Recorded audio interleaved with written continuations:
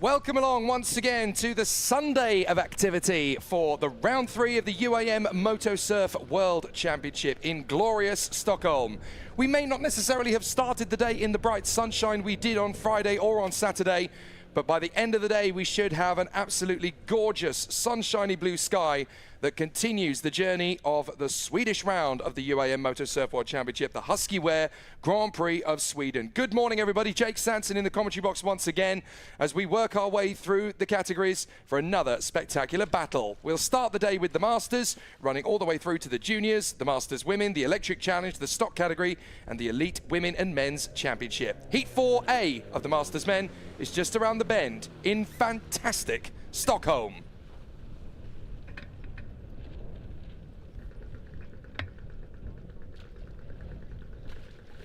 So the weather may have started a little bit on the muggy side on this particular occasion, and there is rain in the air, but we are ready for another exciting bout out on the course. Already, Kim Down and David Poznik ready to go to battle at the sharp end of the field. It looks as though Kim Down has elected not to take part in the first race of the day because, of course, one race can be dropped in your score. And after 3 wins yesterday, it looks like Kim Down is going to prepare himself and preserve himself purely for the finals, having already made it into the first position.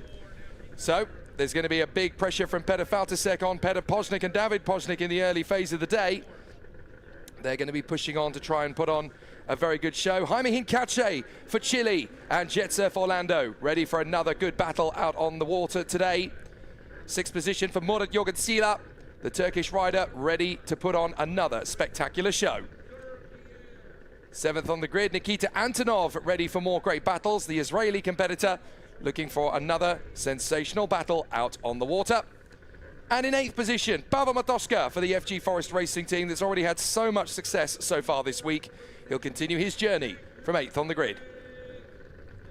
So the pole position is left empty because Kim Down, having won 3 races in both the Masters and Stock categories yesterday, has elected to sit out the morning heats. You drop your worst score anyway, so with 3 wins, he has the maximum. There's no point putting himself under undue duress, so he will give himself a little bit of a breather as the riders take to the water to continue the Huski Grand Prix of Sweden.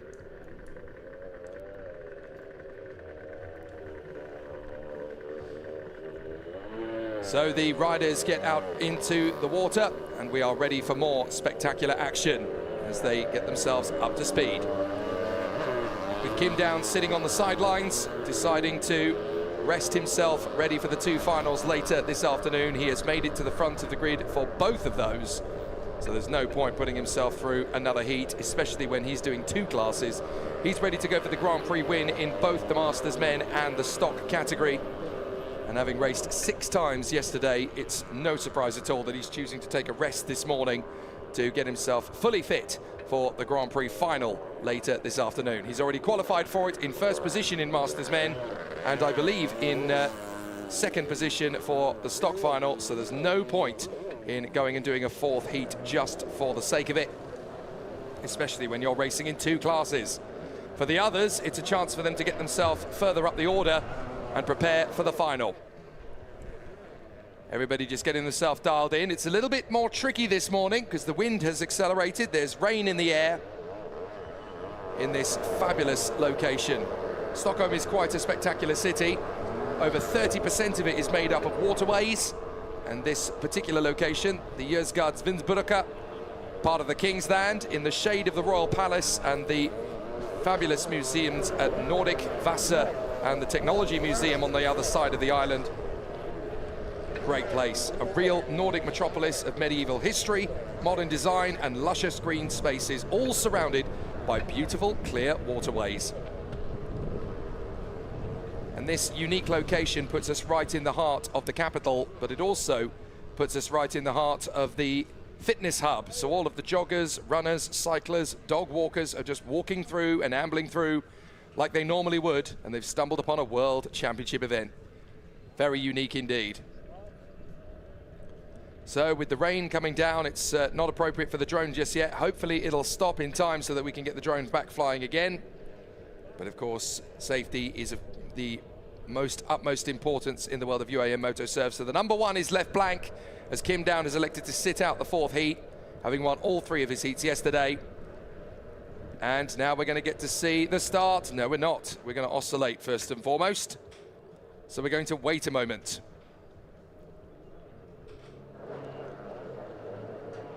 A fascinating challenge for all of the contenders.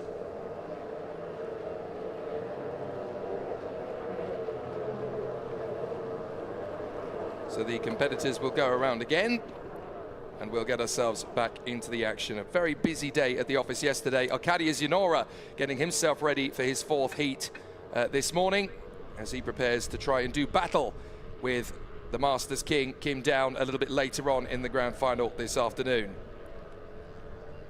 Welcome to everybody tuning in. Obviously the build-up is going to be really exciting to see how everybody gets themselves dialed in and ready for the grand show. The winner of the final is the winner of the Grand Prix, not necessarily the person who scores the most points in a weekend though, because there is a championship on top of Grand Prix individual races. So the hand in the air is that of David Poźnik. The flag drops and we're under starters' orders, and it's a great start for the Poźniks as they run parallel to each other on the far side, already looking pretty hungry for success. Big push as they run through on the far side. The competitors trying to get a decent position as they run through to the slalom on the near side of the bank. Already a big push forward as that looks like David and Petr Poźnik starting to stretch out a bit of a lead on everybody else. Petr Faltasek is trying to work his way through. Nicely handled as he gets into a decent position. Jaime Hincache has come through in front of Murat Jorgenschila. So far, so good as the riders have come through the first part of the course and are already working their way through on the far side. Apparently the timing screen's not come up on the monitors just yet. Hopefully it will shortly, but that is David Poźnik in front of Petr Poźnik and Petr Faltasek. 4th position still is Jaime Hincache in front of Murat Jorgenschila, and then we've got Abraham Tibor in front, oh sorry, my apologies, we've got Nikita Antonov in front of Pavel Matoska, as they continue to run through in the latter stages of this first part of the race. But everybody working very hard to get themselves into a good position. The waves are slightly bigger today with the current of the river, as the wind is slightly higher than it was yesterday and the rain is in the air, so the waves are a little bit bigger than they were yesterday. But the competitors certainly handled themselves very well on Saturday. They should be able to handle themselves quite well today as well. As onto the long lap goes the 3. That is Petr Poźnik, following in the tracks of his brother, who has remained out on the course. He's decided not to take the long lap just yet. So certainly a decent start to the day then for the man up front. And David Poźnik certainly wanting to take a fairly easy victory. And I'm sure he'll be an interested spectator in the second heat when we'll have Arkadiusz Janora and Jiří Stavacek going head-to-head into the first buoy.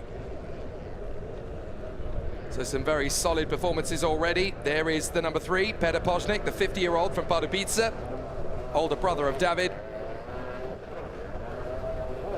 And so as they work their way through back onto the course after he and I think the man just behind him on the course, the 4 of Jaime Hincache, oh sorry, the 4 of Petr Faltasek, I should say. Hincache's in the 5. I think they're just trying to build up a little bit of momentum. Hopefully our timing monitor will update very shortly indeed, because it's difficult at the moment without the timing screens to tell you who has gone onto the long lap and who hasn't and how many times they've done it. 7 laps, of course, that they need to navigate, 3 of which need to be the mandatory long lap. There's certainly a mandatory long lap now in the offing for Petr Faltasek. He's gone through onto the long lap. I haven't seen David Poźnik go onto the long lap once yet, so I believe all 3 of his mandatory long laps are going to be at the end. As long as you've taken all 3, then you're okay. If you haven't, then you're going to get a penalty. And considering that the long lap takes about 14 to 15 seconds or so, I imagine that the penalty is going to be worth double that.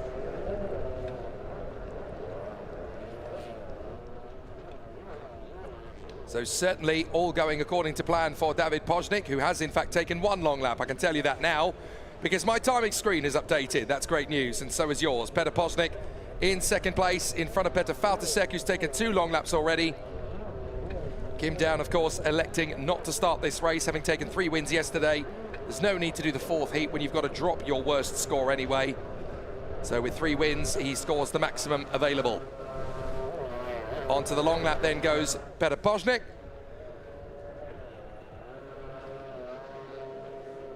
And David Požník is also on the long lap, so the brothers are hanging it out together. It's kind of like watching the Schumacher brothers, Michael and Ralph, back in the day in Formula One. David and Petr Požník going around in very similar sort of stance. Murat Jorgensen is going to go onto the long lap now. So the Turkish rider joins the foray for the 2nd time. Jaime Hincache and Nikita Antonov already having taken 2 long laps, and Pavel Matoška having only done 1 thus far. But Valtasek has completed all 3, so we'll see where he filters out in relation to the Požník brothers. But there is David. 2 long laps completed of the 7-lap race. So he's got to make sure he does 1 more before the end of the race. Looks like there's been a bit of a fall there, as running just in front of the crowd. We've got a slow-moving rider. That looks like Nikita Antonov having had a bit of an issue. So Antonov getting out of the way for both David and Petr Požník now. As David goes into lap number 6, this one is not going to be a long lap, which means that the last lap has got to be. Otherwise, he'll get a penalty. But Petr Požník follows him. There is Jaime Hincache, the Chilean rider for Jet Surf Orlando. Arm in the air, I'm going on the long lap. That's what that means. So he now takes to the long lap for the 3rd time. And unfortunately, he's going to lose that 3rd place to Petr Valtasek, who's already done all 3 of his long laps and was only 2 seconds back from Hincache. So unless he can bend the laws of physics, I'm afraid he's going to lose that 3rd position for the moment at least. And indeed he does. Jorgensen is now 5th in front of Nikita Antonov and Pavel Matoška. But David Požník will go into the long lap for the last time this time. In fact, Petr Valtasek and Petr Požník both took the long lap last time. Valtasek emerging in front of Petr Požník. So this could be interesting. Valtasek is not out of the woods for the victory yet. David Požník's got to take his long lap. Where's Petr Valtasek in relation to Petr Požník? We're going to see at the timing gate. Valtasek is coming through now out of the final buoy. Petr Požník right with him. So 21.96, it's not going to be enough. David Požník is going to take back the lead as they go back onto the course. But 1 error from David Požník and Petr Valtasek is going to take over the lead here, because the gap between them is only going to be about 9 seconds or so. Oh, it's even less than that. It's 5.5 seconds roughly. So David Požník leading this man. Petr Valtasek, the only man in history to have taken a Masters Grand Prix win away from Kim Down. Kim Down has won all 12 of the 13 that he has competed. He's won all of the 13 except for 1, and that was Petr Valtasek. So later today, Kim Down going for win number 13 in a Masters Grand Prix. But certainly, it's nicely done in the heat for David Požník, who puts himself in the victory position. That'll help out his score. He comes out of the final buoy. No worries at all. Check it in the air, and David Požník gets the victory. Petr Požník has been able to get ahead of Petr Valtasek. I'm not sure how that happened, but Petr Požník has been able to get in front of Valtasek and pull clear. Just about 7 seconds between all 3 of them, as Jaime Hincache will come through for 4th position. So Jaime Hincache, the Chilean rider, will be P4. That was Matoška crossing the line, I think, a couple of laps adrift. There is Hincache, 4th position for the Chilean. And then it will be the Turkish rider Murat Jorgensen and Nikita Antonov that will come through in 5th and 6th. So David and Petr Požník, 1 and 2 from Petr Valtasek in 3rd. Pavel Matoška just finishing off the course, and he will come through behind Nikita Antonov, who crosses the line already. Matoška was half a minute back. And Murat Jorgensen is going to be the last person home on the same lap as the leader. Požník, David and Petr, and then Petr Valtasek, Jaime Hincache, and Murat Jorgensen, 35 seconds back. So a nice easy run then in men's Masters Heat 4A. Kim Down absent, And that means that David Poznik is able to take the win from Petr Poznik and Petr Faltasek. Fourth position for Jaime Hincache. Fifth is Murat Jorgen Sila from Nikita Antonov and Pavel Matoska. And just like that, the Masters Men race has cleared away the cobwebs and the grey skies and the rain. And we're going back into the Swedish summertime that we enjoyed on Friday and Saturday morning. Great stuff for them. We now go into the second heat for Masters Men. That's going to be Arkadiusz Janora and Jiří Stovacek that will start us off from the front end of the field, with Jiří Renner and Michal Ular giving chase. It's going to be fascinating to see if Janora can hang on from Stovacek, Renner and Ular. Then Romanishil Kratishvili from Brian Leet of the United States, Abraham Tibor and Andrei Atanasov, the Hungarian and the Bulgarian. So the contenders gear themselves up and get ready for Masters Men Heat 4B. Arkadiusz Janora of Poland will be starting from the pole position. Great chance for the Tenzi Motorsurf racer to add another victory to his tally. He can match Kim Down with 3 wins if he gets this one. Jiří Stovacek is in position, I hope. Jiří Renner certainly is in 3rd position. There he is. So the number 72, who's doing the elite class as well as the Masters Men. Michal Ular, double winner in the Electric Challenge yesterday, hoping for another decent result in the Masters Men today. All the way back to Andrei Atanasov on the grid for this one. I think I remember hearing that Abraham Tibor has elected not to start this one because he's got the Electric Challenge race coming up later and he wants to save himself for that. But it looks as though Brian Leet is also not taking the start. So quite a few missing riders on this particular occasion. Romanishil Kratishvili looks like he's not there either, so we could only have 5 riders in this first race of the day for the Masters in Group 4B.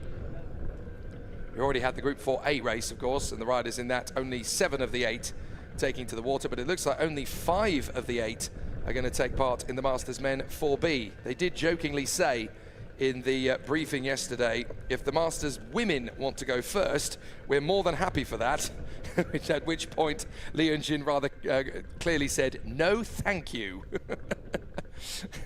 I think it was Murat Jorgen Sila who was arguing, ladies first though. She said, no thank you.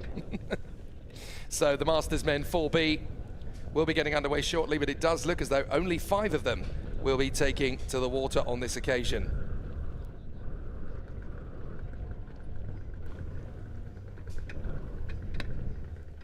So if Arkadiusz Janora gets the win in this particular heat, he will match Kim Down for 3 wins.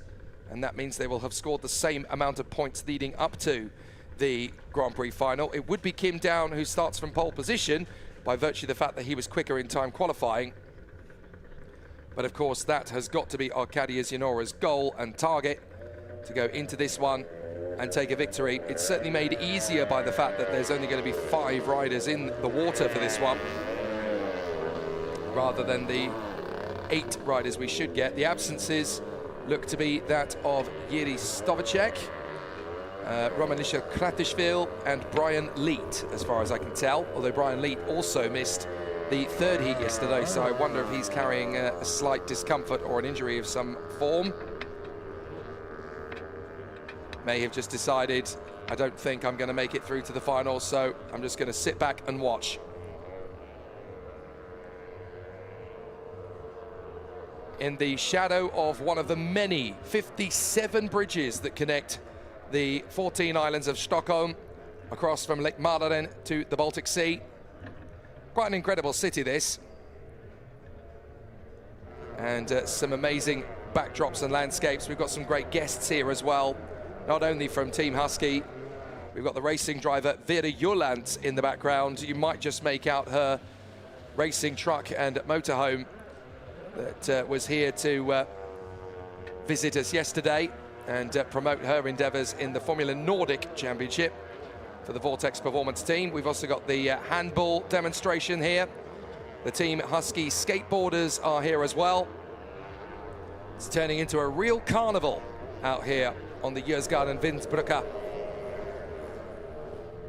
So Jiří Renner getting himself up to speed. It does look as though we're only going to have 5 of the runners. I think it's Janora, Renner, Ular, Tibor, and Atanasov. I think that's all we're going to get. Sorry, Janora, Renner, Ular. Yes, or maybe Tibor's not there actually. So we may only have 4. Oh no, we've got 5.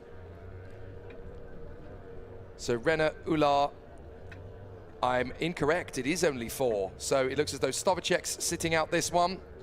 So is Romanisha Kratishvili, Brian Leet and Abraham Tibor. The flag drops and only 4 riders go to battle for the Masters Men Heat 4B.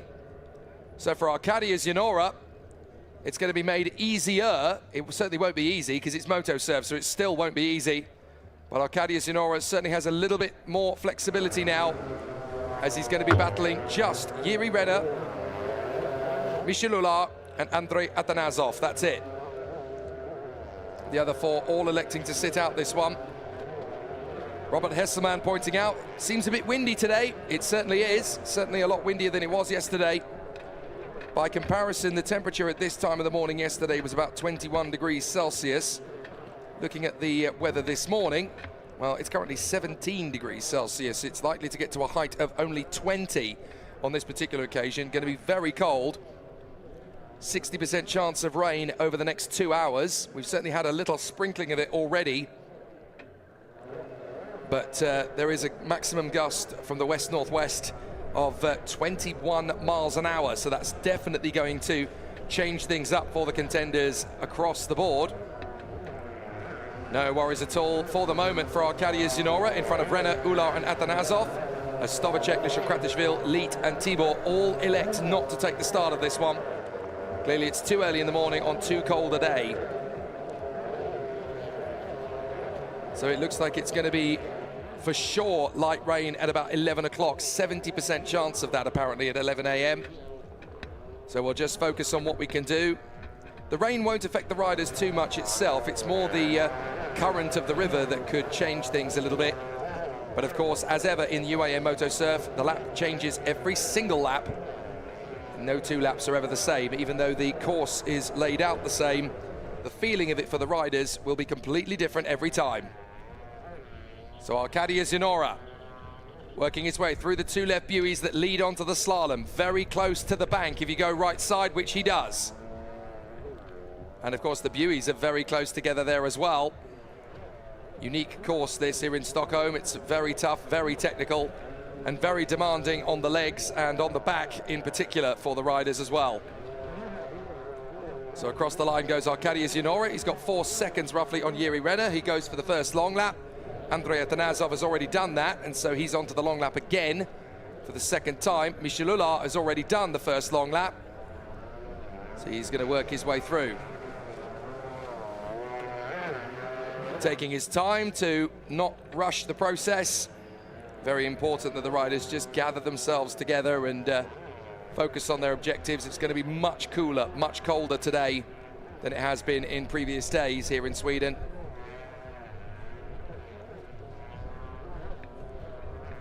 But certainly Arkadiusz Janora holding that 4 seconds lead over Jiri Renner, who also went on the long lap.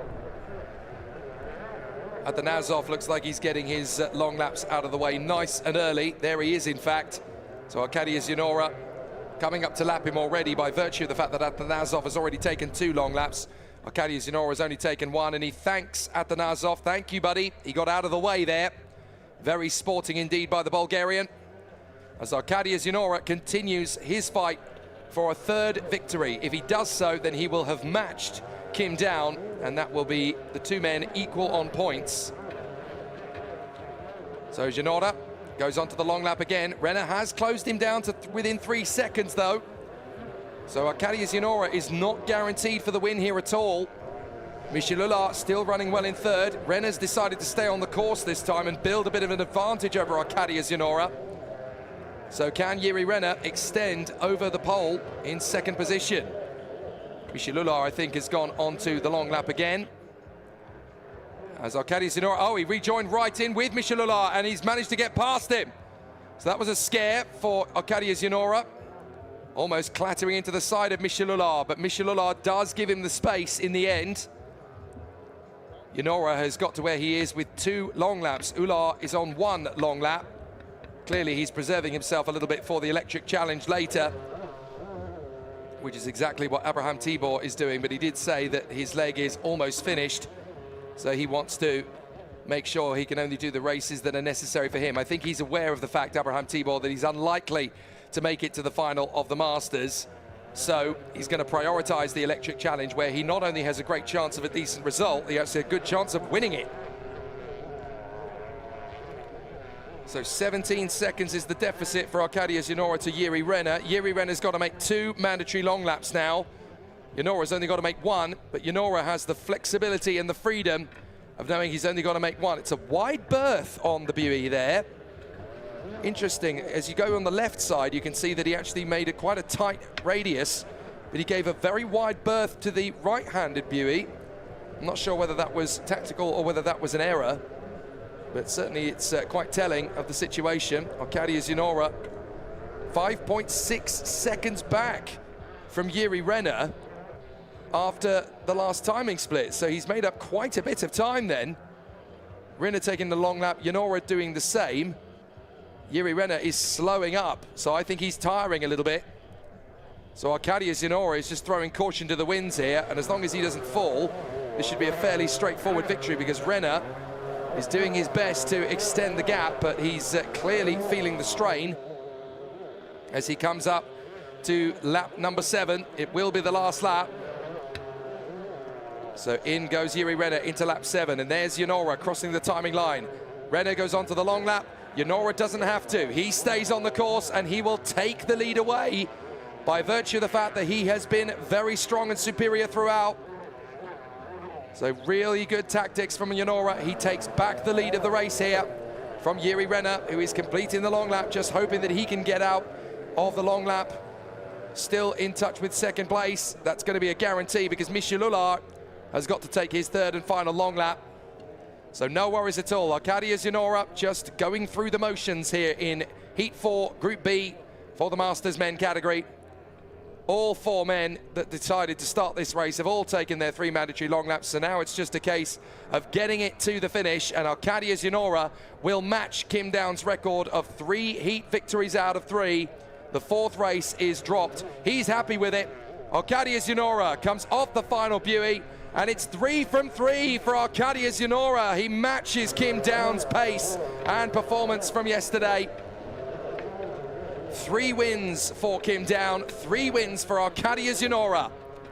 Jiri Renner comes through in 2nd place. It'll be Michel Ullard who comes through for 3rd in front of Andrei Atanasov. Fabulous display then from Arkadiusz Janora. No worries at all for the Polish ace. He really used the first race to bed himself in, and then since then he has been unbeatable. And so when you've only got 3 results of 4 that count, the 4th one, the worst race, is dropped. So Kim Downes doing 3 race wins and then sitting out this morning's because he didn't need to add to it. Arkadiusz Janora claims win number 3 after a fabulous bit of effort. So Arkadiusz Janora matches the score taken by Kim Downes. 3 wins apiece now from those 2.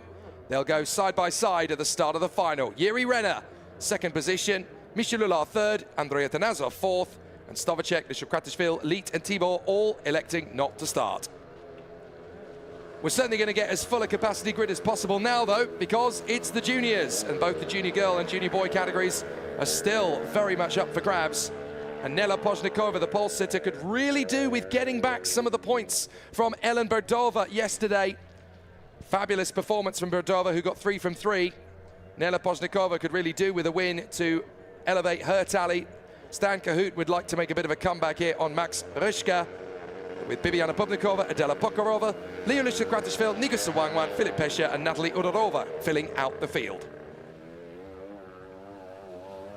And this is the last time that the junior girls and junior boys will race each other at the same time. Nela Pozhnikova, pole position, ready for another big battle out on the course. Bless her, she's so shy, as is the world champion from last year, Ellen Berdova. They haven't quite got into the hang of the whole showmanship thing yet. They'll get there in due time, I'm sure. But they are best friends, best buddies, and they really enjoy each other's company, both on the water and on the bank. Next up, Stan Cahoot, whether it's cross-tracking, Ovali, mini-bikes, or whether it's moto surf or even karting, he's superiorly strong in everything. But Max Ruschka is the one who's taken the race victories leading up to this point, so he'll want to continue that into today. Bibiana Bubnikova, a bad day of bad luck yesterday, but superb speed from Bibiana Bubnikova. So let's see if today she can bounce back and do herself the justice she knows she can. Adela Pokorova, full of energy and excitement. Here in Stockholm, she really has crept into her own brilliant, superb battle at the moment. And meanwhile, Leolisha Kratishvili, the Austrian, ready to put himself back into the front end of the competition again. Tricky day yesterday. We'll want a little bit more today. Nico Sawangwan, the American rider, 13 years of age from Seattle in Washington State. Number 9 in the run is Philippe Pesha. Looking forward to an exciting battle. He's ready to put himself back into the water with good pace. And then it's the 14-year-old from Odry, Natalie Odorova, getting better and better all the time here in Stockholm and hoping to end her heats with a competitive result. So hopefully the coffee and cinnamon buns have kicked in for everybody. That's the traditional Swedish breakfast here in Stockholm. And certainly everybody at Huski have been ploughing everybody with both hot and cold chocolate drinks to keep up the energy here on the bank. But now it's time for the juniors to head to the water for the last time before they are separated out into junior girl and junior boy. And for Nela Pozhnikova, this is an important race to get one over on her rival and friend, Ellen Berdova. She wants to really assert herself in this particular battle. There's also going to be an interesting challenge between Bibiana Bubnikova and Adela Pokorova. Pokorova seems to have had the upper hand of the two of them for the majority of. We spoke to her yesterday and said, well done, great racing yesterday. She said, yes, but it wasn't the win. I think I can get the win tomorrow. So clearly full of confidence. Adela Pokorova really likes the course here. It seems to suit her style. You've got two different types of race course for these competitors. You've got courses that reward speed and courses that reward intellect. And it's definitely the latter here in Stockholm, with everything very close together and very evenly spread out. Fabulous to see all of the competitors and contenders as they get ready for the start of racing in the junior class. Junior girl and junior boy ready to go to battle. Two separate world championships in one race here. Former winners of the junior girl title include Iliska Matuskova and Emma Struchalova, who have both gone on to the Elite Women's World Championship. The reigning world champion is Ellen Berdova, the number 2 competitor on the shorts. And it's her great rival and friend, Nela Pozhnikova, who she'll be racing against to the first buoy. In junior boy, the reigning champion is Matthias Barvik, of course, who has stepped up into the world of the stock category in 2026 and is going to be one of the contenders trying to knock Kim down off the top spot.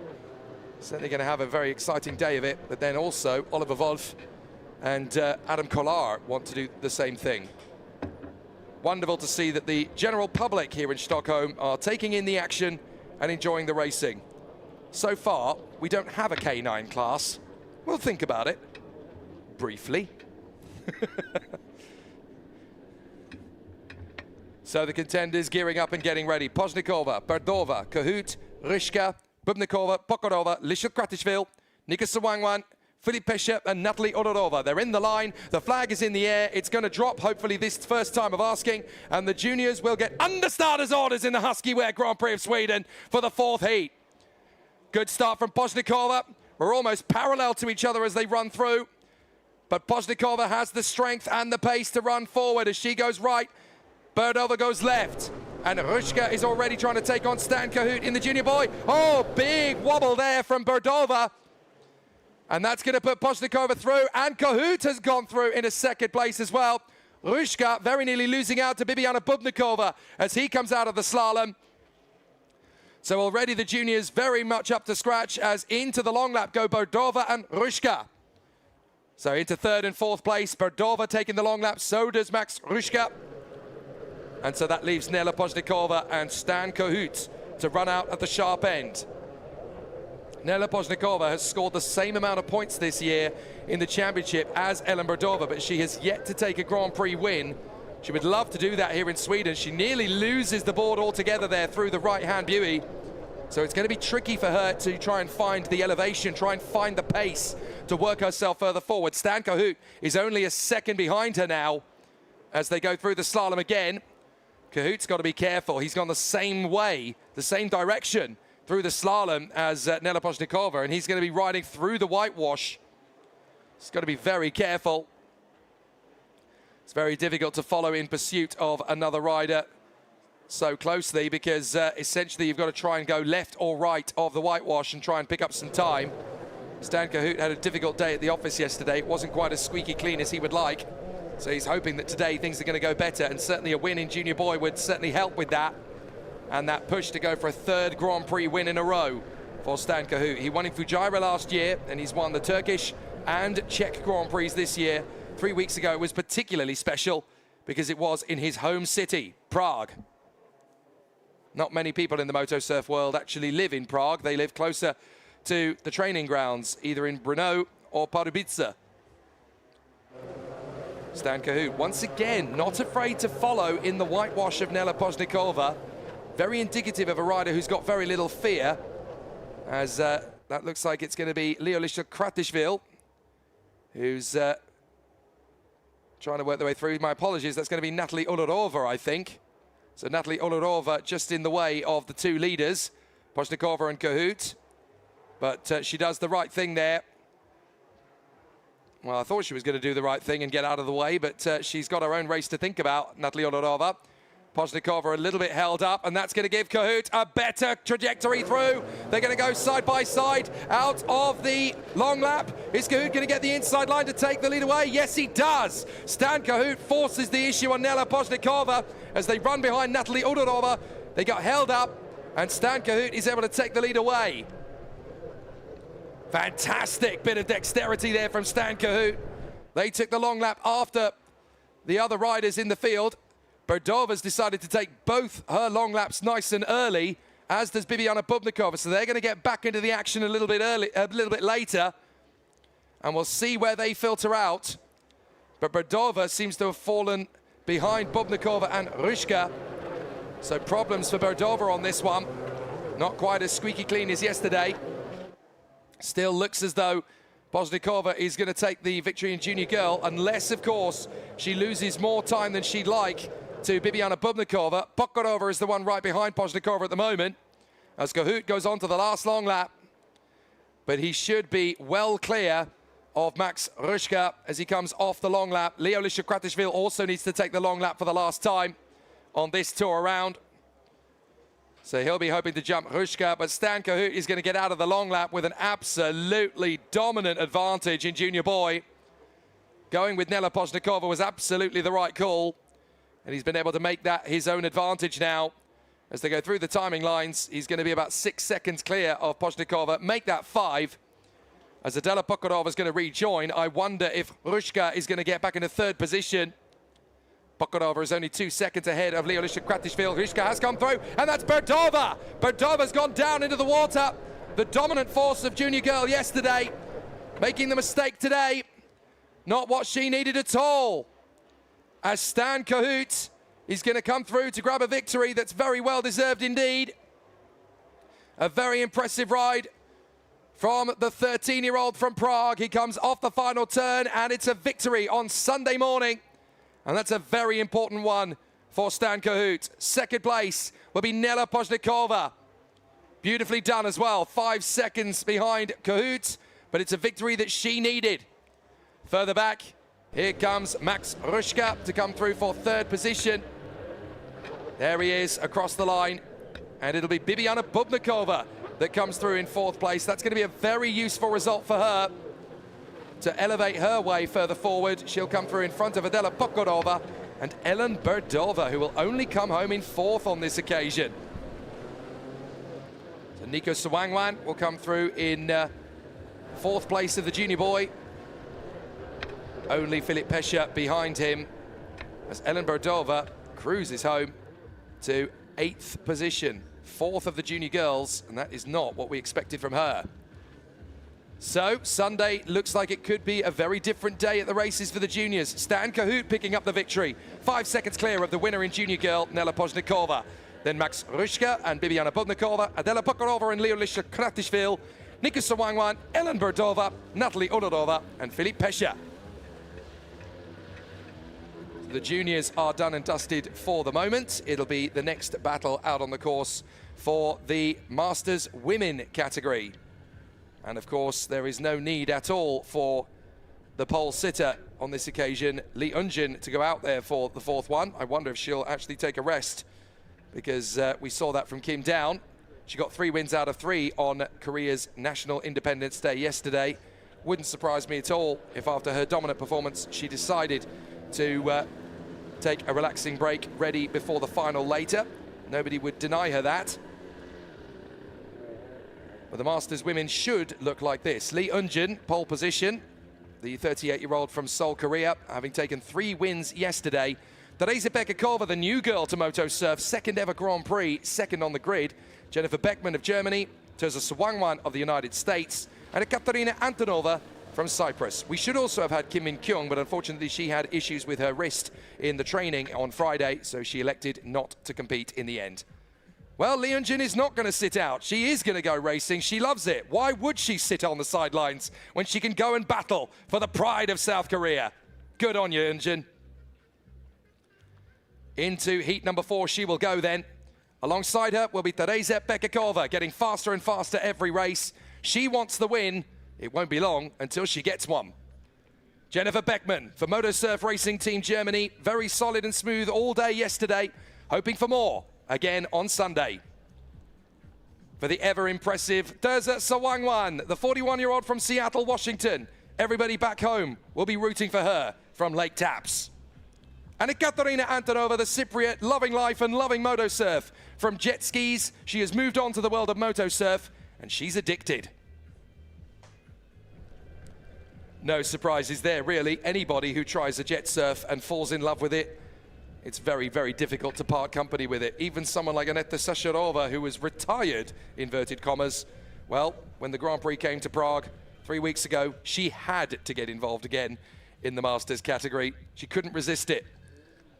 The vibes are here again, here on this beautiful Sunday morning in Stockholm, in what is already becoming one of the most popular venues in recent Moto Surf history. The fact that it is just here in the middle of the run through the public parks, all of the locals here in Stockholm that would normally use this pathway for their cycling route, their dog walking excavation, their jogging, walking or running morning stroll. Well, they are just now passing through the world of UAM Moto Surf World Championship. We've invaded, and the fans here really enjoying it and really loving the fact that they get a free sporting event on their doorstep. The fans are starting to flock onto the banks to watch, whether they are young, old, or even canine. So out onto the water the riders go. Lee Eunjin, Teresa Bekakova. There you can see Jennifer Beckman and Terza Sawangwan and Ekaterina Antonova to fill out the field. Hopefully we'll have a rather vast quantity of Masters women competing at Marbella in Spain next month. That is the next port of call on the calendar. We'd like to think we'll see some more of the Turkish entry, maybe Tukshilevan Toglu and Bihan Koyan Pinar, who we saw racing at the first round of the championship in Turkey on the beautiful bay of Çeşme, near the gorgeous city of Izmir. Who knows, we may well see some of the contenders that we saw 3 weeks ago in Prague returning to the water again. I wonder if Miki Tori is able to join us once more. I know she's definitely planning to be there for the double header in China in November. But it's not easy to do a full campaign in Moto Surf, especially when you are over the age of 30, whether you're man or woman, as Lee Eunjin goes into the water on her practice run. But it's not easy when you're over the age of 30 because you have that annoying thing called a job. And unfortunately, there are no professional Moto Surf athletes as of yet, because you have to pay for your hobby, you have to pay for your racing, and you have to earn a living in order to make the money to go and do this kind of thing. So you need a day job. There are some very interesting ones in this field. Jennifer Beckman, there on your screen, she is a corporate product lawyer. So she is a solicitor back home in Hamburg. She says it's a fascinating job because she's working through all of the legislation and paperwork for product law, and she doesn't have 2 days the same ever. Lee Eunjin, the rider who's up at the front end of the field and won 3 races yesterday, when she isn't winning races and titles in Moto Surf across Asia and in the World Championship in the Grand Prix Masters, she is a radio broadcaster working back home in Seoul, Korea. Great to see the young uns enjoying life out on the jetty. I wonder if we can tempt them into the world of Moto Surf. There's still a couple of spaces on the junior grid available. But here come the Masters women up to the front end of the field. Lee Eunjin of Korea, Teresa Bekakova of Czechia, Jennifer Beckman of Germany, Teresa Sawangwan of the United States, and Ekaterina Antonova of Cyprus, led in the run by Lee Eunjin. Yesterday was her Independence Day. Today is Grand Prix Day. Can she finish off the heats in fine style in the Huski wear? Grand Prix of Sweden oscillating flag means we'll have to try again. Patience, dear ladies, patience.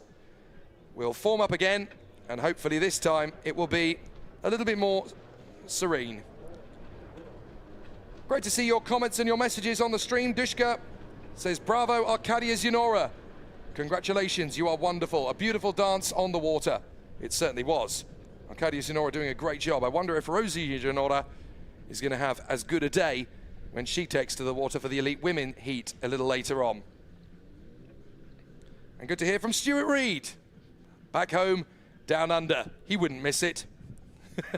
There are not enough burgers and shrimps on barbies in the world that would rob him of the chance of tuning in for the UAM Moto Surf World Championship. Wherever you're watching around the world, or whether you're here on the bank, here in Jøsgårdsvindsbrücke in Stockholm, it's a perfect battle of races that await us over the course of the day. The Masters women ready to get underway. Lee, Bekakova, Beckman, Sawangwan, and Antonova. We wait for the command as the flag will be aloft on the jet ski from the marshal. When it drops, we are racing. If it oscillates, we form up again and try for another start. But so far, Lee Eunjin spending far too much time waving to the drone camera. I think you should probably focus on racing, Lee Eunjin. But if you've got time, why not? This is as much about showmanship as it is about racing. There's some great personalities in this paddock. The flag is aloft. Is it going to drop? Yes, it does. Off we go for the Huski Wear Grand Prix of Sweden. Heat 4 in the Masters women. Great start from Lee Eunjin. Beckman gets a good launch as well to go parallel with Bekakova, but Teresa's done enough to thwart the odd tack. So Teresa Bekakova running in second place.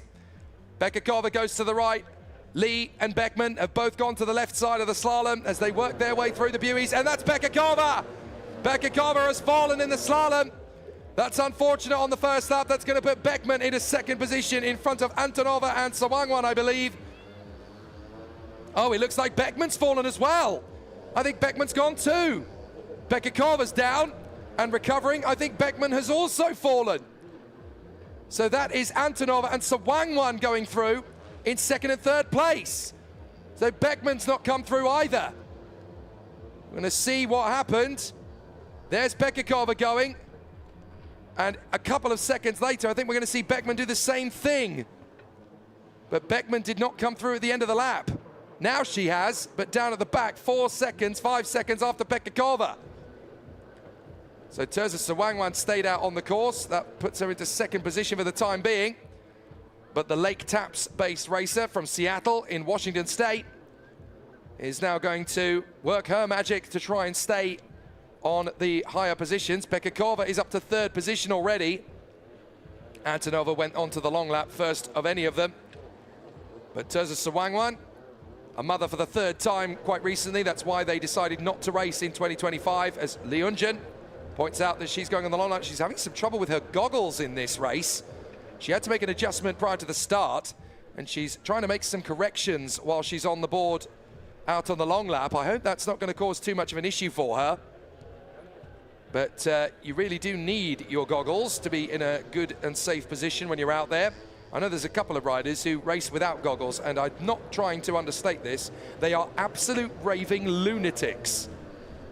Yes, Lorenzo Tanda, the maestro of Monza, I'm looking at you. So through comes Lee Eunjin. Teresa Bekakova, second place. Having got ahead of Teresa Sawangwan now. Bekikova is about 8 seconds back from Lee Eun-jin as a result of Lee going on her long lap and Bekikova staying out on the course. She hasn't taken any of her 3 long laps yet. Beckman did take a long lap, essentially to recover. I'm not sure what happened exactly to Jennifer Beckman, but she was off the board for a long time in the slalom, very similar to Bekikova. But Lee Eun-jin is just riding out of pure joy and affection for the sport. She's loving it out in the front end. There is Beckman, so she's back on the board and trying to work her way back up the order. I think she's just managed to get ahead of Terza Sewangwan. So that's put her ahead of the Seattle star. Beckman now up into 3rd position then, as Terza Sewangwan, who is the mother of both Nico and Ryder. Husband and youngest child are back home in Seattle, watching every move she makes. It's a bit early over there, isn't it? I know. But don't worry, it's worth it to watch Terza in action. Bekikova, still having not taken a single long lap yet. 3 need to be taken. Now she has completed the first one, so that's updated on the timing screen. I apologize. Lee Eun-jin has done it twice. Bekikova and Beckman are now back into 2nd and 3rd places, and they have completed 1 long lap apiece. Terza Sewangwan has got 1 in her belt, and Antonova has done 2. There is Ekaterina Antonova. Amazing to think that before Prague 3 weeks ago, she'd only had 6 sessions of training on a moto surf before she'd actually gone into the World Championship. Pretty incredible. She, like pretty much everybody else other than one rider in the competition, riding a jet surf. Everybody familiar with that board, and it is the prime manufacturer, although we have got a second manufacturer this weekend in the Electric Challenge from the Macanese rider Alan Ng. He's on the movie design board from China. So we're certainly going to get a few more manufacturers of boards coming in over the times. Lee Eun-jin rotating her right arm there. I wonder if that's in balance or whether she's got a problem developing. Not entirely sure what that was in aid of. Teresa Bekikova, 2nd position, now on the long lap again.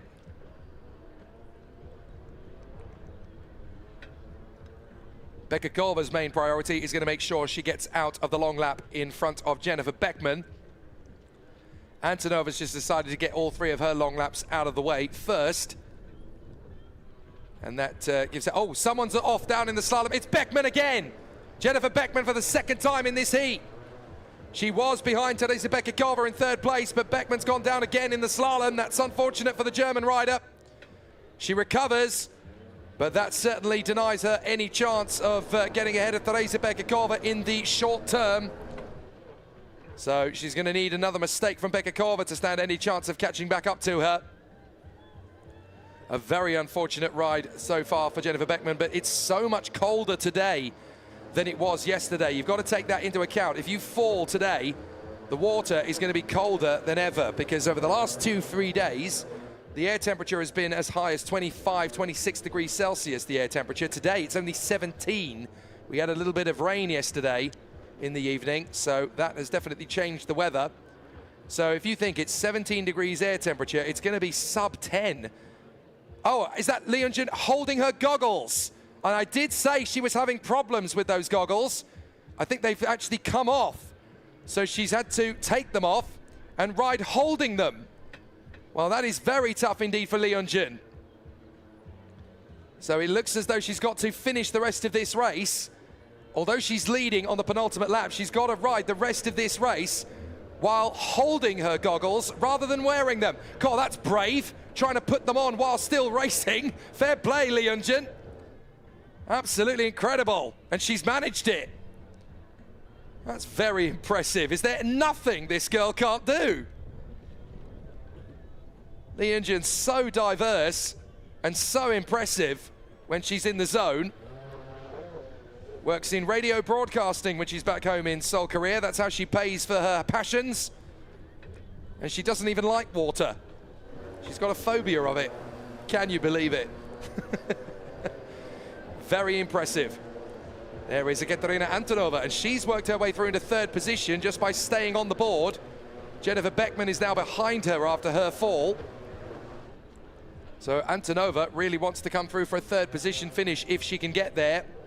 Lee Eunjin has already done all 3 of her long laps, so she doesn't have to worry about that on the last one. It must be so cold out there.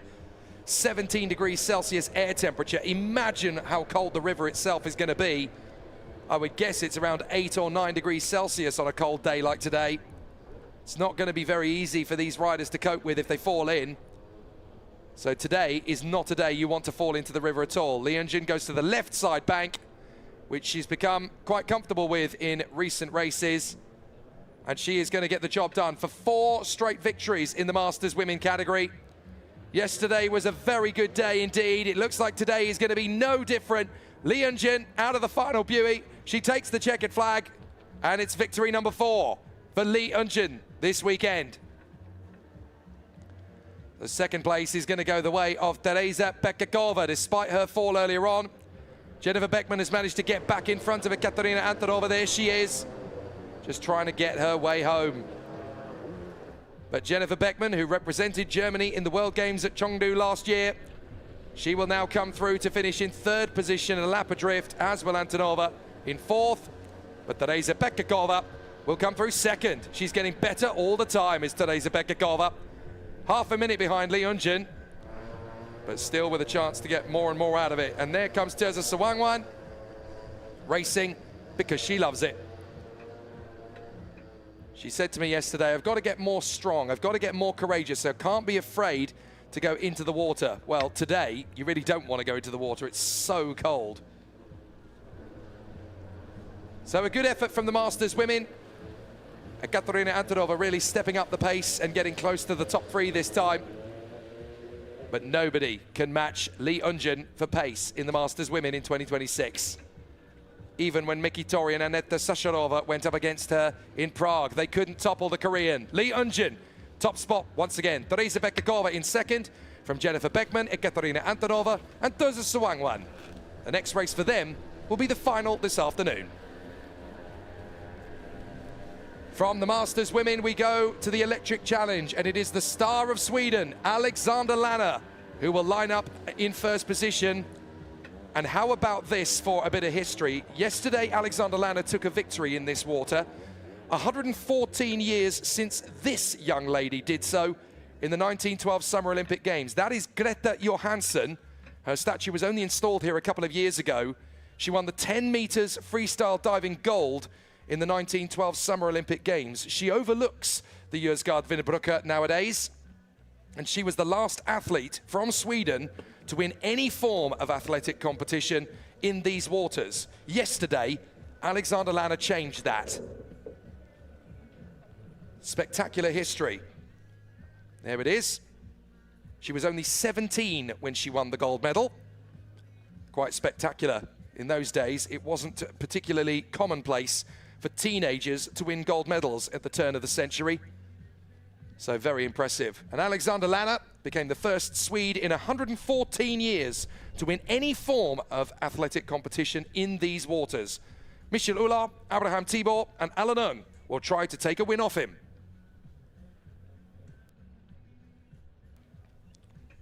So the great showman, the great showman of Sweden is here from pole position.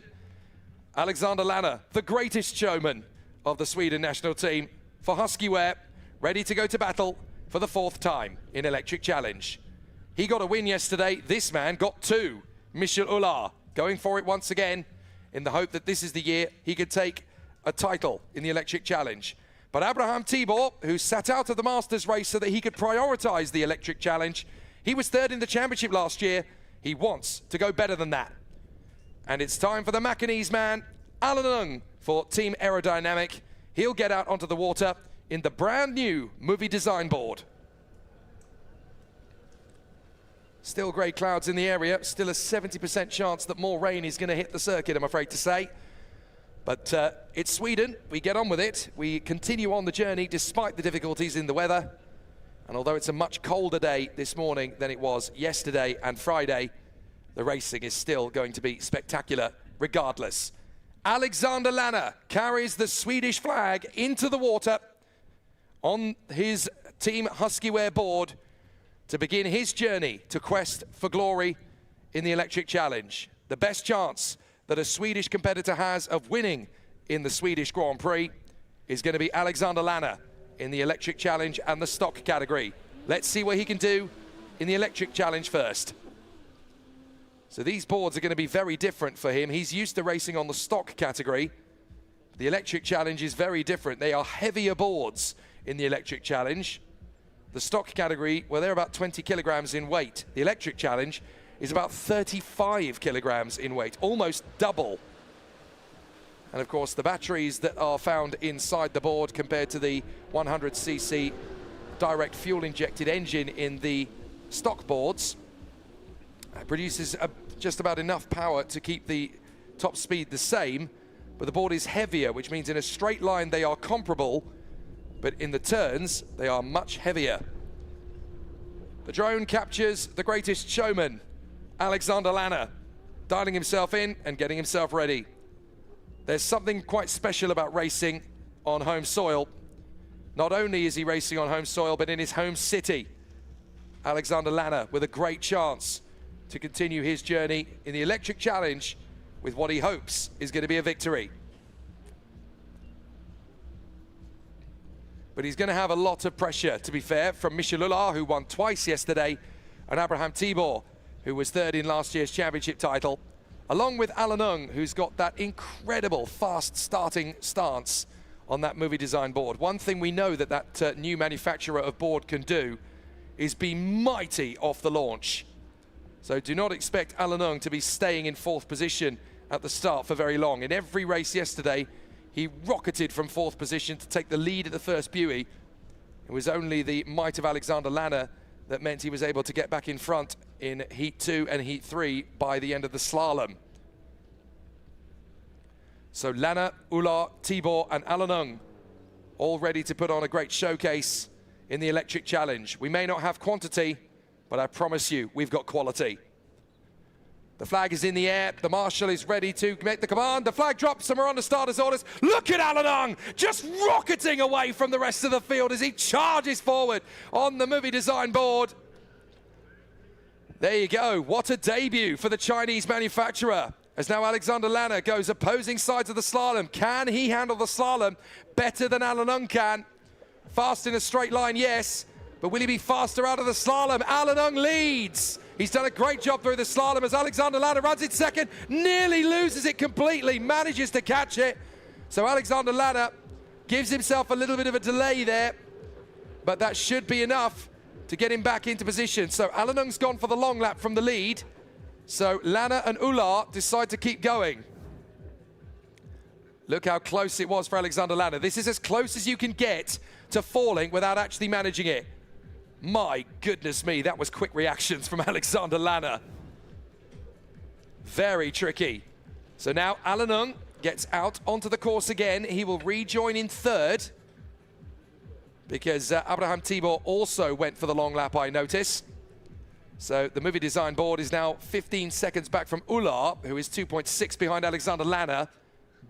So Alexander Lanner has got to do a little bit more work here to pull clear of Alan Ung. So how's he going to do it? He leads the way at the moment. Don't worry about them missing those last two buoys on the slalom, by the way, because in the electric challenge, you're allowed to. So Alexander Lanner crossing the timing line, and he goes for the long lap, so he's going to react immediately to Alan Ung. Ung went for the long lap, so Lanner's going to try and undercut him. And there is Alan Ung. Let's see how the movie design board can handle the pressure. Alan Ung doing a grand job, the Macanese rider. His fiancée Irene is watching back home in Macau. Back onto the course. Is that going to be enough for Alexander Lanner? Looks like he's come through in first, but has Alan Ung gone onto the long lap again? Only 5 laps of racing in the electric challenge. 2 of them must be mandatory long laps. I think Alan Ung went onto the long lap again, you know. I think he decided to get them both out of the way early. And Michel Ullard is now 5.5 seconds back from Alexander Lanner, so he's starting to lose that pace a little bit more now. Alan Ung actually did go onto the long lap and has dropped even behind Abraham Tibor. So he's the only one to have done so. There is the Hungarian, Abraham Tibor, third in last year's championship, third in this particular heat. The reigning champion, of course, sadly is not able to be here with us. Jano Vankersbilk, the Belgian, who rather sadly ended up having a rather nasty crash in qualifying in Çeşme in Turkey, and it aggravated his leg, caused a nasty injury, and he's out sadly for the season now. So Alexander Lanner has one more long lap to take, but on lap 4 he decides to stay on the course. So his final long lap is going to be on the last lap. Lanner is 4 seconds clear of Michel Ullard, sorry. Alanung, having done 2 of his long laps, is now trying to get closer to Abraham Tibor. This is going to be tight until we get to the last lap and we figure out where Alexander Lanner is in relation to Alanung. You can't afford to make mistakes like that. But it's a very difficult race for Alexander Lanner compared to what he's used to on the stock category. This board is almost twice as heavy as what he's used to. So going through the turns is going to feel very different indeed to what he's capable of in the stock category. He did get a win yesterday. This man got 2 of them, Michel Ullard, because he knows the board very well. Alexander Lanner is still learning it.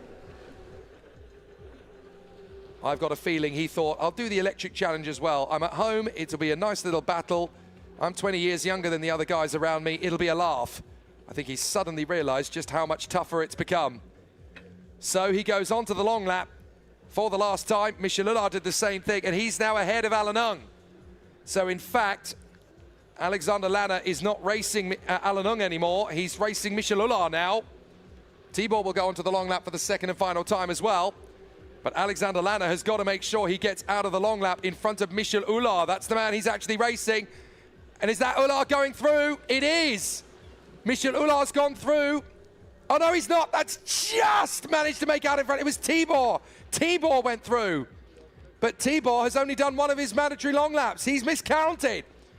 So Tibor is leading the race, but he's only done 1 long lap. He'll surely get a penalty. Lanner only just managing to get out of the long lap in front of Michel Ullard. So Abraham Tibor is leading, but he's only done 1 long lap. So he's going to get a penalty for sure. But Alexander Lanner in front of Michel Ullard, if he stays there, he's going to pick up his 2nd victory. So through the slalom, Tibor is your leader, but he will be penalised. He's only done 1 long lap. Lanner's just got to stay in front of Michel Ullard for the last time. A little bit of an error from Michel Ullard. And Alexander Lanner just needs to follow behind Abraham Tibor. Tibor will take the checkered flag. He does indeed take it, but he's only done 1 long lap. Lanner's going to take the win. Ullard's going to take 2nd. Tibor's going to get penalised. What a disaster for Abraham Tibor. So Abraham Tibor only taking 1 long lap in the end then. And here comes Alanung on the movie design board. Very fast in a straight line. There's development work to be done in the turns. But then I also wonder if it's the same story for Alanung as it was for Alexander Lanner, not used to the heavier board yet. So for the moment, Abraham Tibor is the first one over the line, but he only took 1 of his long laps. So I think he'll get a penalty post-race for that. Alexander Lanner 2nd, Michel Ullard 3rd, and Alanung in 4th. All 3 of them could be promoted above the Hungarian. We'll leave that storyline for the moment because they've obviously got a race coming up later, which will be the Electric Challenge Grand Prix final. There are 3 classes to go here in the morning heats, and that will happen as soon as we've taken our technical break. Stick around because we'll have the stock category, and following that will be the Elite Women and Elite Men's World Championship.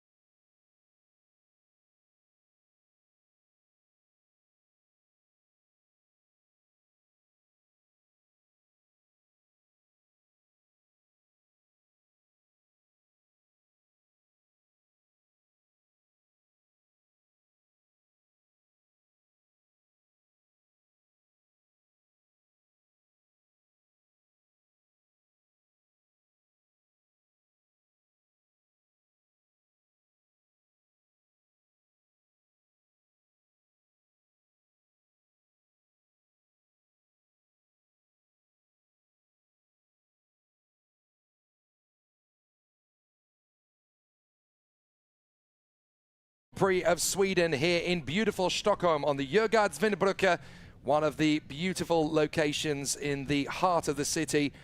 These 14 islands across from Lake Mälaren to the Baltic Sea, connected by 57 bridges, untouched by 20th century conflict, going all the way back to 1252. This is the epicenter of Sweden's cultural, media and political output.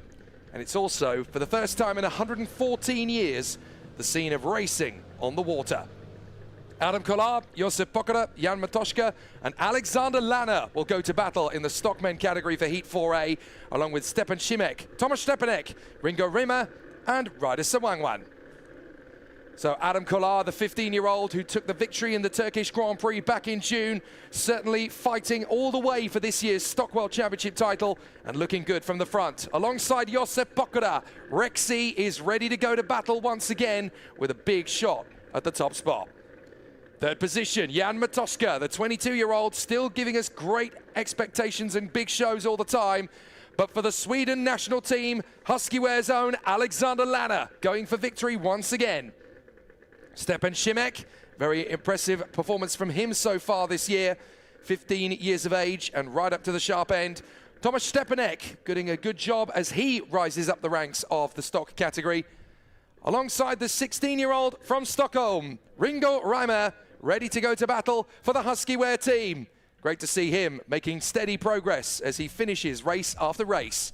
And alongside him, the 17-year-old from Seattle, Ryder Sawangwan for the United States.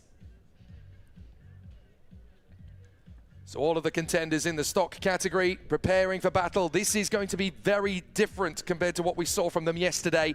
It's about 17, 18 degrees Celsius air temperature, much cooler than it was yesterday. And that's going to make the water much colder than it was yesterday as well. It was around 16 to 17 degrees Celsius yesterday. I would estimate the water's only going to be about 9 degrees Celsius or so today. Very tricky and very treacherous for our racers as the stock contenders get their way out onto the water, including the two Swedish heroes, Alexander Lanner and Ringo Rima. And of course, everyone at Team Huski making their way to the bank to celebrate and support their two young charges. But they've both got some serious competition to beat here on the water at Djurgårdsvännerbrücke. Adam Kolar, the 15-year-old, winner of the Turkish Grand Prix. So strong on the podium last time out in Prague. But he wants to put that right with a win here in Sweden, and certainly looking so strong yesterday. Would dearly love to put in a good enough performance to be a Grand Prix winner in Stockholm. The last time we raced in the Swedish Grand Prix, it was at the very famous course at Båstad. Well, now this is a very different location, right in the heart of the city, which has so much fantastic history and such amazing culture surrounding it. This Nordic metropolis of modern design, luscious green spaces, medieval history, some of the most incredible museums you'll ever visit in your life. And of course, this is the home to the Nobel Peace Prize, the Royal Palace, Spotify, and of course Minecraft. They all originate in this fantastic city.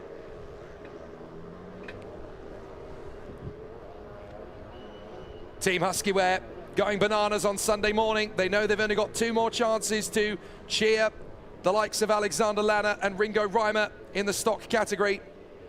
And it's great to see Team Huski ready to go to battle.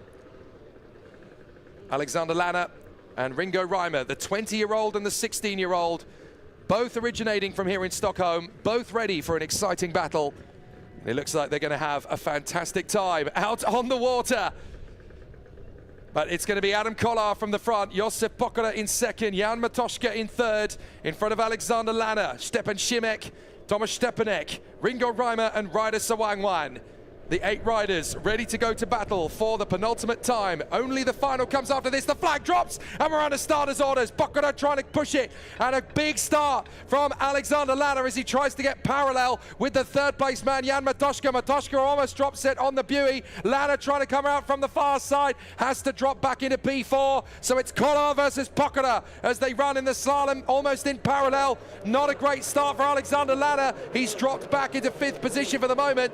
That is the fast starting Jan Matoshka recovering after a bit of a difficulty as Lana fights back and gets into fourth position at the end of the lap. He recovers after Thomas Stepanek had almost taken him on, and Alexander Lana decides to go tactical. He's going to go on to the long lap first and foremost. So he is the first of the big guns to go onto the long lap, and with clear water and a lot more fluidity on a board he knows very well, Alexander Lana's got a great chance of silverware here in Stockholm. Third in the Turkish Grand Prix back in June. Certainly knows how to be competitive up at the sharp end. But a course like this is going to be tricky for everyone. Adam Kolar, 15 years of age, leads the way. A real superstar in the making, the young teenager from Brno. Both he and Barbara Kolarova, the twins, very impressive in the world of moto surf these days, both pushing in the top 3 of their respective categories in the stock class and the Elite Women's World Championship, respectively.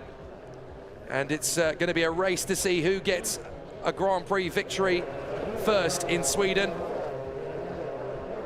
Adam Kolar, of course, took the Grand Prix victory in stock in Turkey, and this man came home in third on that occasion. Ringo Reimer currently running in 5th position. That was Ringo Reimer, in fact, going on to the long lap for the first time. Alexander Lana sorting himself back out into 6th position. Looks like Josep Pokora has also taken the long lap of late, so he's decided to use strategy to try and get on terms with Adam Kolar.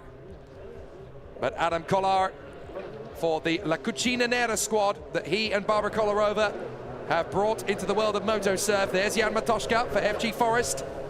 They got their first pole position of 2026 yesterday, in Friday's qualifying, I should say, with Adam Fitzek in the Elite Men's World Championship. But in the stock class, it is fairly simple. You buy the board, you race it. You do nothing else to it.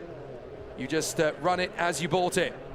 Jan Matoshka, 11 seconds back now from Adam Kolar, who has taken the first long lap. So that's going to be Matoshka also going on the long lap then. So Matoshka going on to the long lap. Pokora is going to work his way forward. He's up to 2nd place now as a result of long laps for both Matoshka and Stepanek. Alexander Lana filters into 3rd position as a result of the first long lap. But they've got to do 3. 3 long laps mandatory, 7 laps of racing to be filled in. And Adam Kolar is back in the lead, 6.5 seconds in front of Pokora. That was really well caught by Adam Kolar. I genuinely thought he was going in the drink there. Very well held by the 15-year-old. Literally leaning on the ragged edge of what your back can tolerate. Fabulous from Adam Kolar, really riding on the ragged edge. That's the equivalent of a power slide on a moto surf board. Very impressive indeed from Adam Kolar to keep that upright. That was literally flirting on the ragged edge of true disaster. Pokora goes on the long lap as well, and so too does Alexander Lana. No, Lana has stayed out, my apologies. Lana's still on the course. Adam Kolar has rejoined from his long lap, 1.5 behind Alexander Lana. So for this lap at least, it is the Swede who leads the way on home water. There's Pokora rejoining 3rd position. He's only 8 behind Adam Kolar, 8 seconds adrift.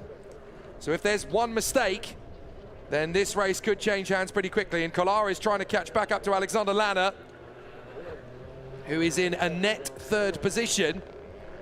But of course, he's really wanting to take a 1st position. They've got a rider in front of them, that's Ryder Sawangwan. So the American rider, Ryder Sawangwan, could cause a little bit of a pinch here. But Alexander Lana trying to get through. He does manage to. And Ryder Sawangwan goes on the long lap. Adam Kolar's already done 2, so he can stay on the course and retake the lead. But his last lap is going to need to be a long lap, and that's Alexander Lana! Alexander Lana drops into the water. I think it's Lana. If it's not, it will be Ringo Reimer. But certainly one of the Huskies is in the water on the long lap. Is it Lana? It is indeed. Oh, the pirouette. That's a nasty fall for Alexander Lana. That was a really nasty one. He's lucky he didn't actually fall square onto his own board. That would have hurt quite a lot. These boards are 20 kilograms in weight.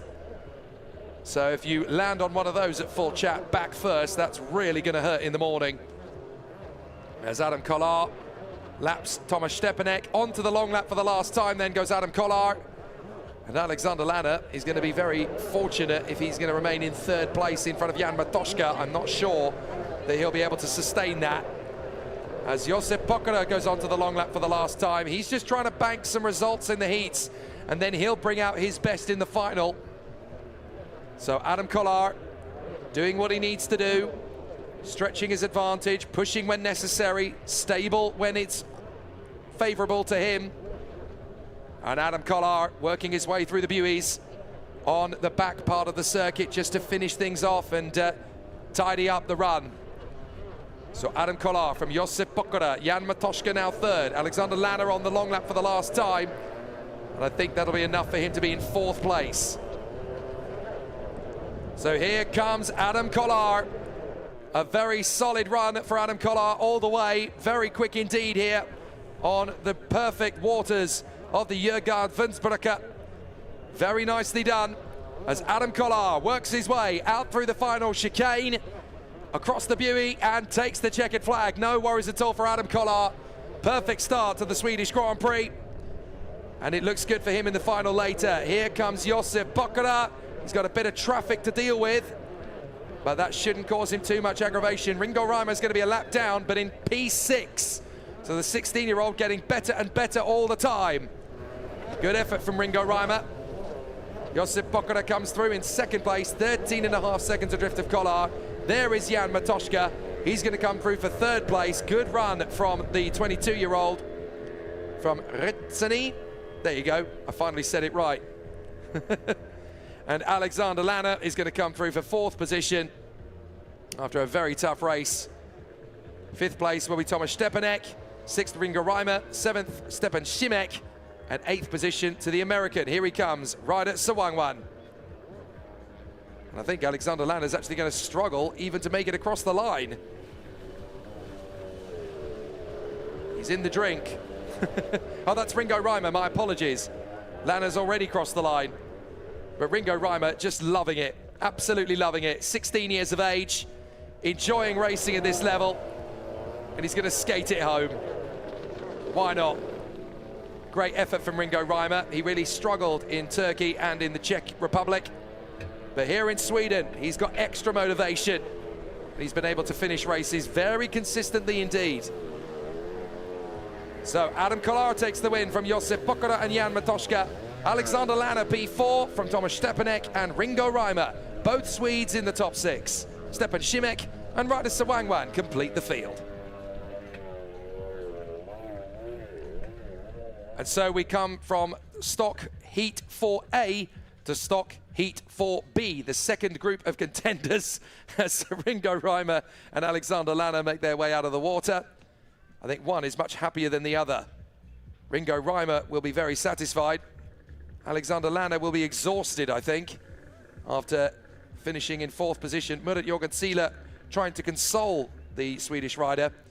But into the stock men's category we go for Heat 4B. And Kim Down, who took 3 heat wins yesterday, on pole from Mathias Barvik, Oliver Wolf, and Adam Milovcik. Then it's Enda Jorgenseele, David Zaplatilek, Vladimir Andel, and David Kitska. So at the front of the field, I wonder if we're going to see Kim Down in this race, because he missed the Masters heat, having won 3 races yesterday. Would he miss the stock heat, having won 3 races yesterday as well? Oh, it looks as though there's a problem for Alex Lanner's board. It looks as though he's got a problem with it. So that'll be the reason why he ended up falling all the way to 4th position. One of the fins, it looks as though it's broken in the water. So hopefully there's a spare fin lying around for him and he can get that sorted ready in time for the final, which he has indeed qualified for. Welcome back, Kim Down. Who needs to wake up early when you can wake up on time and go for the victory again in the stock class? He is determined. He wants to win the Grand Prix in Masters and in stock. Mathias Barvik, though, with a big chance. The junior boy world champion, this could be his chance to win. And what about Oliver Wolf, the 14-year-old who took on Kim Down yesterday and came within a buoy or 2 of vanquishing him? Adam Milovcik flying the flag for Slovakia in 4th position. Great chance for him in this one. Alongside him in the field, Endo Jorgentsila, the Turkish superstar, ready for more for the Rocket Racing team. Sixth position for the Jet Surf Arena, Redec Kranova team, David Zaplatilek, ready to go for another big show. Vladimir Andel next up. He's been in the stock category for 4 seasons now. Really knows this class like the back of his hand. And bringing up the rear, although not for long, David Kitska. Failed in qualifying, has been fighting back ever since, and a big opportunity for him. He's gone from 8th on the grid to 2nd twice and 3rd on the 3rd. So David Kitska more than satisfying his desire to get into qualifying. To get into the final, I should say. Only the top 12 riders in the Masters Men and the stock category will go through to the final. There's only 12 spaces available in that final. So it's very important to prioritize and find the pace. We'll see if the riders have done enough to get themselves into the final. There is Murat Jorgentsila, father of Ender, watching as his 17-year-old son goes into the water to continue the great push for the Rocket Racing team. But Kim Down, his teammate, is a tough, tough man to beat. When he's on his A game, he's really on it. I get the suspicion that Kim Down didn't see the need to race in the 4th Masters heat earlier this morning. But there is a bit of percentage in doing the stock race because, of course, it does warm the board up a bit, ready for the final later. He wants to look after himself, but he doesn't want to go into the finals on a cold board. If he does this race, then at least he's got himself warmed up and dialed in. He doesn't have to win this one, but he'll use this as a warm-up to get himself ready for the final. So Kim Down, Mathias Barvik, Oliver Wolf and Adam Milovchik, the top 4 riders for this one, as they go to battle and are looking forward to a very exciting race that will decide the fate of the bottom 4 competitors in the rankings. This is where we need to start getting serious about who's going through and who's going to face the music. Coming into this morning, it was quite critical for the competitors to make good use of the situation. In the stock category, up to the subtotal of the heats leading up to this race, it was always going to be very tricky for the stock riders. But the bottom 4 competitors coming into today were David Zaplatilek, Thomas Stepanek, Vladimir Andel and Ringo Reimer. So it really is important to make good use of these last few heats to figure out who's going in and who's being eliminated. Very important. So the contenders getting themselves dialed in and ready. They know it's going to be a tough mission. As the flag is in the air for Kim Down, Mathias Barvik, Oliver Wolf and Adam Milovchik, it oscillates rather than drops.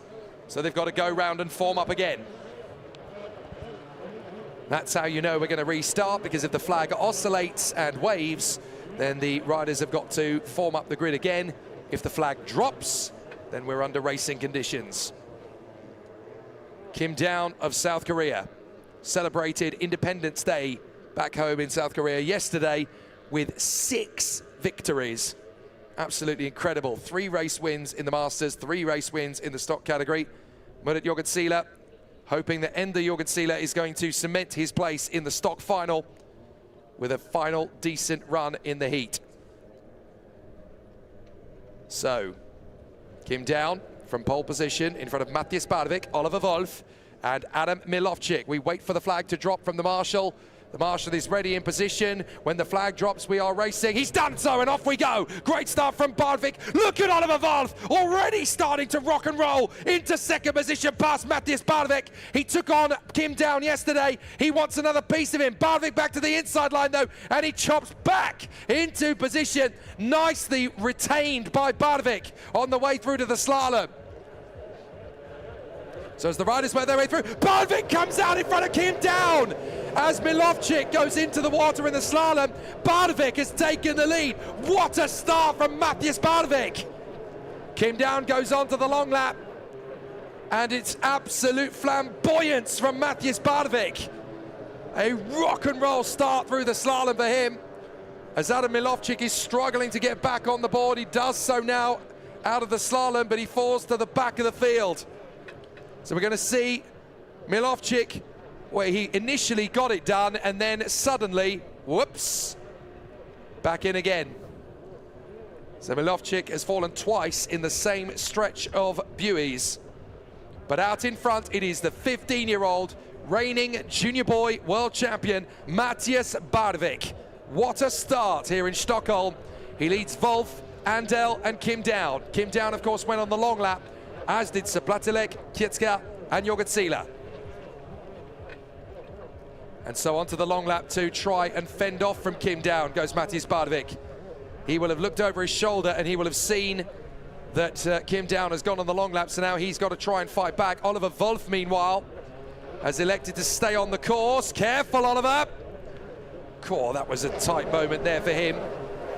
As we watch Vladimir Andel going through into what is now going to be second position, but the big pressure is going to be Barwik versus Kim.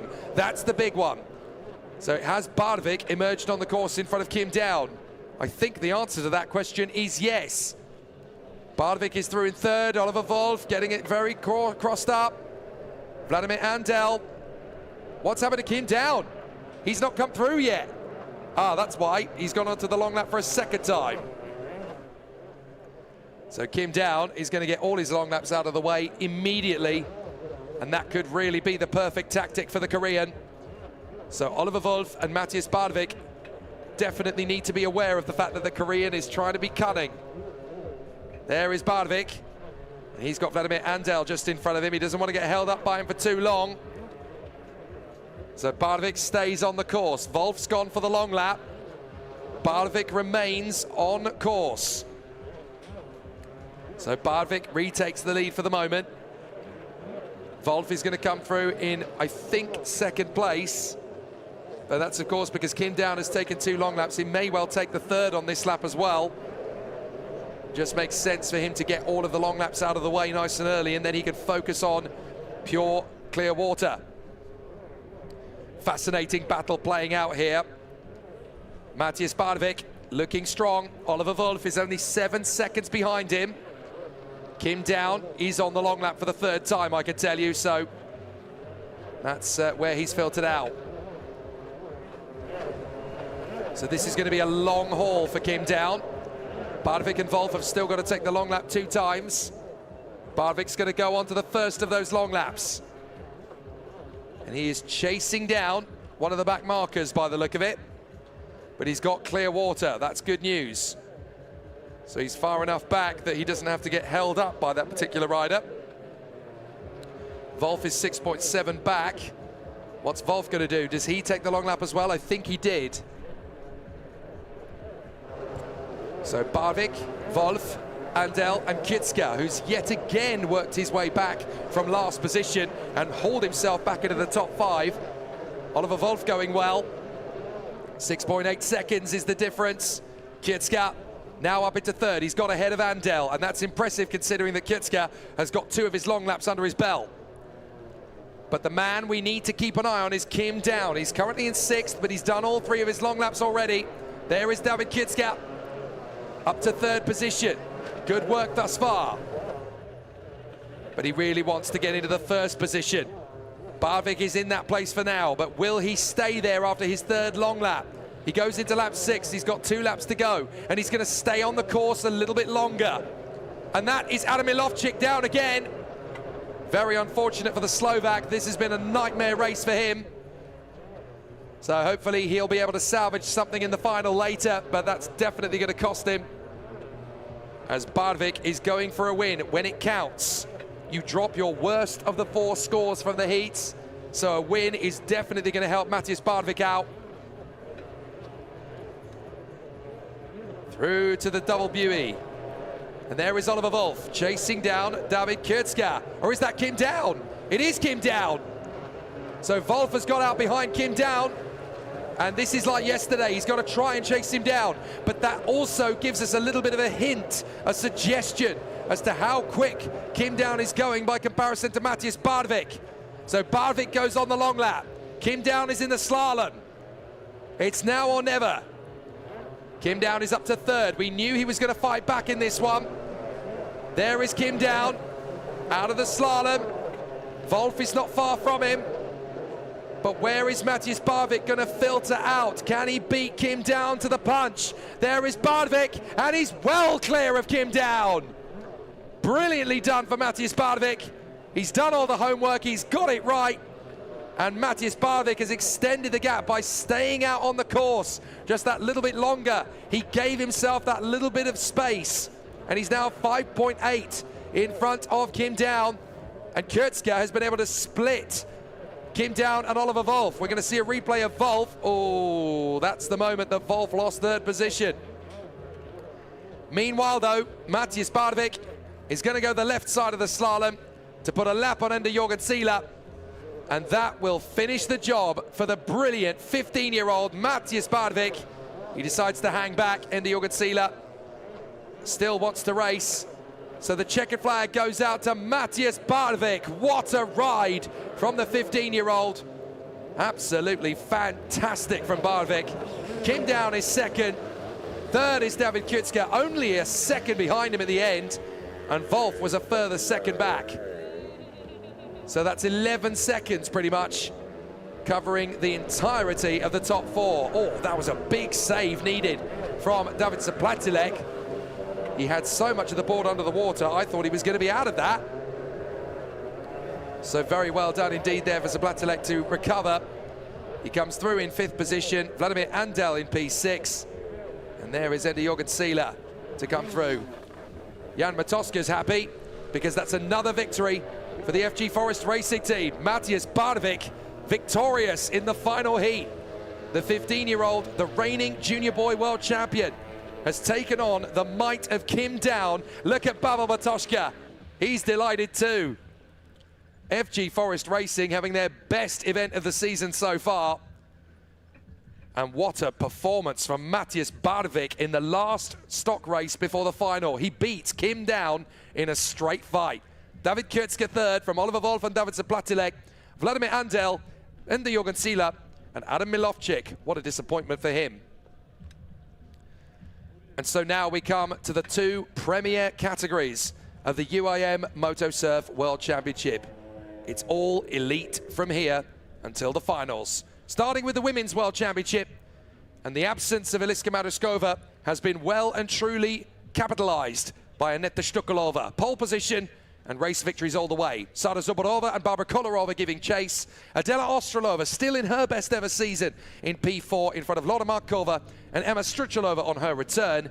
Rosie Janora, Natalie Kashnikova, and then behind, of course, still the battle rages from Linda Lukscheider, Klara Melishirova and Sada Volfova. Pole position for Aneta Shtukalova, full of the joys of spring and full of adrenaline and energy. Can she make it 4 from 4? Sara Zuborova could really use a victory though, but in these cool temperatures and cold waters, it's going to be tough for the 15-year-old. And what about the other 15-year-old? Barbara Kolarova really fighting to get her way to the top spot, and this could be the opportunity she's been waiting for. Adela Ostrolova, her best season in Motosurf thus far, top 5 in the Women's World Championship, looking for her first podium. It could happen today. Laura Markova, the 17-year-old from Radvanica, looking very positive as she works her way forward. For the Rocket Racing team, she's got a big chance of a podium today. Emma Strutsulova doing a great job on her return for the Jetsurf Slovakia team. All better after her appendicitis, and certainly very fast indeed. 7th position for Rosalia Janora, the Polish ace, silver medalist in the Nations Cup of the World Games 2025. And for Tenzi Motosurf, a chance to move forward. Natalie Kashnikova for the Rocket Racing team, continuing her journey this weekend, hoping for more top 5 finishes. Linda Lukscheider, the ever flamboyant, ever impressive Twin Z rider, looking for more excitement for this weekend. 10th position, Klara Melishirova of the Jetsurf HK squad, the 21-year-old from Ibiza, looking for more excitement and a big start off the line. And Sala Volfova for Autocentrum Vyshkov, looking for a big chance to move out of 11th position and move forward. So everybody enjoying themselves here on the beautiful Djurgårdsvansbrücke for the Husky Wear Grand Prix of Sweden the third round of the 2026 UAM Motosurf World Championship. The first time any form of athletic competition has taken place in these waters since the 1912 Summer Olympiad. Pretty impressive. And so the competitors in the Women's Elite World Championship work their way out onto the water. A tough battle awaits us. A very exciting mission is about to continue.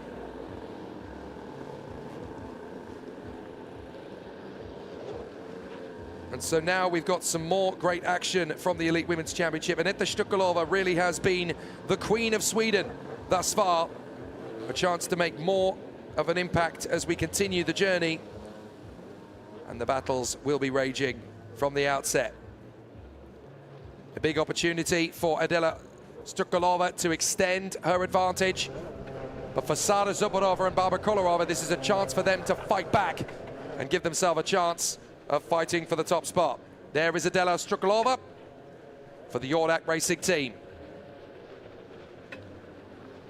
And we're getting ready already for the World Championship in the Elite Men's. Matthias Novotny gets himself into position, ready for the fight for the World Championship title again. The Elite Women's first though. Stukalova, Zubarova, Kolarova and Ostrolova. From Lorna Markova, Emma Struchalova, Rosalia Janora, Natalie Kashnikova, Linda Lukscheider, Klara Milishadova and Sara Volfova will bring us to our position.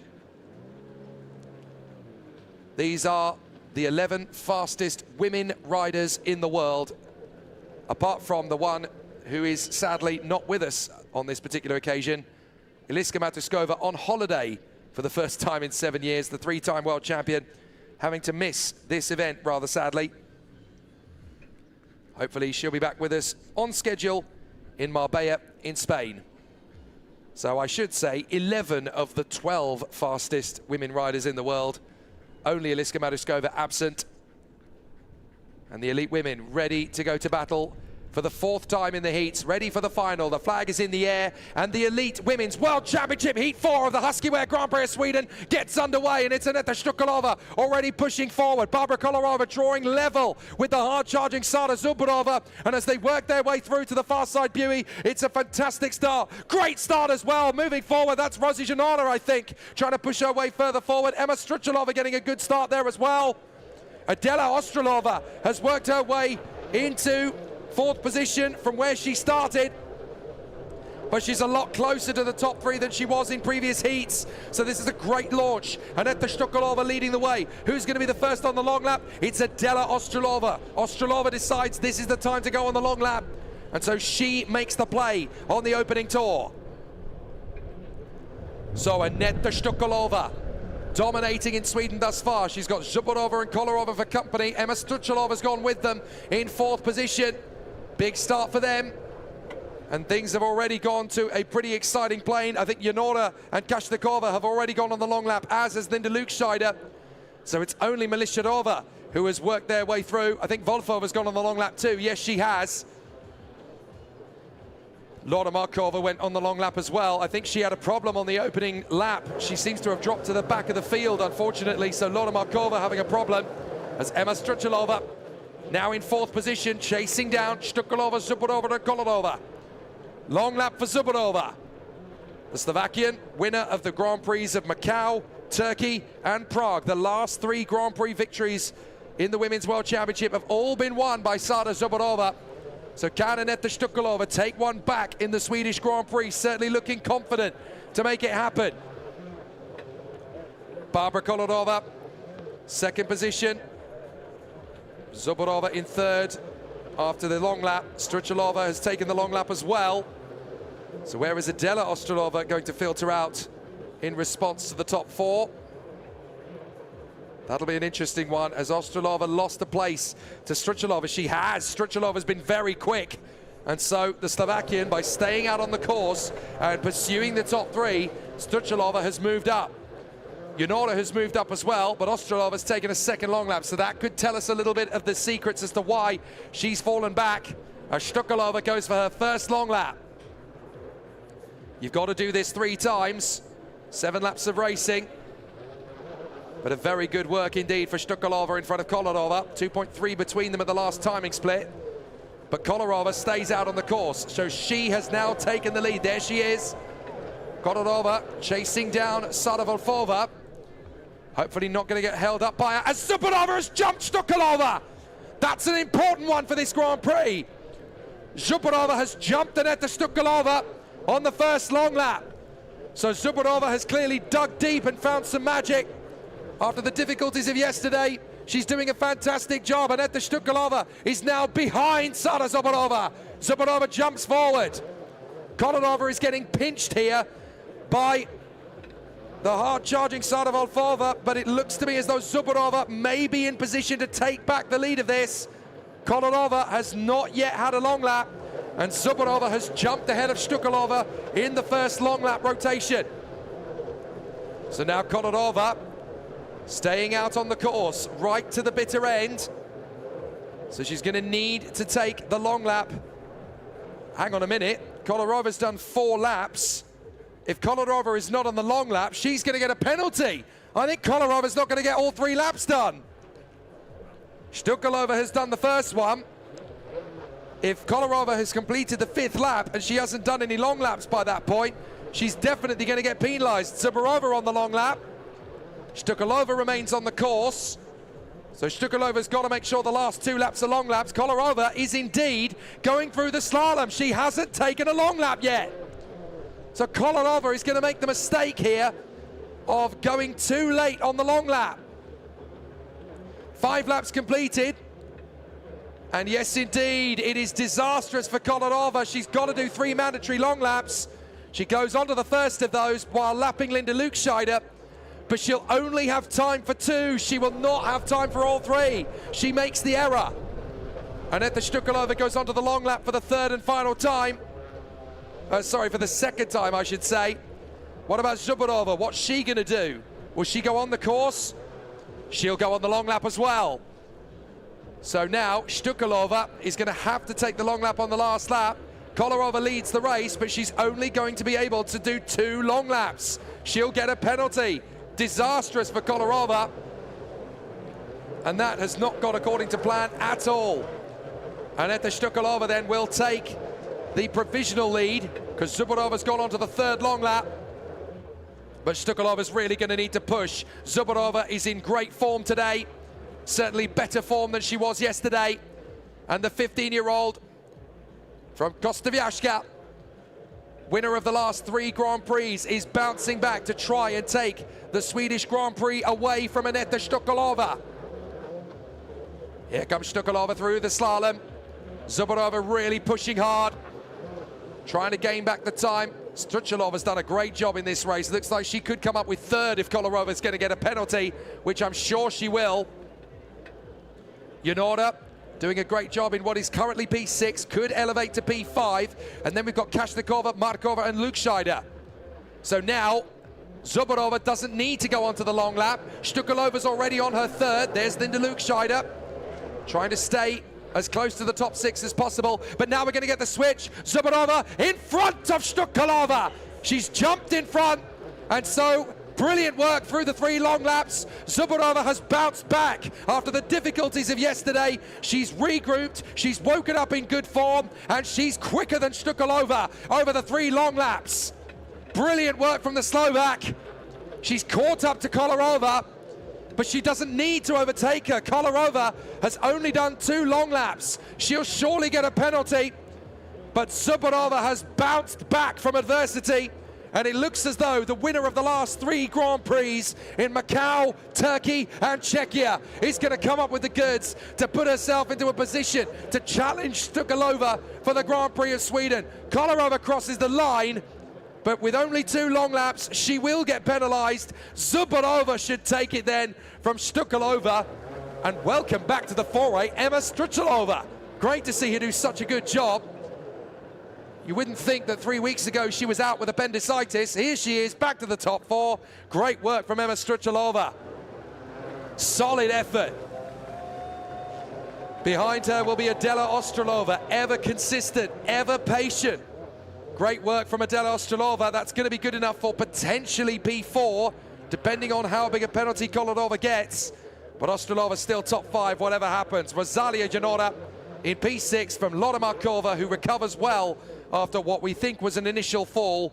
And then Kashnikova, Luke Scheider, Volfova, and Melishadova. Well, Sara Zubarova decided that today is going to be a much better day for her. Aneta Shtukalova dominated yesterday. Sara Zubarova fighting back on Sunday. It's not your Grand Prix yet, Aneta. Brilliant work from the 15-year-old Slovakian. The final later is going to be must-see moto surf. So for the moment, Barbara Kolarova is the winner, but having only done 2 long laps, she will sadly get docked back a couple of positions or so. That's unfortunate. Kolarova wins on the water, but with only 2 long laps, that's a mistake. Zubarova, Shtukalova, Struchalova and Ostrolova behind her, with Rosalia Janora in front of Lora Markova, Natalie Kashnikova, Luke Scheider, Volfova, and Klara Melishadova. And now we come to the Formula One of our sport, moto surf in the extreme, the elite men's category, and Adam Fitzek has one more chance to vanquish Matis Novotny, Alex Luke Scheider, and Lukas Jaworski in a straight fight before the final. Mike Michailidis, Anthony Squire, Jan Travnicek, Jiri Renner, Ministav Kurps, and Jiri Wolf will try to take them on. So after the impressive work of qualifying on Friday, Adam Fitzek will start from pole position one last time before the final. Brilliant effort from him in only his 3rd Grand Prix in Elite. He got the pole on Friday. But Matis Novotny has won everything he started so far this week in Stockholm. Just one more before the final. Very cold indeed for Matis Novotny. Alex Luke Scheider, the honorary Swedish contender here in Stockholm, racing for Team Huski. Looks like Lukas Jaworski is going to be late to the party once again. There he is. That is what we call fashionably late, Lucas. Brilliantly done. 4 World Cup titles, 2 World Championships, 2 gold medals. Mike Michailidis, stock rookie world champion from last year, the 18-year-old from Limassol in Cyprus, alongside the stock world champion of 2025 and the 4-time North American champion of moto surf, Anthony Squire of Charlotte, North Carolina. Jan Travnicek started the season in the stock class, now in the Elite World Championship. Brilliant to see him elevate mid-season. Jiri Renner returns to the Elite foray for the first time since Croatia 2023. 9th position, Miroslav Kurps, still perfectly strong, perfectly full of stamina, and perfectly able to handle the might of Elite. And from rally driving to moto surf, Jiri Wolf will always go extreme, no matter what the discipline. This is the last race before the finals, and this is where it matters for the elite competitors. They really want to put on one final show to get the best possible starting position on the grid. Matej Kozicek is there down in the holding area, as is Alexander Lana and Sara Zubarova, to support and congratulate the contenders. For Matej Kozicek, this has got to be so frustrating for him. Unfortunately, injuring himself in pre-season training, he has had to sit out the 2026 season. Hopefully, everything's going to go according to plan for him in his recovery, and we'll see him back in the 2027 season. But for the moment, it is time to watch the kings of moto surf, the men's elite, battling out on the water. 17 horsepower, 20 kilograms of board. It doesn't sound like a lot, but power to weight ratio, you're talking MotoGP level. These guys are daredevils on the water, and they are going to give us an amazing scalp, amazing battle here in the Huski Wear Grand Prix of Sweden on the gorgeous Djurgårdsvinnerbrücke, overlooking the Nordic Museum here in Stockholm. 114 years ago, the site of all of the aquatic sports in the 1912 Summer Olympic Games. Back in 2026, UIM Moto Surf invades the Djurgårdsvinnerbrücke. And for Adam Fitzek, a chance to make a little bit of history here. His 3rd ever Grand Prix in the elite men's category. He was in the top 5 of the Stock World Championship last year. Now he's got a chance to take on the kings of elite. And this is quite an impressive run of form for Adam Fitzek, who very much is aware of the fact that he is the contender to the crown Jan Matoska coming over and giving good luck and support to the elite riders. One final push and boost from Matej Kozicek to Adam Fitzek before he heads out. What is going through the mind of Matthias Novotny? Number one, the reigning world champion, won his first world title in 2024, bounced back to do it again in 2025, is looking good to be world champion again in 2026, all being well. And so the riders make their way out onto the water for the final time before the heats. Anthony Squire, four-time American champion, reigning champion of the world in the stock class. Moving into elite is a very different ball game, but yesterday he finally started to look like he belonged in the elite class on merit. There have been some mistakes in Turkey and in Czechia, by his own admission. I spoke to him about it and I said, what's happening? What's the difficulty? And he said, there's no difficulty, it's on me. If I train more, I'll be faster. It's as simple as that. He owns it. He's a very honest man, a very humble man is Anthony Squire. He knows perfectly well that life is a bit like a sewer. You put into it what you get out of it. But Squire working himself into a crescendo this weekend. He was so strong in the last heat yesterday, putting himself in a third position on pure ability. Great to see. So what will he be capable of? And what will Alex Lukesheider be able to do to bounce back? The honorary Swede in the elite men's category, hoping to fight for a victory in the World Championship. His last win in a Grand Prix was in Fujairah last year. He still has what it takes to do it, but he will still be hopeful of it. Now that looks like a problem for... Now who is that having a problem? That looks like Lukasz Zahorski having an issue. He's had all sorts of problems this weekend. And it looks as though he had a little bit of an issue there again. So hopefully Lukasz Zahorski is going to be okay. He had an engine catch fire after qualifying in Prague. He had to change engines, and that's why he felt he was on the back foot all the way through that Grand Prix. He's been dealing with all sorts of difficulties this time. He's had to change engine. He's had traffic to deal with over the course of the last three heats. And he's never quite been in the rhythm he wanted to be in. So a little hiccup there again. Hopefully in this fourth heat, the double gold medal winner at Chengdu last year will hopefully be able to get himself back into it.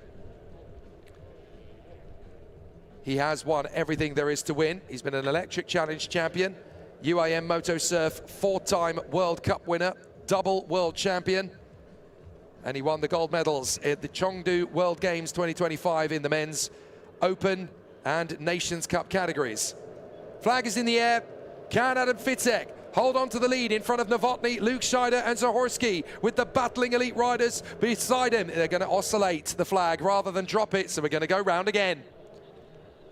There is Martin Janselek, the CEO of the Moto Surf World Championship. What an amazing amount of work that man has done to grow this sport on a global basis. Events continuing on around the world. It's been quite an amazing 13 years of Moto Surf World Championship racing. Originally as the World Cup, inaugurated as the World Championship with support from the UIM since 2022. And we've held races in North America, across Europe and across Asia. We'll be ending this season after the Spanish Grand Prix next month in Marbella with a double header in China in November. That's going to be 2 weeks of fantastic motor surf racing to conclude the championship with a double header in glorious China. For now though, Adam Fitzek going for glory. Matthias Novotny, Alex Lukesheider, Lukasz Zahorski, Michailidis, Squire, Travnicek, Renner, Kops and Wolf. Flag is in the air. It drops. We're underway for the fourth heat of the Huski Grand Prix of Sweden. Good start from Novotny. Better start from Lukesheider this time. Michailidis is going to draw parallel with Zahorski. Lukesheider chopping across the front of the board of Zahorski. That holds him up. Michailidis has got a chance to get in. And as they go through the slalom, it's going to be tight between Fitzek and Novotny. Fitzek will hold the lead. Brilliantly done from Adam Fitzek. And Lukesheider's a little closer to Novotny this time. So what will Novotny do? Is he going to be tactical? Will he go on the long lap? Yes, he does. Lukesheider goes with him. Zahorski stays on the course, as does Michailidis. So the Huski Grand Prix of Sweden sees Novotny and Luke Scheider go for broke on the long lap early. These two could gain a bit of ground here on Fitzek, and that's certainly going to help out their charge. So Adam Fitzek has now really got to play into his strengths. He knows he was fast in qualifying. There is Lukas Zahorsky, the Max Verstappen of this sport. So incredibly talented. 4 World Cup titles, 2 World Championship titles, the gold medals at Chengdu last year. He's won everything there is to win in Motosurf. Fabulous competitor. So the contenders continue. Adam Fitzek leads Zahorsky and Michailidis. Neither man taking their first long lap. Alexander Lada waving the Huski flag in support of his teammate Alex Luke Scheider. Luke Scheider is hustling behind Matthias Novotny. That could be a great tactic to keep him in the mix, although Miroslav Kurbs has got out of the long lap in front of Luke Scheider, so that could really hold him up. Luke Scheider only a second back. There he is. He's managed to shake off the attentions of Miroslav Kurbs now, so that certainly helped. That's Zahorsky behind and down. Zahorsky loses ground to Luke Scheider. Michailidis has to slow up to avoid him. And the double world champion, 4-time World Cup champion, is down in the drink behind Alex Luke Scheider. You don't see a mistake from Lukas Zahorsky every day. This is how tough he is finding the battle in Sweden. He just gets washed out behind Luke Scheider. Nothing he can do about it. And so that opens things up. Fitzek, Novotny, and Luke Scheider battling for the win in Heat 4. Luke Scheider goes for the long lap. But Matthias Novotny's already taken 2 long laps. He's decided to drop to the back of the field and get all the long laps out of the way in order to fight himself back in clear water. This is a very smart tactic for Novotny. Fitzek is 4.4 clear now. He certainly was at the last count. But Luke Scheider going on the long lap drops him down the field a bit. Fitzek is relying on his qualifying pace. He's deciding to stay out front and just channel the energy, channel the speed that he came up with in qualifying. There is Luke Scheider, currently running in 5th position behind Anthony Squire and Mike Michailidis, who are Michailidis 3rd, Squire 4th, but both men have only taken 1 long lap. Novotny's taken all 3. So watch for Matthias Novotny, currently 7th, but he's done all 3 long laps. He can work his way back. There is Zahorsky. He goes onto the long lap as well. That's only for the 2nd time, and he was only 3 seconds back from Fitzek despite the fall. So that's interesting. Zahorsky certainly fighting back. So there is Lukas Zahorsky about to drop back behind Michailidis, behind Squire. And I think he's also going to fall in behind Matthias Novotny before too long as well. Novotny's the danger man, though. He's the one who's taken all 3 long laps at this early stage. So Novotny can now have clear water in front of him and fight his way up the order again. He's on the far side slalom. He's trying to close in on Mike Michailidis. Up to 5th position. He's got ahead of Squire, ahead of Trabnicek, Renner, Kurbs and Wolf. So Luke Scheider back into 2nd place now. 2 long laps taken. That's important. And he's ahead of Zahorsky by 2.4. On to the long lap goes Luke Scheider. Now, if I'm Zahorsky, I'm staying out 1 more lap to see if I can undercut Alex Luke Scheider. There's still a chance of the top 3 here. Zahorsky does indeed stay out. 18 seconds back from Fitzek. But there's still pace coming from Zahorsky. I think he could still jump Fitzek. Novotny's going well. There he is. So Matthias Novotny currently tucked up behind Mike Michailidis. How much time will he lose? He's got to try and get back past Michailidis in the slalom. 8 laps of racing total. 3 of them have got to be long laps, so the last 2 laps for Fitzek have got to be on the long lap. He goes onto the long lap now. This is where Zahorsky can gain a lot of time. Can Zahorsky get back into the lead of the race, or will he go on the long lap? The gap is down to 16 seconds between Fitzek and Zahorsky. Zahorsky remains on the course and resumes right in front. Brilliantly done by Zahorsky, jumps his way past Fitzek. That brings him back into play. Lukas Huski bounces back in style. He's making massive gains after his fall earlier on in the race. So Lukas Huski showing us what he's made of. There is Fitek, already starting to lose ground to the multiple world champion. Huski doing his best to steer clear and pull away from Fitek. Doing a grand job. Where's he going to filter in by comparison to Mateusz Nowotny? That's going to be the key to the victory now. Nowotny's been held up by Michailidis for quite some time. Is that going to be enough for Huski? Can he take the win of the wins here this weekend? On the long lap for the last time, he's got no choice. Fitek's got to go with him. Nowotny's up to third. Michailidis has been overtaken. Is it going to be enough for Huski? Pushing, pushing, pushing. Where is Nowotny? He's come through over the line. Is Nowotny through? He is! Mateusz Nowotny's gone through and taken the lead. You've got to keep an eye on him in this one. Oh, Huski collides with Luke Scheider. Huski and Luke Scheider go off together. Crazy final lap for those two, as Lukas Huski and Alex Luke Scheider tangle in the water on the exit of the long lap. So Nowotny's going to get the win from Adam Fitek. I can't believe it. Luke Scheider has tangled with Huski on the final lap. The two men collide in the water. So Mateusz Nowotny will come through for the win. Fitek in second. Nowotny's going to slow the pace right down here. Hang on a minute. He's losing the lead. Fitek's got him on the last corner. What is going on? Fitek has overtaken Nowotny on the final buoy. Fitek wins. Unbelievable scenes here. Luke Scheider comes through for third.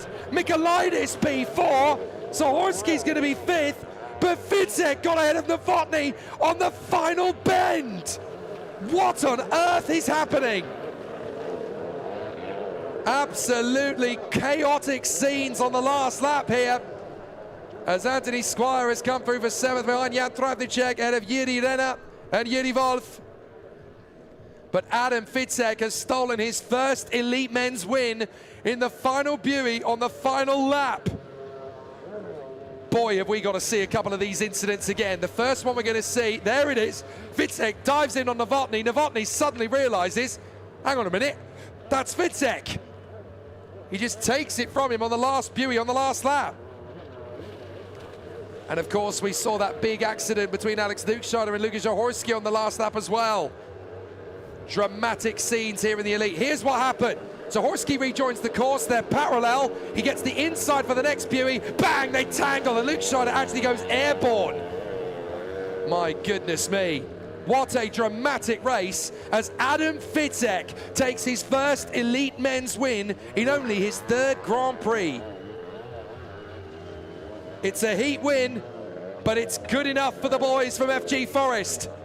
Adam Fitek snatches the win from Nowotny in the final buoy on the final bend on the final lap.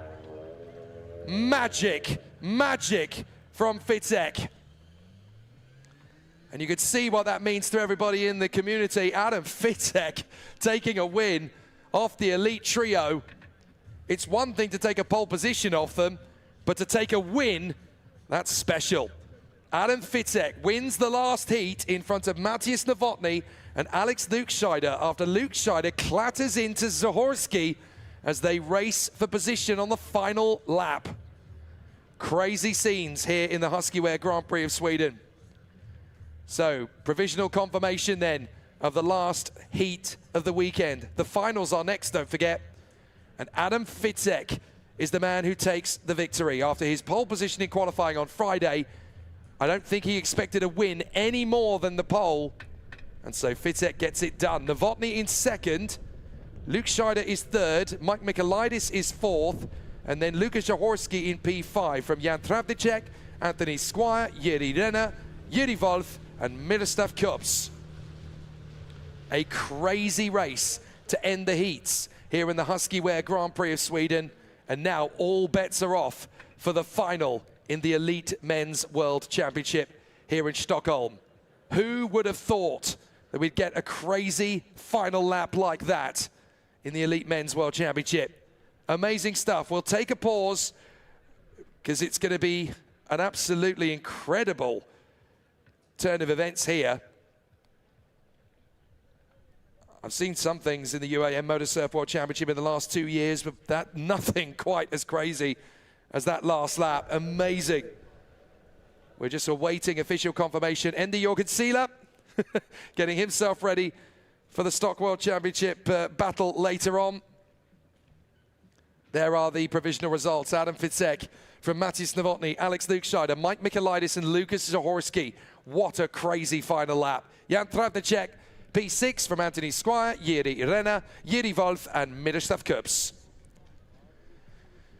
Well, the next order of business here in the UAM Moto Surf World Championship is, as ever, the flag parade. And it's going to be a really enthralling sight to see all of the contenders from all of the different nations out there on the course, ready to showcase their national pride.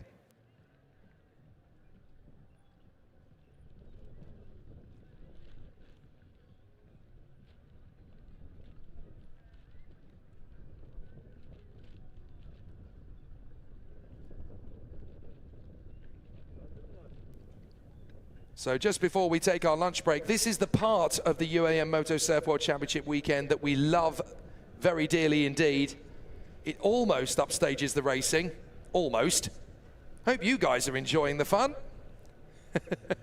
Still plenty of boat traffic along the river here, and plenty of footfall traffic as well. The runners, the joggers, the walkers, the cyclists, the dog walkers have stumbled upon a Moto Surf World Championship event. What a unique location this place is. Just across from the Villa Karlshagen on the island of Jøsgard opposite. Plenty of people stopping to watch the racing as well on their morning jog. This is a fantastic hub of technology, of modern design, luscious green spaces, medieval history. And this capital city at Stockholm, it's quite spectacular. Over 30% of the city made up of waterways, 14 islands from Lake Mälaren to the Baltic Sea, connected by 57 bridges.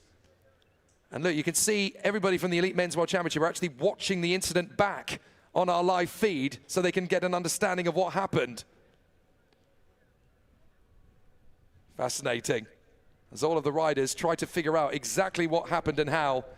Lucas Zahorski has seen it all before, but even he wants to know exactly how that all took place. Quite an incredible location. Founded in 1252, the capital city of Stockholm here in Sweden. 1 million people live in the capital. This particular stretch of water hosted the 1912 Summer Olympic Games. The Gamla Stan, or the Old Town, just down the road, featuring labyrinthine cobblestone alleys and ochre-colored houses of sheer natural beauty. And of course, this modern design-filled Nordic metropolis is home to the Nobel Peace Prize, Spotify, and Minecraft. It all comes from Stockholm in Sweden.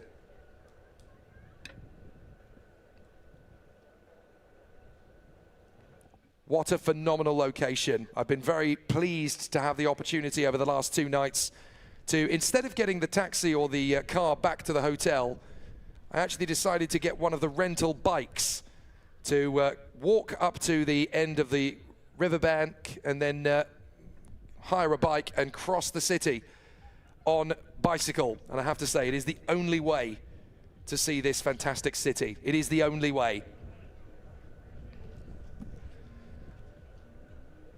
That's probably the second best way of seeing the city. Now you're making me jealous, sir. I used to have a kayak when I was in the UK. So we've got several nations to talk about going to hit the water once again, as we always do in the world of moto surf. The Czech Republic, the most populous of the nations. Slovakia, not too far away. Austria, the United States, South Korea will all be part of that as well. Turkey, Hungary, Israel, all represented, as of course is Cyprus and Bulgaria. Chile will be involved in the parade as well, of course, courtesy of Jaime Hincache. But it's all going to be in fantastic fashion. In a few minutes' time, we'll have the flag parade. But this gives us a chance to look into this fabulous, fabulous city, Stockholm in Sweden. 14 islands from Lake Mälaren to the Baltic Sea, connected all together by 57 bridges, over 30% of the city made up of beautiful and exquisite waterways, making up this beautiful Nordic metropolis of modern design, medieval history and luscious green spaces surrounded by beautiful clear water, where all of the media, cultural and political output of Sweden is found here in the epicenter. Host of the 1912 Summer Olympiad, the Nobel Peace Prize, Minecraft and Spotify can all claim Stockholm as its ancestral home. The Gamla Stan, or the Old Town, featuring beautiful ochre-colored houses and labyrinthine cobblestone alleys. And of course, what better way to start the day than with coffee and cinnamon buns? There's nowhere quite like Stockholm. It is beautiful, tranquil, and fascinating. So much glorious history in this amazing city. What a fantastic location for the third round of the 2026 UIM Moto Surf World Championship here for the Huski Grand Prix of Sweden. It's been an amazing event so far. We still have all 8 of the finals to come in the Masters Men, the Junior Boy, the Junior Girl, the Masters Women, the Electric Challenge, the Stock, Elite Women and Elite Men's World Championship finals to determine which 8 riders will be the Grand Prix winners here in Stockholm.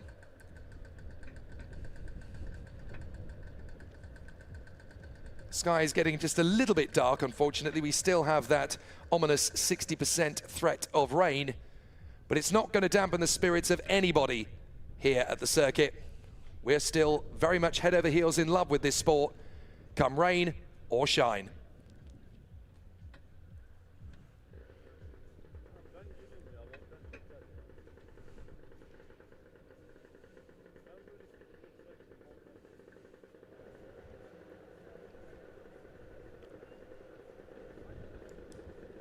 The flag resplendent of His Majesty's Royal Motorboat Club here in the Huski Grand Prix of Sweden. By my calculations, it is a grand total of 15 nations that are represented here in the Swedish Grand Prix from around the world, covering North and South America, across Europe and across Asia as well. Great to see so many competitors competing in the Huski Grand Prix of Sweden from 15 global nations, from Czechia to Slovakia, from Austria to the United States, to Korea, to Turkey, to Hungary, to Israel, to Cyprus, to Bulgaria, to Chile, to Poland, to Germany, to Macau, and of course, to Sweden.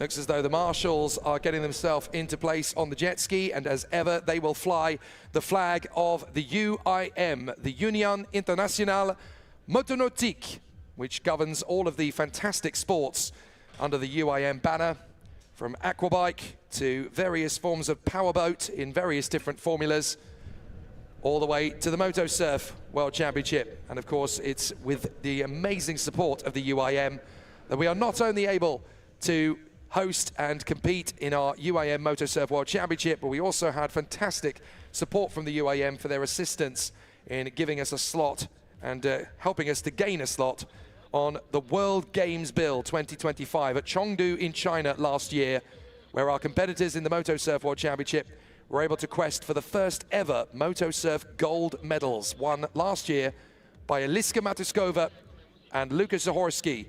They took 2 gold medals apiece in men and women's respectfully, as well as the Nations Cup category in Chengdu 2025. Go and download the app from the World Games category. You can find that, and you'll be able to watch all of the categories once again. There is the Technology Museum. Very impressive part of the city. Lots of education to be had on this part of the site. We're actually surrounded by museums in this part of the world. So many great locations to go and visit. And there is the last athlete from Sweden to win a gold medal in these very waters. all the way back in 1912. Grete Johansson looking to make her perfect dive that gave her the gold medal in the 10 meters platform 114 years ago. The only time that Sweden has held all of the games in the Summer Olympics. They did, of course, host the equestrian events in the 1956 running of the games. But it was 114 years ago that Grete Johansson dived into the water to grab the gold medal in the 10 meters freestyle. Yesterday, when Alexander Lanner took victory in the electric challenge, and when he repeated the feat again this morning, he became the second athlete in 114 years to get a victory in Swedish water in the Olympic Games. 114 years ago to the UIM Moto Surf World Championship this weekend. A little bit of history made there. So the riders have been chosen as to who is going to go out onto the water to hoist their nation's flag. In a few cases, it'll be blindingly obvious because there's a handful of nations that only have one nation's flag to give to one competitor. So it'll be quite normal to see certain competitors out there on the water. And for others, it will be a unique experience as they will head out. The flag of the United States, it looks like it has been given to young Nico Sawangwan, the youngest American rider in the Moto Surf World Championship. The Turkish flag is being handed from Murat to Ender Yogurtsila. Very nice indeed, as the father hands the flag over to his son. There is the UIM flag, the Union Internationale Motonautique, and the Swedish flag. How about that? It's been handed to the 16-year-old Ringo Reimer, making his Grand Prix debut in Stockholm. It's his third event of the year, of course, but the first time he's raced Moto Surf in his home city. The Chilean flag, of course, given to Jaime Hincache. The Macanese flag, of course, handed to Alan Ung. There's Ender Yogurtsila with the flag of Turkey.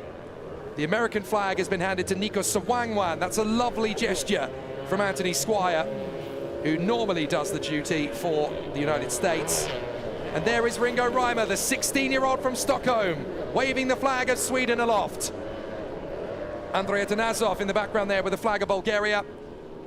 And Ringo Reimer gets to lead the parade around. That's lovely. The Austrian Leolisha Kratishvili. Now that's a lovely gesture as well. It looks as though the flag of South Korea is going to be handed to Kim Min-kyung. She was originally going to be taking part in the competition for South Korea. It was the Independence Day for South Korea yesterday. So clearly, Lee Eun-jun and Kim Down had their moment of glory yesterday. So in a kind gesture, it looks as though Kim Min-kyung, who sadly couldn't compete in the event due to a hand injury, she will, however, go out onto the course to wave the flag of South Korea in the flag parade. That's lovely. And on this occasion, the Czech flag, we're always interested to see who's going to wave it because there are more Czech riders than everybody else. But actually, this weekend, I'm not that surprised. The Czech flag is being waved by Alex Lukscheider, the honorary Swede. And for this one occasion, we've got two Swedish flags out there because Alexander Lanner is holding the other. So Alex Lukscheider holding the flag of Czechia. The Polish flag is being raised aloft by Rosalia Janora. I believe the Austrian flag is being waved by young Leolisha Kratishvili in the junior boy category. What a sight. The flags of all the nations competing in the UIM Moto Surf World Championship. And there we go, a lovely gesture as Kim Down and Lee Eun-jun decide not to wave the flag of Korea. They did so yesterday for the Independence Day parade. So they're going to give the chance for the Korean flag to be waved by Kim Min-kyung. There's young Nico Sawangwan, the 13-year-old. The flag of Slovakia has been handed to Emma Stuchalova. And there is Kim Min-kyung, who will wave the flag of South Korea. What a gesture from the team. The flag of Germany being waved by Jennifer Beckman, the sole German competitor in the field. The flag of Cyprus this time is being waved by Mike Michailidis, the elite rider. So there they all are. The flags of Czechia, Slovakia, Austria, the United States, South Korea being waved by Kim Min-kyung. Turkey, Hungary by Abraham Tibor. Israel by Nikita Antonov. Cyprus, Bulgaria, Chile, all represented by Mike Michailidis, Andrei Athanasov and Jaime Hincache. The Polish flag waved by Rosalia Janora. The German flag by Jennifer Beckman. The Macanese flag of Macau being waved by Alan Ung. And two riders waving the flag of Sweden, Alexander Lanner and Ringo Reimer. There is something quite special and quite spectacular about the UIM Motosurf flag parade. Every single round, it is the warm-up show before the finals, and we love it. There is the marshal with the flag of the Union Internationale Motonautique.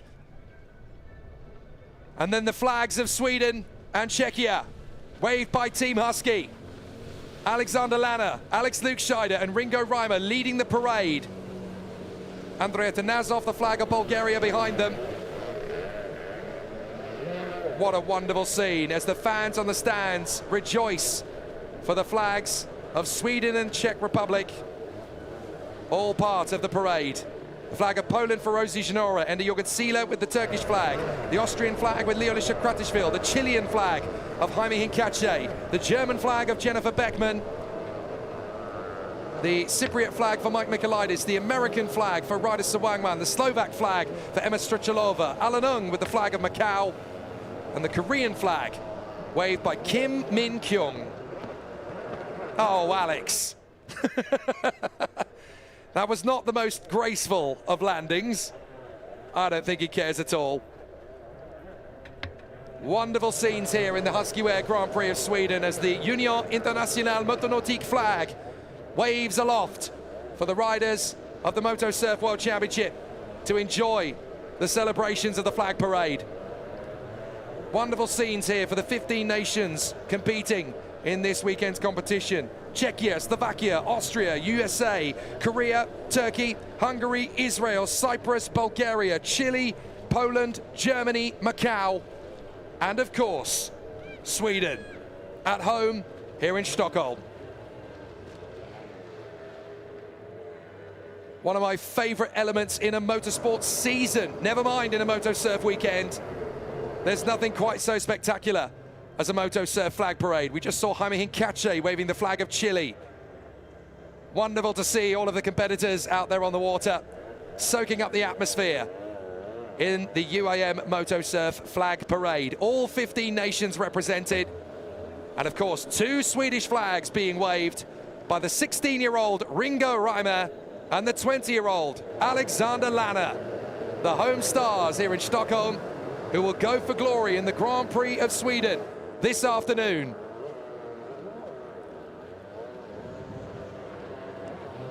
And so as they celebrate in the water this wonderful and fantastic sport and the chance to represent their nation out on the water, we will take a pause in proceedings for the lunch break with the skies darkening over the Djurgårdsvinnerbrücke.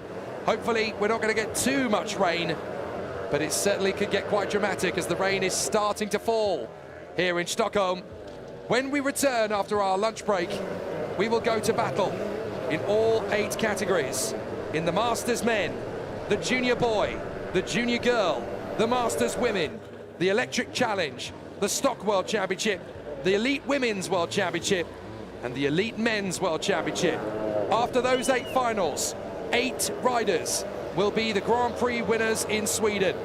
You've got to stick around to find out which 8 riders they will be. And I promise you, it'll be grandstand Motosurf like the people of Stockholm have never seen before. I promise you it'll be worth it. Cancel your afternoon plans, grab a spot of lunch, and then come and join us for the Grand Prix of Sweden, brought to you by Huski Wear, here on the Djurgårdsvinnerbrücke in Stockholm in Sweden. The competitors bring their nation's flag back to the bank, and we will prepare for battle one last time in every single class. Get yourself a decent seat for this afternoon, folks, but I promise you, you will only need the edge of it. There's nothing quite like UAM Motosurf. especially in the mid-season battles for the title. The plot's thickening, the storylines are getting more interesting, and the competitors are up for the show. Wonderful to see Kim Min-kyung waving the flag of South Korea. She didn't get the chance to compete in Masters Women, sadly. An injury plagued her on Friday, and she decided it's not worth the risk. But after Lee Eun-jun and Kim Down were able to wave the flag on Independence Day yesterday, they've given her the honor of waving the flag here in the parade. That's a lovely gesture from her husband, Down, and her good friend, Eun-jun, which means that all three of the Korean riders who are here this weekend get to fly the flag on their Independence Day weekend. Plenty of Huski wear flags in the stands as they celebrate their stars, Ringo Reimer and Alexander Lanner. Wonderful to see the flag of Sweden aloft here in the shadow of the Technology Museum on the banks of the Djursgarden. I'm sure the King himself may well be looking out of the window at the Royal Palace in pure approval. The first ever international World Championship event of any kind on these waters for 114 years, as Alexander Lanner sets off in pursuit of a Grand Prix victory. He could be the first man to win a Grand Prix race in 114 years on these waters, following in the shadow of Grete Johansson, the 1912 gold medalist in the 10-meter freestyle dive, all the way back 114 years ago on this very river. The riders enjoy the closing procedure of the flag parade, and the flag of Sweden flies aloft, ready for a Grand Prix event that the people jogging, running, walking and cycling along this bank have never seen before. The third round of the UAM Moto Surf World Championship, the 2026 Huski Wear Grand Prix of Sweden, is coming very soon indeed to your screens. Stick around, share it with your nearest and dearest, like, subscribe, hit the notification bell. If you're watching on YouTube, you won't miss a moment. And make sure that the world stops and watches with us as the battlers in Moto Surf take the center stage here in Stockholm. We'll be back with the Grand Prix finals of the Huski Wear Grand Prix of Sweden.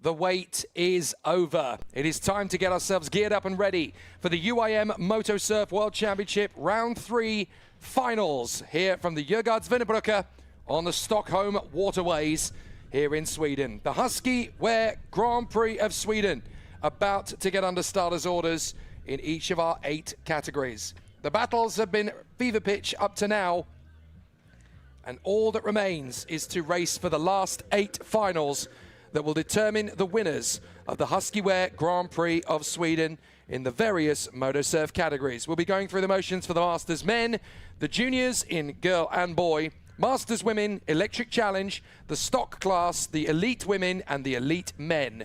All of the build-up has been leading up to this stage, and now it's time to let the riders go to battle. In the Masters men category, only the top 12 riders have made it this far, and it is going to be fascinating to see who gets through to the top spot. All of the racers ready in position for the Masters men final. All of the competitors over the age of 40. This is the 14th Grand Prix in Masters history in the men's category. 13 of them have been won, 12 of them thus far have been won by Kim Down, the man who starts from pole position, and he's looking for win number 13. The only man to take a win away from him is starting P4, that is Petr Faltasek, with David Poznik on Arcadia Zinora snapping at the heels of Kim Down in the hope that they can turn the tables. 3 different nationalities in the top 3 places. It's going to be a very tough race, especially considering that the skies overlooking Stockholm have got considerably darker. There is still the onset and threat of rain. We had a little bit of a shower in the lunch break. Now, hopefully, as we get into race conditions, we are ready for glory. The final of the Masters men category. Kim Down, David Poznik, Arcadia Zinora, Petr Faltasek, Jiří Renner, Petr Poznik, Michel Lular, Jaime Hinkacha, Jiří Stovacek, Roman Kratishvili, Nikita Antonov, and Murat Jorgentsila are the 12 who make it through. So pole position for this man. Kim Down is going for Grand Prix victory number 13 in the Masters men category. Can he do it on Independence Day weekend? David Poznik gunning for his first win in the Masters Grand Prix category. Second on the grid. Third place for the man who was the silver medalist in the Nations Cup at the Chengdu World Games last year, Arcadia Zinora of Poland. Petr Faltasek, he's the only one who knows how to take a win away from Kim Down. He's the only one who's ever done it in a final. Jiří Renner, right up in the top 5, very quick this weekend, and with the added bonus that we'll see him in the elite final later as well. Petr Poznik, very quick indeed all weekend long. The Jet Surf Pardubice rider looking hungry for more success. 7th on the grid, Michel Lular is also on double duty this weekend. You'll see him battling for the top spot in the Electric Challenge later as well. 8th place for the Chilean, Jaime Hinkacha, racing in the Jet Surf Orlando colours. A couple of parrots on the jersey. He's going to be very fast out on the water. Next up in the grid, it should be Jiří Stovacek. But for some reason, Jiří is not there yet. So we get to celebrate with the Austrian, Roman Kratishvili. He's getting himself dialed in. Nikita Antonov for Israel, ready for another big battle out on the beautiful river here in Stockholm. And the final man in for Turkey, Murat Jorgentsila, the man who put Turkish motosurf on the map.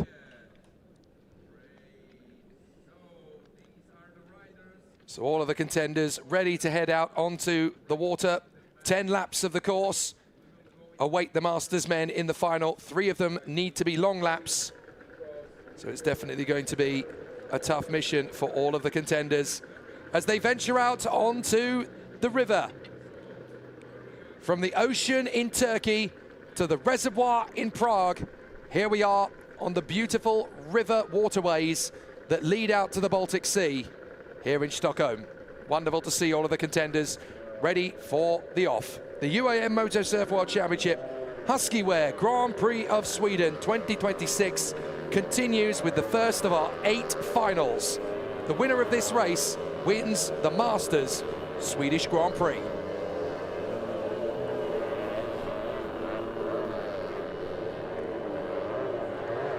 the moment you've all been waiting for, watching wherever you are back home, to soak up the spoils of this fantastic weekend. These are the 8 races that declare the winner of the Swedish Grand Prix.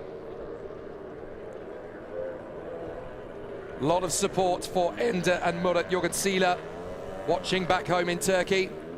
And looks like Tuksha Leventoglu watching along, as well as Bihan Goyan-Pinar, 2 of the riders who were racing with us in Çeşme at the start of the year in June for the Turkish Grand Prix in the Masters Women category. I noticed both of them are watching along from home.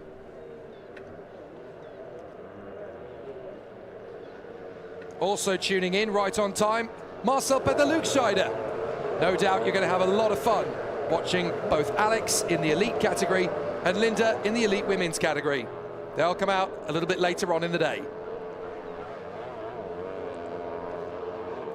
So I hope you've got your nice cold one and your decent snacks and your vantage point at the ready. The 8 finals that will give us a Grand Prix victory to each of the winners in the Grand Prix of Sweden. The first round of the Electric Challenge and the 3rd round of every other category.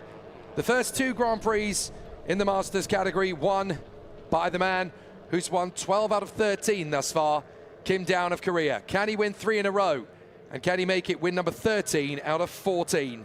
An unbelievable record for the superstar that is Kim Down. Still plenty of big opportunities for the riders. So Kim Down, David Poznik, Arkadia Zinora, Peter Faltasek, Jiri Renner, Peter Poznik, Michel Ular, Jaime Hinkache, Jiri Stavacek, Roman Kratishvili, Nikita Antonov, and Murat Jorgenseela. The flag is in the air.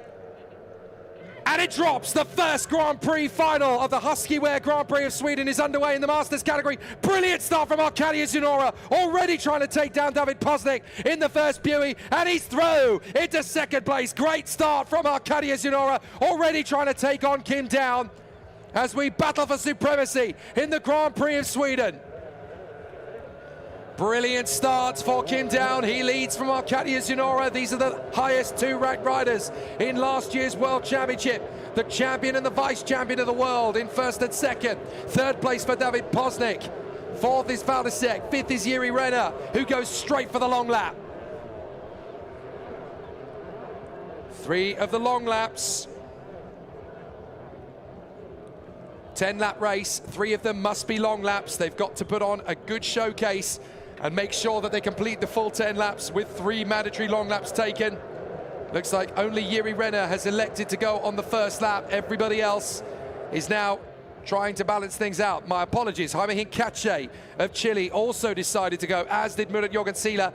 Only Jiri Stavacek not taking the start. So Jiri Stavacek not in a position to race in the final. Very unfortunate indeed for Jiri. He must have taken ill. Qualified in 3rd position and missed the race earlier on today, of course, so not good news for him. But Kim Down going for glory for the 13th Grand Prix victory out of 14 starts in Masters since the beginning of the 2024 season. There is Arkadia Zinora, David Poznik, Faltasek, Peter Poznik, Antonov, Lisha Kratishvili, Renner, Hinkache, Jorgenseela, and Michel Ular. Still they run in close proximity, 4 seconds between Kim and Zinora. So Kim Down still doing a grand job. Looking good for the moment. Running to the far side and back into the slalom. There is the 2 of David Poznik down into 4th position now after his first run on the long lap that he's just taken along with Peter Faltasek. Kim Down is just keeping it nice and tidy. Clear water in front of him. No need to get into a panic or a blather. Arkadia Zinora having a great ride in 2nd place. The pole going well. So Peter Poznik through into 3rd position. There he is, 3rd place.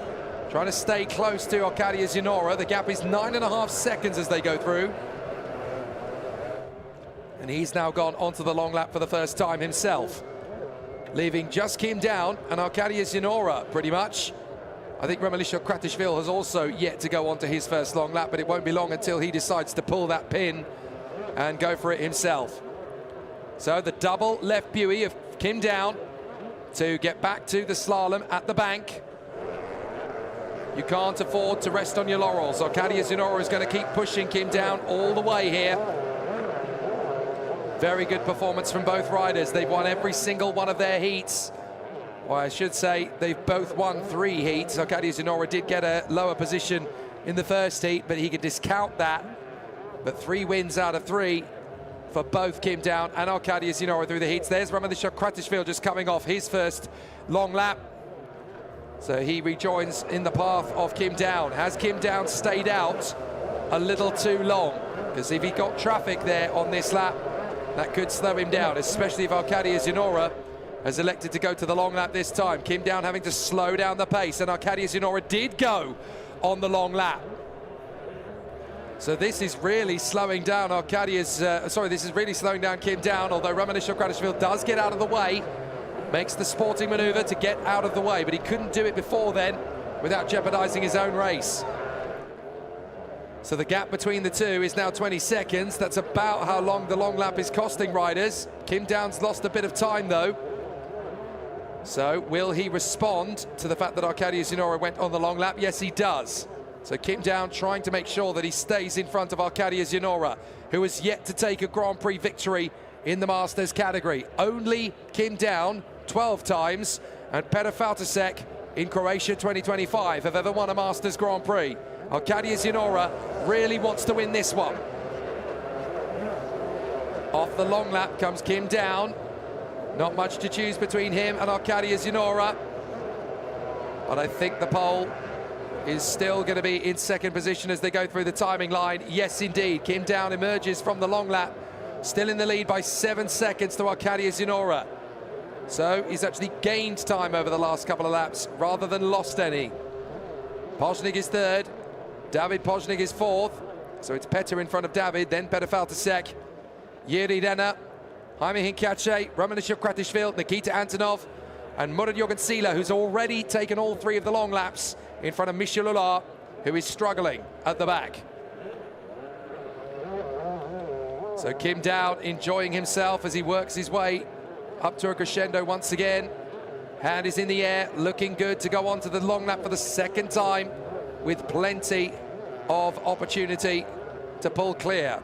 He is still a good 10 seconds or so ahead of Arcadia Zenora. It's actually up to 11 seconds, so Zenora had a very slow lap there.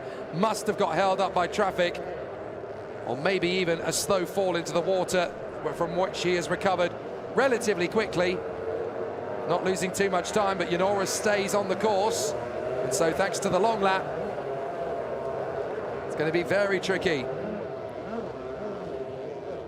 So very difficult stuff thus far at the front end of the field to try and eclipse Kim Down. Arcadia Zenora is the leader, but he's only done 1 long lap. Kim Down's already done 2. Very difficult racing at the moment as Kim Down is just keeping it nice and tidy. 6.4 behind Arcadia Zenora. He doesn't need to break a sweat. Zenora's got to do 2 long laps. Kim Down only has 1 more to take. David Poznik has got all 3 of his long laps out of the way. So he doesn't want the pressure. He doesn't want to aggravate himself. And look, there is Kim Down, only 1.9 behind Arcadia Zenora as Zenora goes on to the long lap. Kim Down stays on the course, and he really doesn't have any pressure. Faltasek and Petr Poznik have now joined David Poznik in the trio of long lappers. Ramanishok Kratishvili, Murat Jorgensen, Nikita Antonov and Michel Hulard have all done 3 laps as well, so it's only now Kim Down and Jiri Renner who has got to do the 3rd long lap, along with Arcadia Zenora. And with 2 racing laps to go, it looks as though Kim Down is going to make it yet another fantastic Grand Prix victory here. He's made it very clear coming into this weekend he wants to win both Grand Prix of Sweden that he's entering. He wants to win the men's Masters and he wants to win the stock category. It's going to be very difficult to win both, but Kim Down is prepared. 2 laps to go. He goes onto the long lap already. So the last lap will be a full course run. This one is with the long lap added. So he will complete 9 laps of racing. Now Arcadia Zenora, I think, stayed on the course. No, he's gone onto the long lap as well. He just wants to get it out of the way now. I think he's well resigned to the fact that he's going to have to settle for second place. There is Peter Faltasek, just working his own way through. It was always going to be difficult to beat Kim Down when he's in the form of his life at the moment. And certainly he's motivated to win both Grand Prix here in Sweden for the men's masters and the stock class. There is the 4. That is Peter Faltasek, the only man who's beaten Kim Down in a Grand Prix final. But he's not going to beat him today. And it doesn't even look as though Arcadia Zinora is going to get close enough to try again. Everyone's made their long laps. So now everyone can stay on the course for what will be the final lap of the weekend in the Masters men category. Kim Down has his hand in the air. Clearly somebody was offline there, so he had to just let them know he had seen them.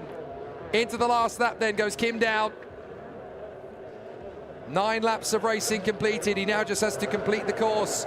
Arcadia Zinora coming through in second place, about 15 seconds back. Doesn't need to push too hard. Oh, it's about 12 seconds, in fact, so Zinora is actually gaining a bit of ground on Kim Down.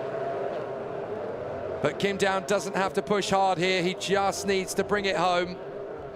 And after domination yesterday in the heats on South Korean Independence Day, he's going to come through and finish the job in fantastic fashion. The 14th ever Masters Grand Prix race held in the UIM Moto Surf World Championship. So far, Kim Down has won 12 of them. He's about to make it lucky 13 as he comes through the slalom for the last time. The fans will be delighted. He's a very popular man, is Kim Down. And as he and Arcadia Zinora enter the slalom for the last time, out through the left and up to the right, it's a domination yet again. Kim Down gets his 13th Grand Prix victory in the Masters. A fabulous result for Kim Down. Arcadia Zinora pushes him all the way and comes up with the goods to finish second. Third place will be David Poznik. He joins Kim Down and Arcadia Zinora on the podium. Fourth place will be Peter Faltasek in front of Yuri Renner and Peter Poznik. Good effort from them all, but it will be Kim Down who grabs the victory in front of Arcadia Zinora and David Poznik. A brilliant, brilliant result and a great end to a fantastic race weekend in the Masters category, as Kim Down will celebrate Grand Prix victory number 13 in the Masters discipline. The absolute undisputed king of the Masters class. He's dominated every single time. And so Kim Down can be very happy indeed with what he's been able to accomplish in these 2.5 seasons of racing. And so the Korean continues his command of the Masters category. Grand Prix victory number 13 out of 14 starts for Kim Down. And a very happy Denzi Motorsurf team as Arcadia Zinora comes through for his best ever result in a Grand Prix. Second place, look at that. A triumphant leap as Kim Down, Arcadia Zinora and David Poznik will be on the podium here in Sweden. 3 different nations in the top 3 places. You won't see that too often as Kim Down gives us the donut here at Sweden. Grand Prix victory number 13 for the 42-year-old from Seoul, Korea. This one is a very special victory for him. A fabulous result too for Arcadia Zinora. Second place, his greatest ever result in the Masters men finals. Kim Down in first position, Arcadia Zinora second, David Poznik is third. Then Peter Faltasek, Yuri Renner fifth in front of Peter Poznik. Jaime Hincache in the top 7 on his return. Roman Nishokratishvili from Murat Jorgensila and Michel Ular, with Nikita Antonov 11th, and sadly Yuri Stovacek unable to take the start. So for the 13th time, it is Kim Down that takes the victory, and now we'll get to see the battle in the juniors, starting with the girls' final, and the fabulous rivalry that has been so fabulous to watch over the last year or so continues. Ellen Berdova and Nela Poznikova, best buds and best rivals. First and second from Adela Pokorova, Bibiana Bubnikova, and Natalie Uladova. The junior girls' final will be an interesting one to watch. Pole position for Ellen Berdova, reigning junior girl world champion. still very shy, hasn't quite got used to the television broadcast side of things yet, nor has her best mate, Nela Pozhnikova. They are properly shy introverts, these two. They hang out together, even though they're in opposing and rival teams, but they're great mates, and they are really satisfied to go racing against each other. The two 13-year-olds who are in their last year in the junior category before they will step up, no doubt, to the Elite Women's World Championship in 2027. Next up, it's Adela Pokorova for the Apex Pilots. What an inspired ride she's had so far this week. Really full of confidence. And Bibiana Bubnikova, the new girl, still in only her third ever Grand Prix in the World Championship. Hopefully the final is where she comes good. And Natalie Udorova, the 14-year-old from Audry, a great chance for her to come up for a podium in the last race of the weekend. Now, even if you've struggled to score decent points over the course of the week, if you win the final, you will win the Grand Prix. All of the points accumulated, of course, make a big difference in the fight for the championship title, but the individual finals each time are the important ones that decide the Grand Prix. Berdova and Pozhnikova getting into their musical rhythm ahead of the junior girl final.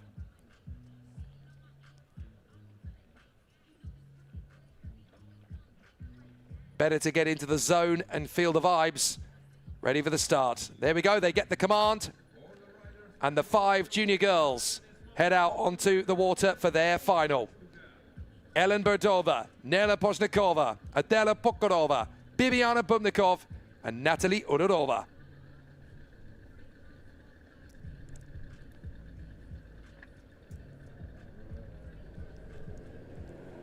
Into the water they go.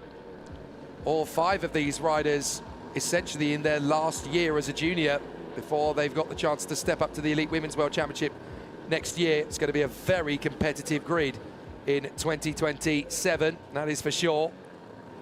With 5 more girls set to join the foray. I'll be fascinated to see how many more girls we'll see in the junior girl title fight next year. A lot of new talent will need to come through. It's going to be a very competitive Elite Women's World Championship in 2027 with these 5 junior girls all set to move up.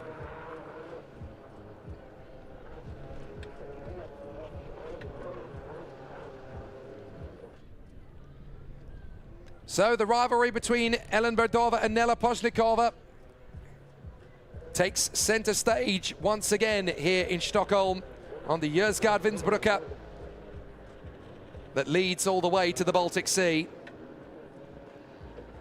This is just 2 of the 14 islands that make up this gorgeous city of Stockholm. Over 30% of the city is made up of the waterways that flow through it. All of these islands connected by 57 bridges, all of them leading in some way to the Gamla or the Old Town, featuring its exquisite labyrinthine cobblestone alleys and ochre-colored houses. It's a fabulous city full of culture, medieval history, modern design. What a fabulous backdrop for the UAM Motor Surf World Championship. Here we go for the junior girl final. Ellen Berdova, Nela Pozhnikova, Adela Pokorova, Bibiana Bubnikova, and Natalie Udorova. The flag is in the air. We wait for the start, and it's oscillating rather than falling, so that means the girls have got to go round again to get themselves G'd up and ready for another crack at the World Championship Grand Prix of Sweden. A lot of points scored by the junior girls. That will obviously add to their championship tally, and they will head to the 4th round of the championship at Marbella for the Grand Prix of Spain next month. But here in Stockholm, the junior girls are ready to fight for victory. Ellen Berdova, Nela Pozhnikova, Adela Pokorova, Bibiana Bubnikova, and Natalie Udorova fighting for the junior girl Grand Prix of Sweden. The flag is in the air. The marshal is ready to send the junior girls on their way for the Grand Prix final. And we're under starters orders. Great start from Ellen Berdova. Brilliant start from Adela Pokorova. She's going to draw slightly in front of Nela Pozhnikova, but can she sustain that on the way through? It's not looking too good. Bibiana Bubnikova is making a good launch now, up into 3rd position as they work their way through into the slalom. And Berdova's got a great launch. Poznikova in a second. What a recovery from Pokorova into third place. Has Bubnikova gone down? I think she may have done. Certainly not at the far side of the top three anymore. Ah, no, she's in fourth place. She just bailed out of the throttle in the slalom a little earlier than the others, and she goes straight onto the long lap. So a good start to proceedings then. 6 laps of racing in the junior girl final, as it is in the junior boy final as well. 2 of them need to be long laps, and Berdova is the leader from her main rival, Nela Poznikova. Goodness me, even Nela Poznikova is struggling just to keep upright.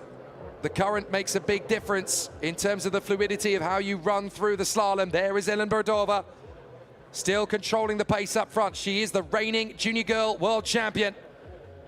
Wasn't old enough to step up to the Elite Women's World Championship this year. Can do so in 2027, as can all the other junior girls in this category. So Poznikova, Pokorova, Bubnikova and Ularova all hoping to follow in her wake as Berdova goes on the long lap. Poznikova will probably go onto the course. Yes, indeed she does. She wants to try and leapfrog past Berdova through the long laps. That looks like Pokorova going with Ellen Berdova. But what about Bibiana Bubnikova? I don't think she's going to jump Berdova, but she might be able to jump Pokorova. Out of the slalom, out of the long lap, sorry. Has Bubnikova got ahead of Pokorova? Has she overturned the tables there on Adela Pokorova? It's going to be very close between the two of them. And I can tell you that Bubnikova is in front of Pokorova. She did beat her out of the long lap. So Bubnikova looking good for third place now. That would be her best ever result in a Grand Prix. Poznikova leads, but of course she's still got to make both of her long laps. Berdova only needs to make one, as do all the others. So Berdova's just got to keep it balanced. There is Poznikova trying to pull clear of her opponent, Ellen Berdova, and with clear water, she's got a great chance to pull away. The 13-year-old from Pardubice looking to try and extend this advantage. But from the same town, almost from the same team, Ellen Berdova. Rival teams, these two, but they are best friends. They are both very shy, both very introverted. But what an amazing pair of speedsters they make when they're out there in the Junior Girl World Championship. Hopefully their confidence is only going to grow in stature as the sport continues to grow. There's Bibiana Bubnikova doing a great job thus far, the 13-year-old from Mielnik. This is only her 3rd ever Grand Prix. And it's incredible to think that she is already up to speed and near the pace of the 2 established guards of last year. So Ellen Berdova still trying to chase down Poznikova in the lead. She's on the long lap. Berdova's going to stay out on the course. Both riders will take their final long lap the last time around, and Berdova's in front. She's beaten Poznikova out of the long lap. So surely now Berdova with the chance to seal the victory. She's just got to complete the last long lap, and then she will not only take her 3rd Grand Prix win in a row, but also the lead of the championship outright. It's been a fantastic week for Ellen Berdova. She's just got to finish the job now. Bibi Bubnikova in 3rd position in front of Adela Pokorova. They've all taken both of their long laps, so now it's just a case of finishing the job. And Berdova has absolutely no issue at all with leading this one out in simplicity. Doesn't need the drama, doesn't need the aggravation. So Berdova out of the final buoy. One more lap of the course here on the glorious Djurgårdsvinnerbrücke in Stockholm in Sweden. And Berdova and Poznikova both need to take a final long lap. So they both do so. Everybody else has managed both of them. So Poznikova doing her best to close up on Berdova. Bibiana Bubnikova is going to get close, but I'm not sure she'll quite get close enough to move it to 2nd. Mind you, she is going pretty quickly. So there is Berdova. We need to see where Bubnikova gets out in relation to Poznikova. That's going to be the big one. Can Bubnikova get through in a 2nd place past Poznikova? Has she done enough? So nearly. 5.5 seconds. Berdova is chasing Poznikova. And Bubnikova looks like she's going to come through for 3rd. She's given it everything she's got, but she'll have to wait until Spain for the next chance to turn the tide. As for Ellen Berdova, she's into the slalom for the very last time here in Stockholm. It was a great start to the week. It was a great finish to the week. Out through the final couple of buoys, and Ellen Berdova, the reigning junior girl world champion, continues her march to victory again. This time, it's a win in the final of the Grand Prix of Sweden. 3 Grand Prix victories in a row now for Ellen Berdova from Nela Poznikova and Bibiana Bubnikova. 9 seconds, covers all 3 of them. Fantastic racing. Adela Pokorova did her best, but we'll have to settle for 4th position. Natalie Udorova comes through for P5. And a fabulous end to a great week. Great motorsport from the 5 junior girls. But still, Ellen Berdova is unbeatable in a final in 2026 in junior girl. 3 out of 3 then for Ellen Berdova in front of Nela Poznikova in 2nd. Then Bibiana Bubnikova on the podium here in Sweden, ahead of Adela Pokorova and Natalie Udorova. Domination in 2026 in the finals so far from Ellen Berdova, and now she takes the lead outright of the Junior Girl World Championship. Great result for Ellen Berdova. Straight away, we go from the Junior Girl into the Junior Boy. 6 laps, 2 of them long laps once again. But pole position goes to Max Ruschka. He's had a fantastic weekend thus far. 3 wins out of 4. Stan Cahoot in 2nd on the grid from Leolisha Kratishvili of Austria, the American Nico Sawangwan, and the Czech Filip Pesha. So now all eyes fall on the man in pole position. For the MS Czech Talent team, it's Max Ruschka who gets his chance to run from pole position at the front end of the field. This is the weekend he can step forward and grab a Grand Prix victory in Sweden. 2nd place, Stan Cahoot, the man who took the victory in Turkey and the Czech Republic. Can he make up the difference in the final? Alongside him on the grid will be the Austrian Leo Lischel Kratishvili in communication with his dad Roman.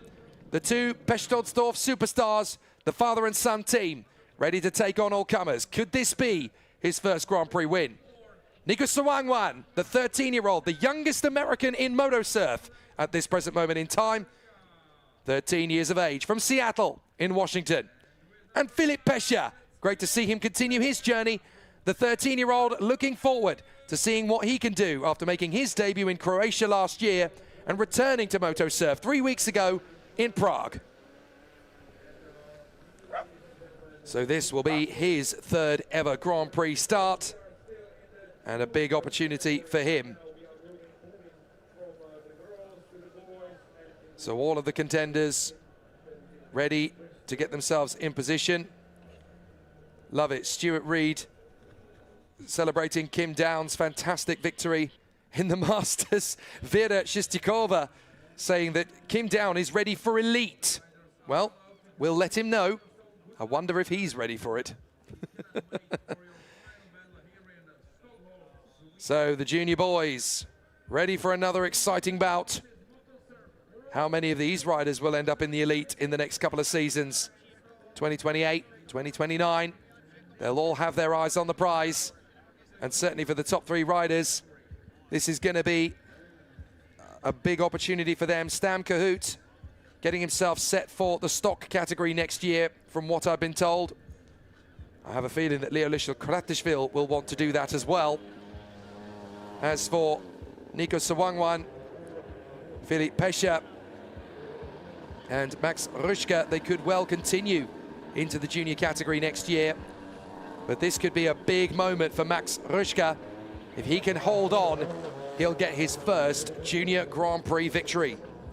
Of course, last year, quite a few of the junior boys stepped up and moved on, such as Oliver Wolf, and of course the champion Matthias Barvik. But this is the chance to take a victory away from Stan Cahoot, who has won both of the first Grand Prix of junior boy in 2026 thus far. If Max Ruschka can make this his big victory, then it certainly sets up a championship battle. There's young Nico Sawangwan. Everybody watching back home in Seattle, in Washington, I'm sure we'll be enjoying this young man putting on the show here in Sweden. Fabulous location, the Yozgat Vinnebrücke. Our third different type of racing course as well.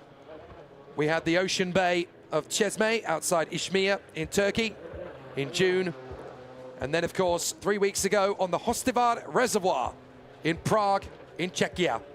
Now, we get to be on the river here on the Yozgat Vinnebrücke in Stockholm, the capital of Sweden. Next month, I should say, we'll be in Marbella, another coastal race circuit in Spain. And then, of course, in November, the doubleheader in China to close out the season. For those who are new to the world of UAM Motosurf, you can follow it along on your social media channels at Motosurf World Cup. On Facebook and on Instagram, you can follow all of the action as it happens. And of course, there's plenty to be seen on the YouTube channel. If you're not watching at home, then you're watching on the bank, and you can watch the action as it happens on YouTube. Motosurf World Championship. So the junior boys ready for launch. Max Ruska, Stan Kohut, Leolisha Kratishvili, Nico Sawangwan and Philip Pescia. They go to battle in the Huski Grand Prix of Sweden. The junior boy final gets underway. Great start from Leo. He's going to get parallel to Stan Kohut. Can he go round the rotation? He has to hang back. But Ruska leads the way from Kohut, Lisha Kratishvili, Pescia and Sawangwan. Through the slalom. Ruska determined he's going to beat Kohut out of the slalom. He does. And it looks great for the Czech out in front. Max Ruska, the 13-year-old from Brno, looking great at the moment as he runs out in front of the junior boy. Kohut decides to go for the long lap. So does the Austrian, Leolisha Kratishvili, the teenager from Pestotzdorf. They work their way through on the long lap. No major dramas thus far for Kohut or Lisha Kratishvili. And Nico Sawangwan decides to go with them on the long lap as well, the 13-year-old from Seattle. Great run from Max Ruska. He leads the way. Oh, and that's a problem for Philip Pescia. Philip Pescia goes into the water. That's going to drop him back to 5th position. He didn't take the long lap this time, so that's going to fall in behind Nico Sawangwan, I believe. Big problems there for Philip Pescia on the first lap. As Max Ruska continues his run in the lead, onto the long lap for the first time. He's got to cover off Stan Kohut. If Stan Kohut's got clear water in front of him, then that's going to make him a very easy man to fight with. Kohut's going to be pushing now that he's not giving chase to Max Ruska anymore. But has he done enough on clear water to make up the deficit? Ruska making his way out of the long lap. Is he going to stay in front? He does! Max Ruska still leads Kohut. And this could be a groundbreaking race for Max Ruska. A big opportunity for him. He knows that he's just got to stay calm, stay focused, keep himself in the zone. He's at the halfway point when he comes through the line this time by. 6 laps of racing into the junior boy final. 2 of them have got to be long laps. Kohut's already done both of them. So is Lisha Kratishvili. He gets out just in behind Nico Sawangwan in 3rd place. And this is going to hold him up a little bit. The American, not where he needed him to be. Ruska, meanwhile, is just doing his race exactly as he needs to. So Stan Kohut has come away with 2 long laps completed. Leolisha Kratishvili, the Austrian, doing the same. And now Ruska goes on to his final long lap. This is lap 4. So the last 2 laps can just be racing out on the course. He's giving himself that little bit of fluidity as through the slalom. This is where Stan Kohut could try and beat Sawangwan out. Oh, that's very kind of Nico Sawangwan to get out of the way and let Stan Kohut go through. He could have raced him for the corner there. But he's a sportsman, is Nico Sawangwan. I think he knows, look, you're the faster rider. I'm going to let you go. Very sporting indeed from Nico Sawangwan. That is the very brilliant kind of young man he can be. But of course that battle has now given Kohut a 5.8 second deficit to make up. And the man who won the Grand Prix in Turkey, the Grand Prix in Czechia, now is going to need to find 5.8 seconds gain on Max Ruska in the last 2 laps. To the slalom. Go on, Max. You've got this, young man. Keep pushing, keep pushing. Doing a grand job in the slalom. Stan Cahoot pushing to try and close up. The gap is down to 5.2. So Cahoot really is charging now as Philippe Pescia becomes the last man to take the long lap. Rushka just doing his job. Cahoot is now 4.5 seconds back. He's doing what he needs to do. Nico Sawangwan, fourth place, the 17-year-old, the 13-year-old, that's his brother rider I was referring to there as the 17-year-old. He'll be out in the stock category later. 4.8 is the distance between Rushka and Cahoot. This could go down to the last slalom. Rushka cannot afford to allow Stan Cahoot to put him under pressure. Leo Lichard-Kratishvili looking good for the podium in third for Austria. Ahead of the American Nico Sawangwan and the Czech Philippe Pescia into the slalom for the penultimate time. Rushka cannot afford to push himself too hard. Good run out of the bank. Two final buoys. Cahoot is still catching it, 3.5 seconds, but Rushka cannot afford to get stressed out here. Cahoot comes through. The gap is down to 3.2. He can push as much as he likes, but if Rushka doesn't make the mistake, I think he's really going to struggle to overtake him. So Max Rushka just needs to stay strong. He's worked so hard all weekend. He came up with the pole position in qualifying for Junior Boy. He's been so good in the heats. This could be his first Grand Prix win of 2026. He just needs to keep it together. Not pushing too hard. Not overstretching. 3.8 for Cahoot to make up on the last lap. But as long as Max Rushka can keep it together in the final slalom section, Cahoot is right there. He's going to go the same way as Rushka. So Max has just got to keep it upright. Cahoot has done the best he can. But as they come through the final two buoys, Pescia's in the way, but he's not going to hold them up. Max Rushka gets the victory in the Swedish Grand Prix. Fabulous result for Max Rushka. The 13-year-old from Brno becomes the second winner of a Grand Prix in Junior Boy in 2026, and deservedly so. Leo Lichard-Kratishvili will come through for third position. Great ride from him. Another podium for the Austrian. Well on his way to a top three in the championship. Surely he's going to be the next one to get a Grand Prix win in 2026. Nico Sawangwan will come through in fourth. Philippe Pescia will come through in fifth. But what a result for Max Rushka. Very deserved indeed for the young Czech. And it's his first Grand Prix win of 2026. And he really, really deserves it. And we're going to see a last lap replay, I'm afraid, for Philippe Pescia. Oh, difficult end to the race there for him. He will come through, he will finish, but sadly he'll be at the back. Still only his third Grand Prix. He's got plenty of time to improve. The more you train, the better you get, the more confident you become. He'll have his day.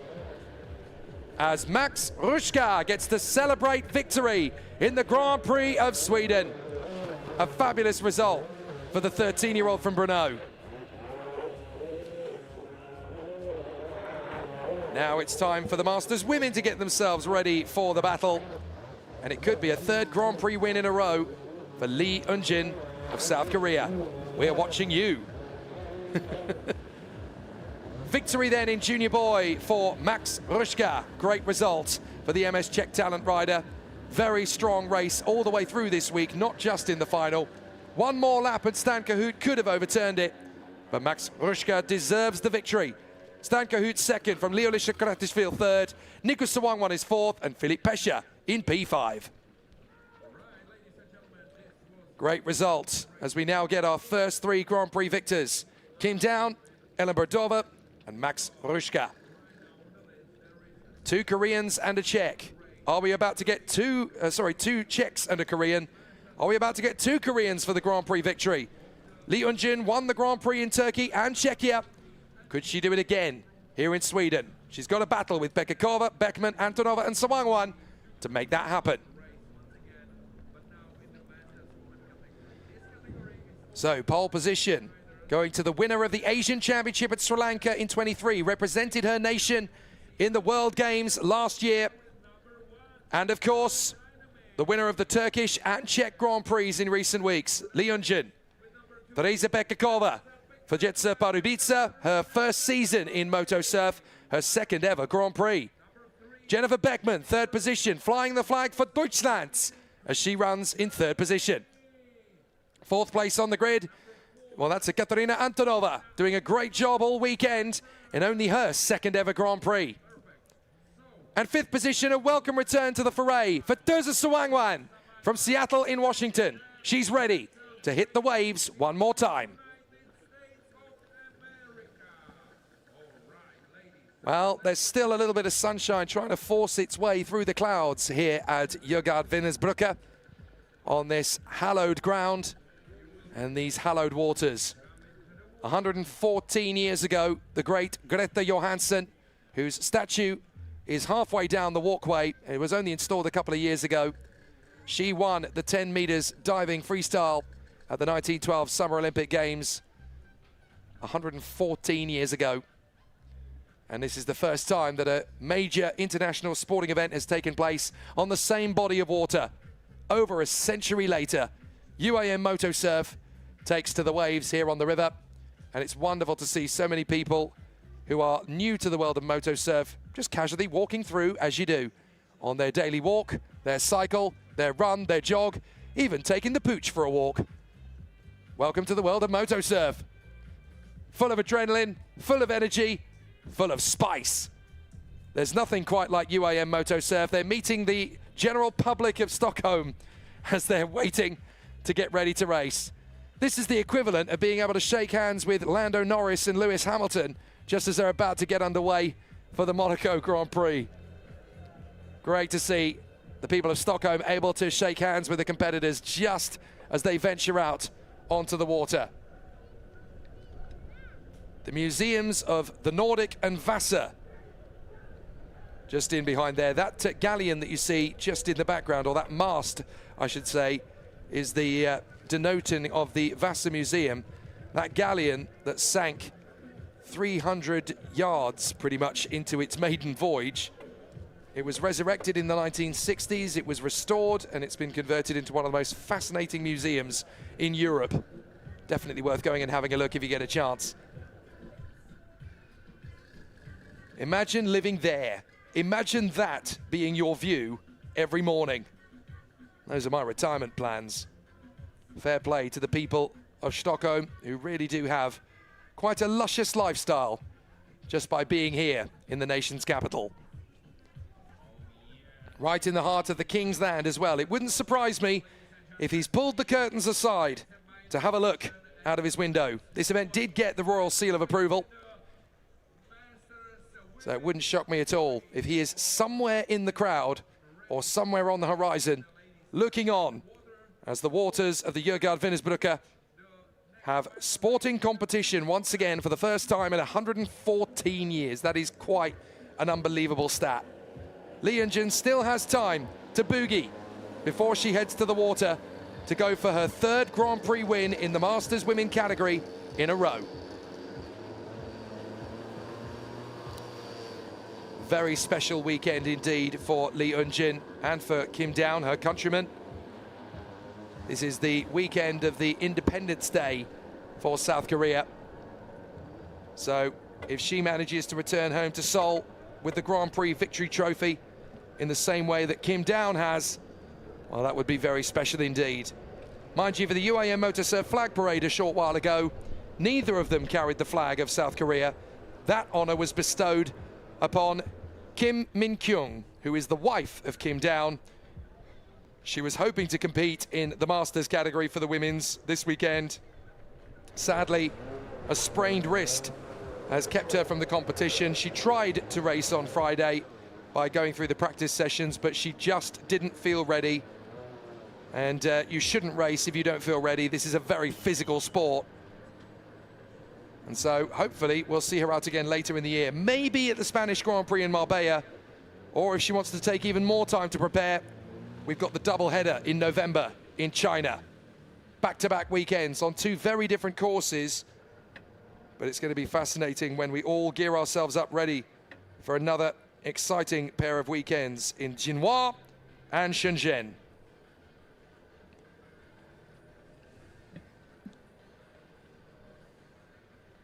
And so to battle for the Elite Women's World Championship for the Huski Wear Grand Prix of Sweden.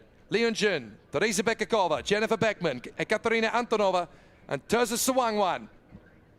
5 different nations represented: Korea, Czechia, Germany, Cyprus, and the United States, all ready to do battle for the Huski Wear Grand Prix of Sweden in the Masters Women category. Lee Eunjun, championship leader and winner of the last 2 Grand Prix. Can she make it 3 in a row? The flag is in the air.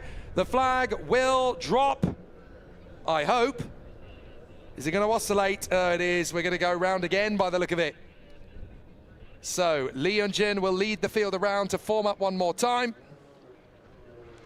And a great battle is in the offing. Such an incredible character, Lee Eunjun. She works in radio broadcasting back home in Seoul, in South Korea. She's afraid of water. I kid you not. And yet here she is from the pole position in UAM Moto Surf, looking for her 3rd Grand Prix victory in a row in the UAM Moto Surf Masters Women category. If I'm terrified of water, there's no way I would go racing. But what an amazing character. And she even has time to say hello to us. So does Jennifer, so does Ekaterina. I think Teresa and Terza are just a little bit more focused somehow. You haven't got time to get distracted, girls. Well, that's Moto Surf. We love our life. We love our sport. This isn't just about speed. This isn't just about winning. It's about living life the way it should be lived, to the absolute limit.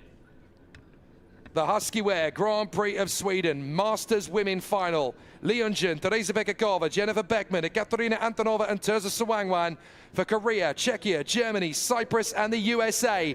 Go to battle in the Huski Wear Grand Prix. Perfect start from Lee Eunjun. Exactly what she needed heading to the first couple of buoys. No worries at all. Teresa Bekakova staying with her as they go to the slalom for the first time. Jennifer Beckman trying to get close to them. And they all go the same side. They don't want to go close to the back as Bekakova goes down in the slalom, giving chase to Lee Eunjun, and she pushes a little too hard. Down in the first slalom, and that gives Lee Eunjun the perfect cushion to get well clear of Ekaterina Antonova. I think Jennifer Beckman had a little bit of a hiccup trying to avoid it, and so forced to 3rd behind Antonova. We're going to see it again. Teresa Bekakova, she's trying to get the balance. She's following in the whitewash. There's the moment. Tried to get the turn. Oh, that is a very nasty fall for Teresa Bekakova. Face first. And she has not yet come across the line. So I'm hoping that Teresa Bekakova is okay, because that was a very nasty fall. There's Ekaterina Antonova. She's taken the first long lap, so she drops to 4th position. And Teresa Bekakova now comes through. Unfortunately, she is now at the back. So a very unfortunate fall there for Bekakova. But the good news is that she's kept racing. If she wasn't okay, she would have given up by now.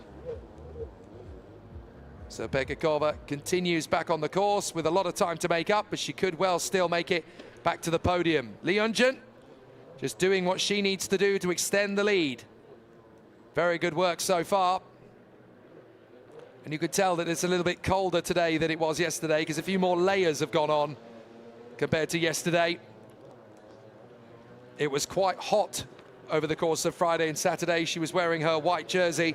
Well, a few more layers have gone on today, because it's clearly a little bit more intense in terms of the cold. Jennifer Beckman now running in 2nd place in front of Terza Sawangwan. Ekaterina Antonova in 4th place, courtesy of her taking the first long lap. But Bekakova is only half a second behind her now, so Bekakova starting to find the pace again as she continues to work her way forward. Here is Lee Eunjun. Won the Asian Championships at Sri Lanka 2023. 2nd in the International Cup at Saudi Arabia 2025. Raced under the Korean flag in the World Games at Chengdu 2025 beside Kim Down. They did a fantastic job on that occasion. Not quite able to get a podium in the Nations Cup, but they were certainly very good in their individual competitions. Only losing out in the last lap to the Japanese rider Miki Tori who she finally vanquished 3 weeks ago in Prague to win her second Grand Prix in a row. Jennifer Beckman, second place for Team Deutschland. She's gone on the long lap once already. And now Lee Eunjin completes her first long lap. Jennifer Beckman working her way out of the slalom and to the end of the lap. Lee Eunjin having a great run in the front, and she doesn't need to panic at all. Pekka Korva, however, is trying to salvage a second place finish. She's getting back up to it now. 2 seconds back from Beckman, but she doesn't have a long lap yet. They've got 8 laps of racing, and so they've got to make good use of it and do the best they can. Sorry, 9 laps of racing, I should say.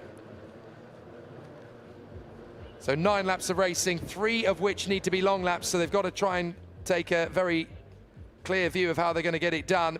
Jennifer Beckman takes her second long lap. Pekka Korva has now taken her first long lap and is only about 2 seconds back from Jennifer Beckman. But of course, Pekka Korva's got a lot of time to make up. Was Lee Eunjin waving to the drone while she was racing? Come on, Eunjin, focus. Oh, Lee Eunjin's having a great time. Yes, I'm racing, but I've still got time to wave to the friends and family back home in Korea. So Tereza-Pekka Korva only 3 seconds back from Beckman, but Beckman's taken 2 long laps. Tereza-Pekka Korva only the 1. Very good racecraft so far from Lee Eunjin. She's not really pushed any harder than she needs to on this occasion. She is going quickly, but she's leaving a little bit of energy in reserve. You've got to for these long races, 9 laps. You can't afford to push too hard too early, or you're going to have nothing left in terms of stamina for the remaining laps. There's Pekka Korva, and she's got ahead of Beckman. Quite important that, because with Beckman having taken 2 long laps, Pekka Korva needed to get back in front, and now she needs to try and build a gap. She's 21 seconds back from Lee Eunjin, but with only 1 long lap, you need to add another 15, 16 seconds or so for the true gap. So it's about 40 seconds. That's how much time she lost in that fall. But there is Lee Eunjin. She just looks over her shoulders just to see where everybody is. She doesn't have to push too hard now. And the waves are a little bit choppy in various places now. She's actually counting the long laps as she goes. I think she's a little bit paranoid that they're going to say, no, you haven't done enough. She's literally put her fingers in the air every time. 1, 2, and now 3. She knows how many long laps she's done. It isn't easy to keep a check of that because you're focusing on so many things at once, and I've known several riders in several classes misjudge it. You never know what's going to happen. I mean, even Lukas Huski did 4 long laps yesterday because he wasn't sure. But Lee Eunjin has now completed all 3. Tereza-Pekka Korva has got to do 2 more. Ekaterina Antonova and Terza Sawangwan both need to do 1 more. In fact, Pekka Korva only needs to do 1 more because Beckman and Lee are the only 2 who have completed all 3 long laps. So the battle will continue to rage, I'm sure. But certainly for Tereza-Pekka Korva, she needs to do a little bit more work out there to keep up with Lee Eunjin, or at least to fend off Jennifer Beckman. 13.6 between them. As it stands, Beckman would get back in front of Tereza-Pekka Korva. But if I'm Tereza, I'd get that third long lap out of the way relatively quickly, because then you've got time to assess the situation. You've got time to close up on Beckman, make the choice to go the opposing way in the slalom and make up the deficit. Mind you, they've got to do their 3 long laps within the first 9. And with 3 laps to go, Lee Eunjin doesn't need to make another long lap, so she can just take her time. Pekka Korva may want to build up the gap a little bit more before she takes it. 13.6 between Pekka Korva and Beckman. There is Jennifer Beckman, 3rd position, the German rider, doing a great job at the moment. Only 7 seconds behind Tereza-Pekka Korva. So I wonder if Pekka Korva has decided to take the 3rd long lap and just get herself back up the order. That is Pekka Korva down again. The 2nd fall for Tereza-Pekka Korva. Only her 2nd event in the World Championship. She is quick, but she hasn't quite found the fluidity and the rhythm yet. She's definitely quick over one lap. She qualified ahead of Jennifer Beckman, but there still needs to be that little bit more consistency. The fluidity is not quite there yet, by her own admission. But more training, more confidence, and Teresa Bekakova is going to be winning races before you know it. This is only her second Grand Prix. So Lee Eun-jin on to lap number 8, only 2 laps to go, all 3 long laps completed. Making sure that she doesn't tangle with Bekakova, who is now a lap down on Lee Eun-jin. And Bekakova is now 34 seconds back from Jennifer Beckman. There is Terza Sawangwan, mother of Nico and Ryder. Everybody watching back home in Washington, in the beautiful city of Seattle, will be enjoying seeing all 3 members of the family across their 3 disciplines, really enjoying the spectacle of Stockholm. Nico did a great job in junior boy. Terza Sawangwan is going to bring it home in Masters Women. And I'm sure that Ryder Sawangwan has not coloured himself in disgrace in the stock category at all. So Lee Eun-jin has slowed the pace right down. She has a tendency of doing this in the Masters finals because they are much longer than the heats. And when you've got an advantage, when you've got a lead built up, you don't need to push. You just need to stay upright. So Lee Eun-jin will go for one final push on the last lap just to win it in style. But this is very exhausting over 9 laps. And so Lee Eun-jin is just doing what she needs to do, not overstretching. Jennifer Beckman puts a lap on Terza Sawangwan and is looking good to be the only other rider on the lead lap of Lee Eun-jin. Bekakova running 3rd, Antonova running 4th, and the American Terza Sawangwan looking good for 5th. So just as we saw in Çeşme in Turkey, just as we saw in Prague in Czechia, the master of the masters in the women's category for the 3rd ever Grand Prix is going to be everyone's favorite, Lee Eun-jin. So many friends in this paddock, and it's no surprise at all. One of the most bubbly and euphoric of characters will come through. Lee Eun-jin makes it 3 Grand Prix wins in a row. Fabulous result. The Korean has done it again. 2 Czechs and 2 Koreans in the first 4 Grand Prix finals. Teresa Bekakova comes through 3rd, a lap adrift, but she secures the position. And so Jennifer Beckman of Germany will come through for 2nd place. And yet again, 3 different nations in the top 3 places. She may not have qualified as well, but her strength, her composure, and her consistency has kept Jennifer Beckman in the silver position. So Lee Eun-jin takes the win. Bekakova is 3rd. 4th is Ekaterina Antonova. She comes through now to finish off. 5th place will be Terza Sawangwan. 2nd position on the lead lap is Jennifer Beckman. Great ride from the German star. Almost a minute behind Lee Eun-jin. And here's Terza, a welcome return to the Moto Surf paddock for the American. Hopefully we'll see her and the boys more and more often. So a great finish to the Masters Women as the Grand Prix of Sweden comes to an end in our 4th different category. And we've got 2 winners from Czechia and now 2 winners from South Korea. On the Independence Day weekend, Lee Eun-jin makes it 3 Grand Prix wins in a row.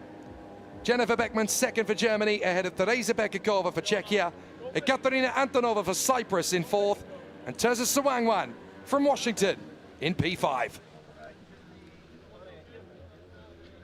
Well, all of the fans here in Sweden have been waiting for this moment, and now their time has come. Pole position for Sweden in the Electric Challenge for the 20-year-old Alexander Lanner. This is his chance to make a little bit of history. Michel Ullard 2nd, Abraham Tibor 3rd, and Alan Ung in 4th on the grid. So the Electric Challenge boards 15 kilograms heavier than their direct fuel injection counterparts. For the Sweden national team, Alexander Lanner has the chance to make history. 114 years After the last Swedish gold medal in the water in Stockholm, could he take the Grand Prix in Moto Surf in the Electric Challenge? This man, Michel Ular, will be determined to stop him in his charge. Alongside them, third position for the Hungarian, Abraham Tibor from Budapest. Fighting in the top 3 of the championship last year, looking to go one better. And bringing up the rear on the grid, it is Alanung of Macau on the all-new movie design board, our second different manufacturer in the Moto Surf World Championship. Team Huski ready to celebrate their Swedish charge. The 20-year-old Alexander Lanner going for glory in both the Electric Challenge and stock classes. A big opportunity to see the Swedish flag reign on the top of the podium here in Stockholm.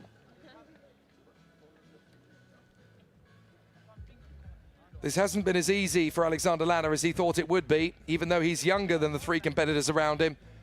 And he's very quick on a stock board. The Electric Challenge boards are so different by comparison. 15 kilograms heavier, which means they are tougher to maneuver in the buoys. Trying to go through corners is much more of a challenge. Just ask the reigning champion, Jano Vankersbilk. Just ask the former champion, Lukas Jaworski. They're very tough to maneuver, these electric boards. So much heavier, so much more ungainly than their counterparts. So Alexander Lanner has actually had to learn the hard way. 2 tough heats, followed by 2 victories, with Michel Ular right in the mix with him. They are matched for results, 2 wins and a second, only separated by their qualification times. Alexander Lanner grabbing the pole position. Getting his win today was so important for him to get pole position for the start of the final. So he certainly made good work of it this morning.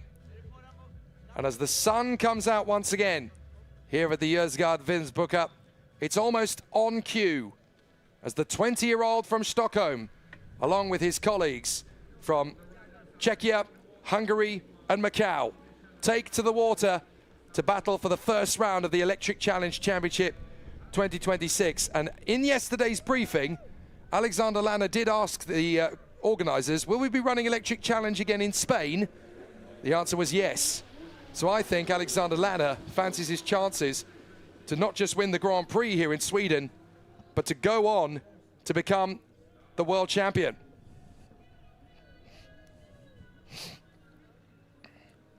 So naturally on the bank, as Alexander Lanner takes to the water, Team Huski is ready to salute their man for the first time out of 2 Grand Prix finals.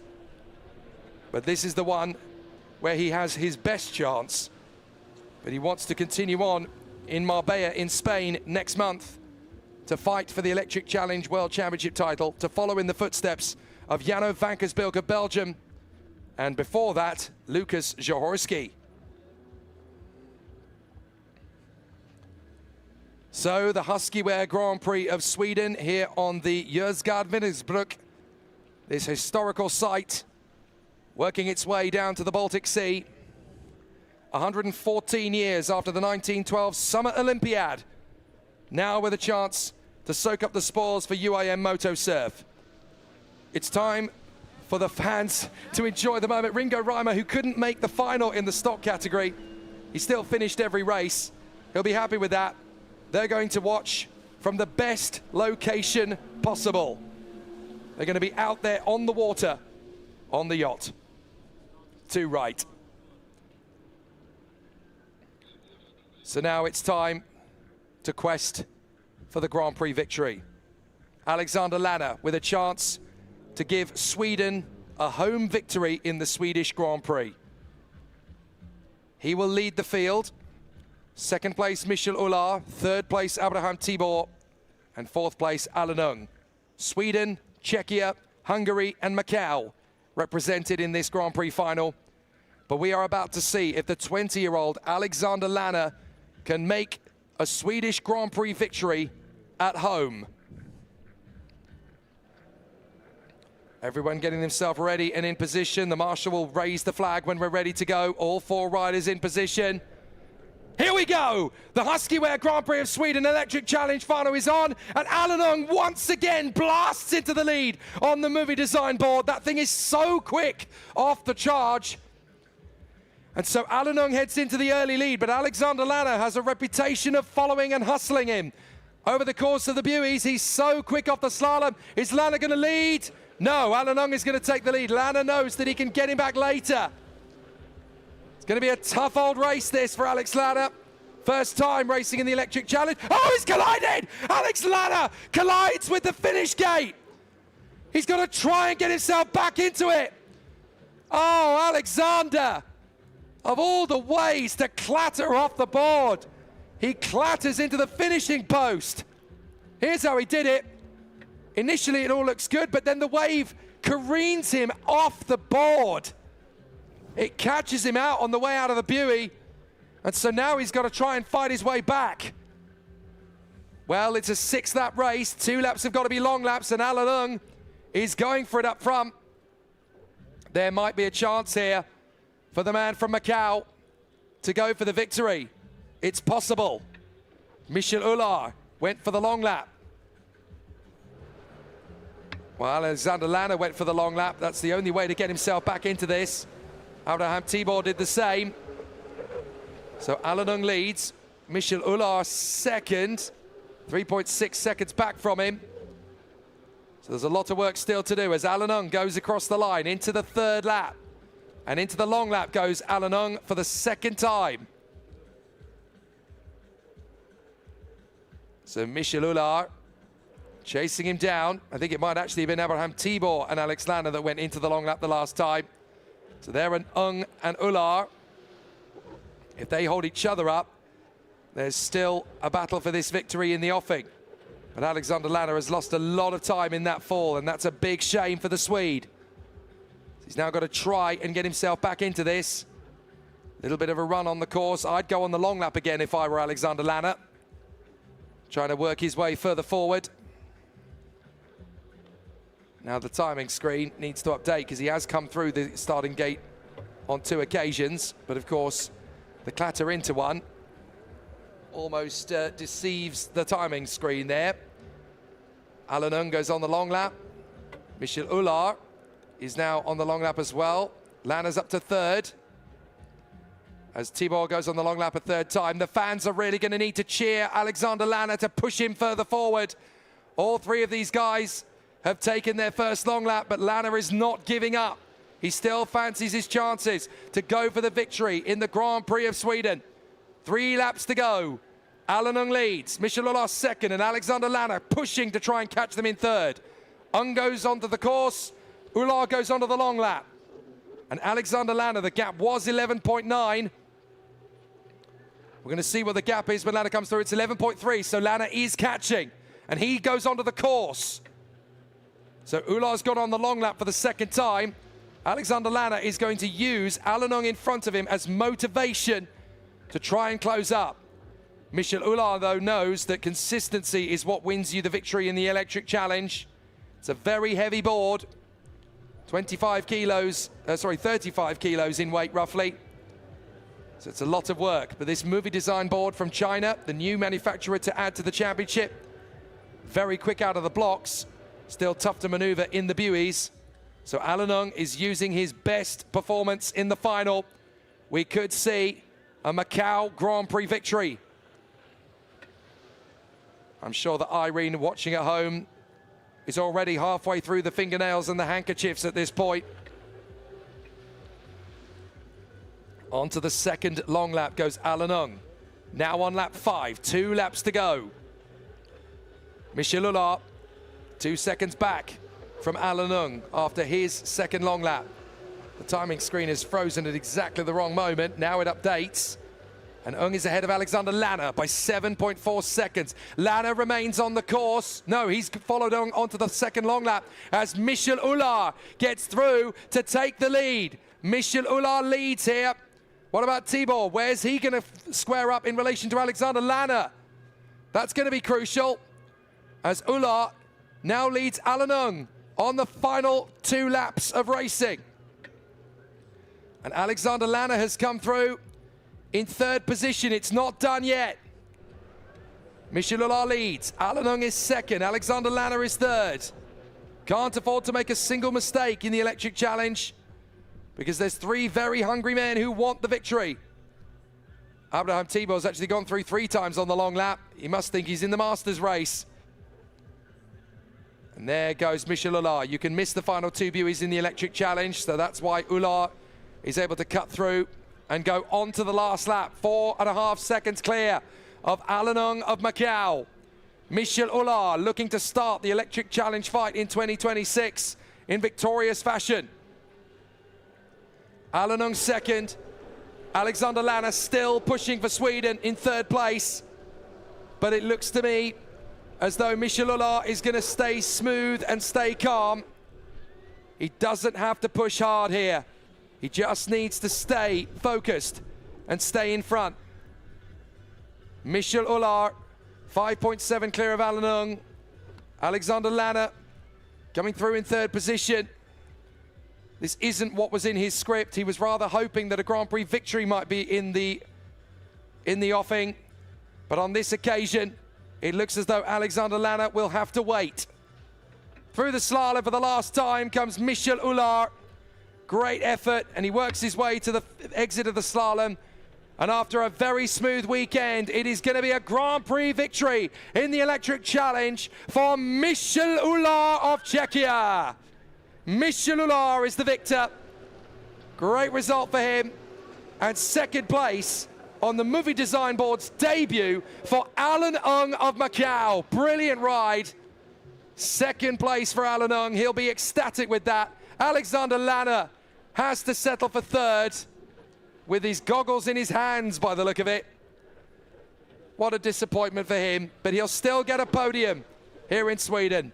Fourth position will be Abraham Thibault of Hungary. So we will have to wait for the Swedish Grand Prix victory on home water in Stockholm. But for Michel Ular, it's a very deserving victory. A first podium for Alanung and the Movie Design Board on their debut. And Alexander Lanner, so near but so far. Well done, buddy. You deserved it. Lanner's not wrong. Michel Ular really deserved the win. So he'll have to try again in the stock final. Michel Ular takes the win, though, in brilliant fashion. Alanung is second. Alexander Lanner is third. Abraham Thibault in fourth. So, after a fabulous 5 finals in which we've had Kim Down take the win, along with Ellen Berdova in the junior girl, the junior boy going the way of Max Ruschka, the Masters women for Lee Yeon-jun, and the electric challenge for Michel Ular. There are 3 finals to come after the technical break. The stock category, the elite women's and the elite men's world championships. Stick around, we won't be long.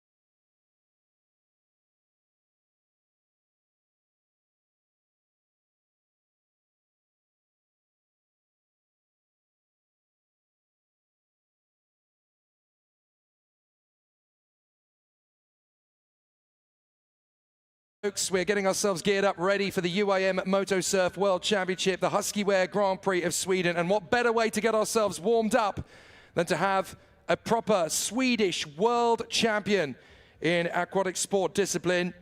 We are very lucky to be joined out on the water by the SFT E-Foil World Champion, Agnes Vikander of Sweden, the inaugural Women's E-Foil World Champion on the Surf Foil World Tour. She won her championship title, the first ever SFT E-Foil World Championship crown, in Abu Dhabi in October last year. And in 2026, she has continued her winning streak. First place at the tour stops in Munich, at the SFT E-Foil race in Germany, and at the Lake Garda World Cup in Italy. Serves as a brand ambassador and rider for Wadu, and doing an absolutely fantastic job in this very new discipline of sport. Moto surf and e-foil, very much part of the new wave, to coin the phrase, of incredible athletic sports. And it's great to be joined by the world champion from Sweden, Agnes Vikander, putting on a fantastic show here in Stockholm to demonstrate her amazing sporting craft. Very delighted to be joined by her. This is a very cool sport, e-foil. As you can see, unlike moto surf where it rides on the water, the e-foil actually goes and hovers above the water to a certain degree. This is as close to being Marty McFly as you could possibly wish to get. Quite an incredible sporting discipline, this. And it's pretty spectacular as sporting disciplines go. She's quite an incredible customer, is Agnes Vikander. And it's great to see her out on the course, putting in such a fantastic show for us as we gear ourselves up for the Stock World Championship, the Elite Women's World Championship, and the Elite Men's World Championship. And this is fabulous to consider that Agnes Vikander is following in the water tracks of the great Greta Johansson, who got that gold medal here in the water in the 10-meter freestyle in the 1912 Summer Olympiad. And now Alicia Vikander celebrating her World Championship title from last year. She was crowned the Queen of E-Foil in Abu Dhabi in October. And now she's here in Stockholm celebrating in front of her home crowd. What an incredible sport this really looks like to me.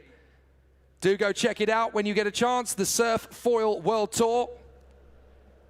And she became the first ever Women's E-Foil World Champion in the United Arab Emirates in the autumn just gone. How cool does Alicia Vikander look out there on the water? Absolutely incredible. We had the helicopter landing just a short while ago, and now we've got a bona fide world champion putting on a great display out on the river here. Wonderful to see her put in such a fantastic display. Check out her work. You can follow the action in the SFT E-Foil on the YouTube channel, Surf Foil World Tour. We like to support people, and we like to support sports who are very similar to ours. So a big congratulations to Alicia Vikander on her 2025 World Championship victory. No doubt she is well on her way after victories in Germany and Italy recently. Hopefully we'll see her become back-to-back SFT Foil World Champion in the E-Foil category. Very graceful, very impressive sporting discipline. I'm sure a lot of the moto surf riders will take a look at this and think, hang on a minute, that looks pretty cool too. So anybody who's a big fan of Back to the Future will be rather jealous of Alicia Vikander right now. She's channeling a very cool Marty McFly tribute act out there on the water here in Stockholm. But she looks ever so cool. Give her a big hand, ladies and gentlemen, ladies and gents of Stockholm. Alicia Vikander, the E-Foil World Champion 2025. How cool does she look out there on the river? Absolutely amazing. And a very cool display. That's one heck of a different sport. We've seen so many cool things in the UAM Moto Surf World Championship thus far this year, from the Turkish Grand Prix in Çeşme in June through to Prague 3 weeks ago, where we had the great, the good, and the sensational of Czechian sporting and acting royalty. Now we're here in the beautiful Huski here in Stockholm with so many great guests. And how about this? We've got a world champion showcasing her craft, the SFT E-Foil World Champion 2025. Give it up for Agnes Vikander.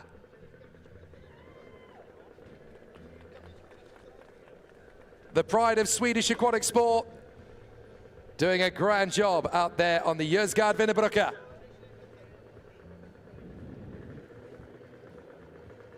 So cool.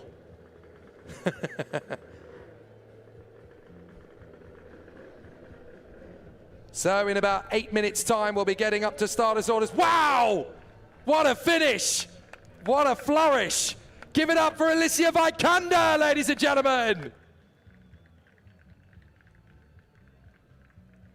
Celebrating in style. I'm sure she'll give us one final zoom across the bay. So ladies and gentlemen, your hands together please for the SFT E-Foil Women's World Champion 2025 for Sweden, Alicia Vikander!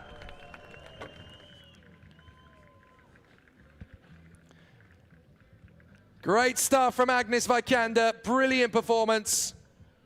And this is just her showing off. Imagine what she's like when she's racing. Go and check out the SFT E-Foil World Tour. And hopefully we will see a double World Championship title for Agnes Vikander later this season. Victories in Germany and at Lake Garda in Italy a few weeks ago. She's well on her way to winning back-to-back World Championships. Hopefully she'll bring the title home again for Sweden. One more time, please, for Agnes Vikander.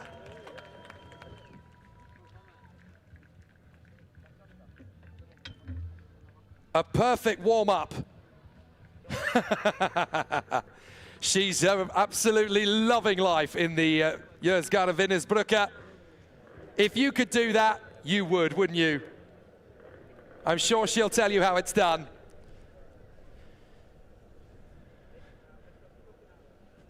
But a fantastic celebration of her World Championship title in the 2026 season. We hope to back up her fantastic pedigree in the 2025 World Championship.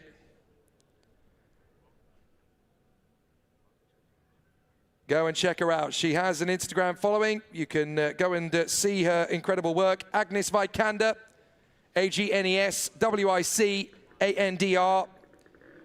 Go give her a follow. She deserves your patronage. And an amazing spectacle to start the ball rolling for the UAM Moto Surf World Championship finals in the stock, elite men's and elite women's classes.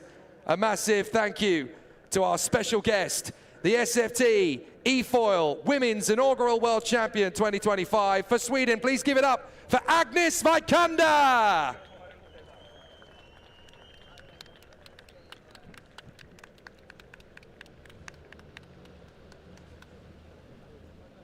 Such a great display out here on the bank.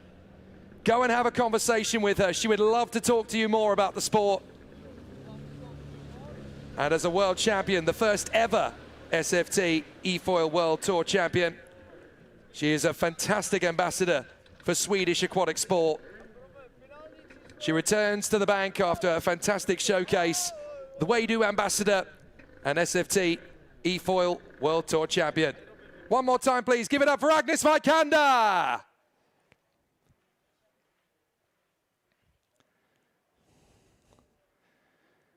And so now we build up to the big show, the UAM Moto Surf World Championship finals in the stock class, the elite women's class, and the elite men's class. The stock class is going to be so difficult to predict here. Adam Kolar, pole position, the 15-year-old who won the Turkish Grand Prix. He will line up in the front alongside the legend of our Masters category, Kim Down, stock world champion 2022. But he's been flawless in both classes, and he is determined. I'm going to go for the win in both Masters and stock. he could be the only double Grand Prix winner here today. But don't count out the others. Mathias Bardovic wants a chance to become a first-time Grand Prix winner in the stock class, having been the junior boy world champion in 2025.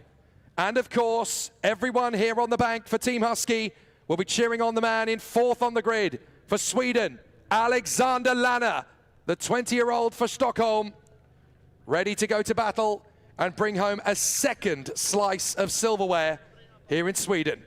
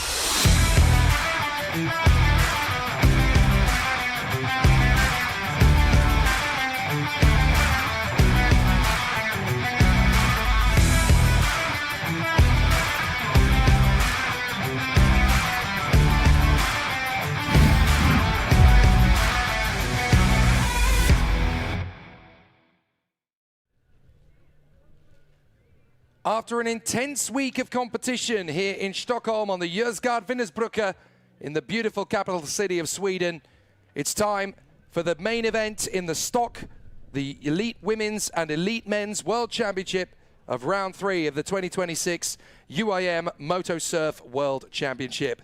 It's going to be a fantastic battle when we go to the water. For now, though, let's head down to the shore. I'm Jake Stanton in the commentary booth. On the banks, it's Mate Kozicek. As we get ready for the stock category, I'm here with Ender Yorgancilar, the Turkish national athlete racing in the stock category, starting from P9. So Ender, what is your strategy in this final from P9?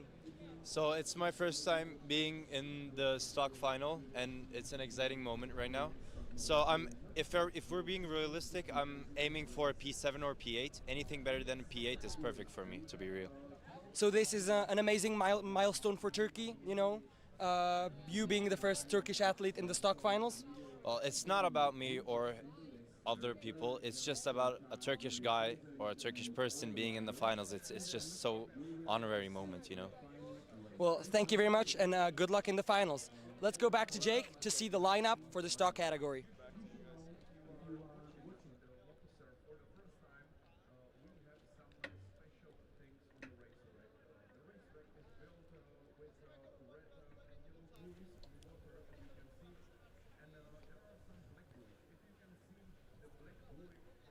Great to hear from Ender Jorgenseela in conversation with Mate Kozicek ahead of the Stock World Championship final here in the Huski Grand Prix of Sweden. He'll be one of the 12 competitors gunning for glory. Adam Kolar, Kim Down, Mattis Barvik, Alexander Lanner, David Kutska, Oliver Wolf, Josep Pokora, Jan Matoshka, Ender Jorgenseela, Stepan Šimek, David Zaplatilek and Adam Milovcik will be the 12 that get to battle for the Grand Prix victory.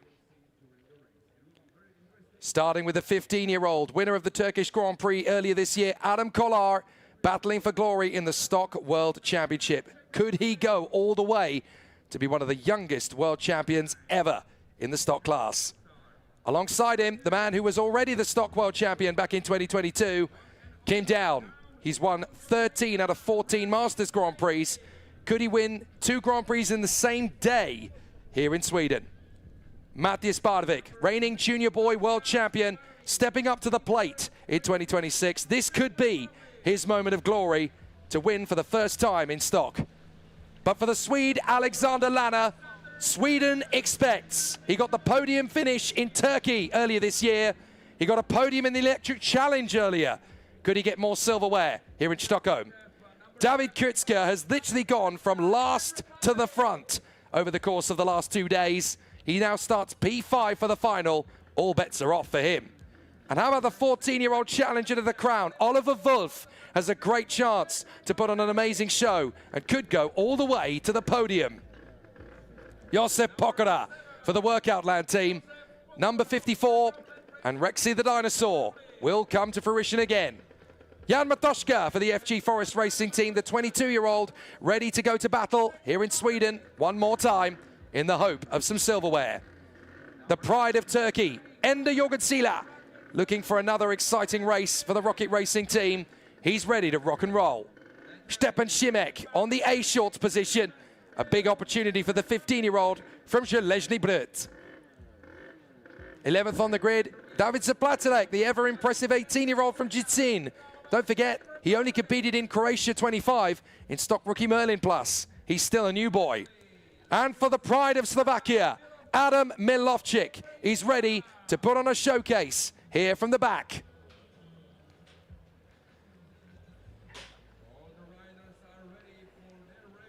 That fabulous skyline overlooking Stockholm, 30% of the city, covering waterways and the 14 islands. Let's head back down to the sidelines with Mate Kozicek.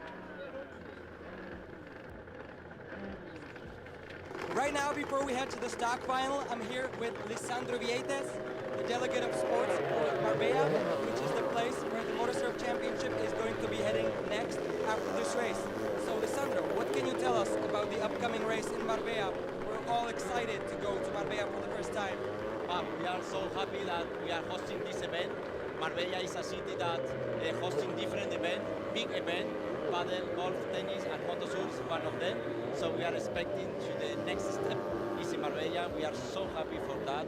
Marbella is not only a tourist destination, it's a sport destination. So I'm really happy, and we hope that this event became to one of the best events in Marbella. And how challenging was it to, get the event into action, to host the race in Marbella? What did it take? Yeah, it's not easy to organize this big event, but Motosur have a very nice team, very nice organizer, but we have experience to organize different events, so we are so happy with that. And so you're here at the race. Is this your first time seeing motorsurf, or did you see it live some other occasion? I saw this race in Fujairah last year. It was my first time. Then we have here to take the key for the next weeks. So we are so happy. Perfect. We're all excited to head to Marbella. We heard it's a beautiful place, and we're excited to race there. What category are you looking forward to most to watch? Well, I like the ladies category. It's very nice. And of course, the elite one.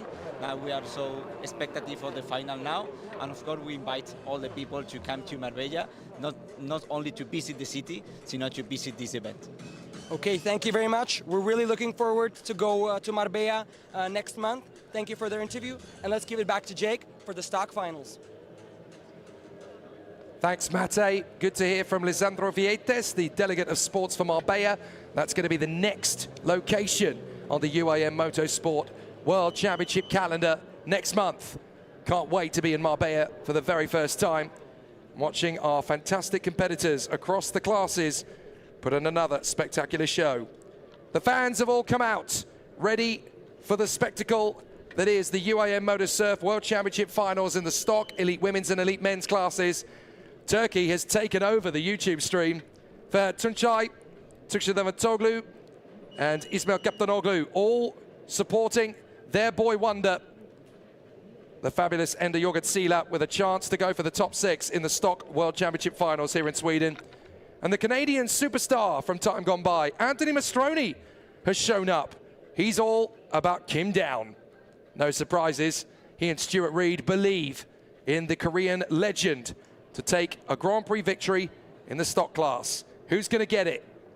Your guess is very much as good as mine. We line up in position and we are ready for an exciting challenge. The battle is on for the stock final. Adam Kolar from pole position. We go around again. It's a false start. So it's certainly going to be an intriguing battle for the drivers and the riders in this one. My apologies. As Adam Kolar gets himself into position from Kim Down, Mattias Barvik, and the home favorite here in Stockholm, Alexander Lanner, with a chance to go for the victory in the final. Could the 20-year-old from Stockholm take a podium finish in stock? From 4th on the grid, he's got a great chance. Maybe even it could be bigger than just a top 3. Could he get a win here in Stockholm? If there's ever a time for Alexander Lanner to win a stock final, it's now. Kolar, Kim, Barvik, Lanner, Kitska, Wolf, Pokora, Matoshka, Jorgensen, Šimek, Zaplatilek and Milovcik. All 12 riders ready in position. A very nervous Murat Jorgensen, ready for the start of what could be a very intriguing battle. The flag drops! We're under starters orders for the Huski Grand Prix of Sweden in the stock class. Great start from Kolar. Kim Down is right with him. A great start from David Kurzka. Not a great start for Lanner. He's going to have to try and fight his way back, and he's into 5th position already, so he's managed to make up a little bit of the deficit. But Kim Down is going to push. He wants to win the Grand Prix here. He's into 2nd. He's managed to get out of the slalom in front of Mattias Barvik. Kurzka is 4th, up to 5th place. That is a hard charge. Moving forward in front of Alexander Lanner, that is the 6th of Oliver Wolf. He's made a fantastic start. And so Wolf and Lanner both decide to go onto the long lap at the end of the first tour. So Kolar leads the way from Kim Down, Mattias Barvik, David Kurzka, and then Wolf and Lanner. The Czech and the Swede both go to the long lap. They're not the only ones. I think Zaplatilek and Ender Jorgensen have gone with them. So 10 laps of the course, 3 of which have got to be long laps. It's going to be intense as Adam Kolar pushes to try and grab his 2nd Grand Prix victory of the season. In Czechia, 3 weeks ago, he was on the podium, but he lost out to Lukas Kojon in the final. This time, he really wants to win here in Sweden, and he's looking good. 3 seconds away is Kim Down in 2nd. Can the legend of Seoul work his way back into the lead? For the moment, Adam Kolar is doing what he needs to do. Stretching out his advantage. He really loves this course. It's tight, it's technical, it's twisty, but it suits Adam Kolar down to the ground. There is Kim down, 3.2 seconds back. Still plenty of chance for him in this one, as Wolf and Lanner have dropped back to 8th and 9th, but they were the early ones to take the long lap.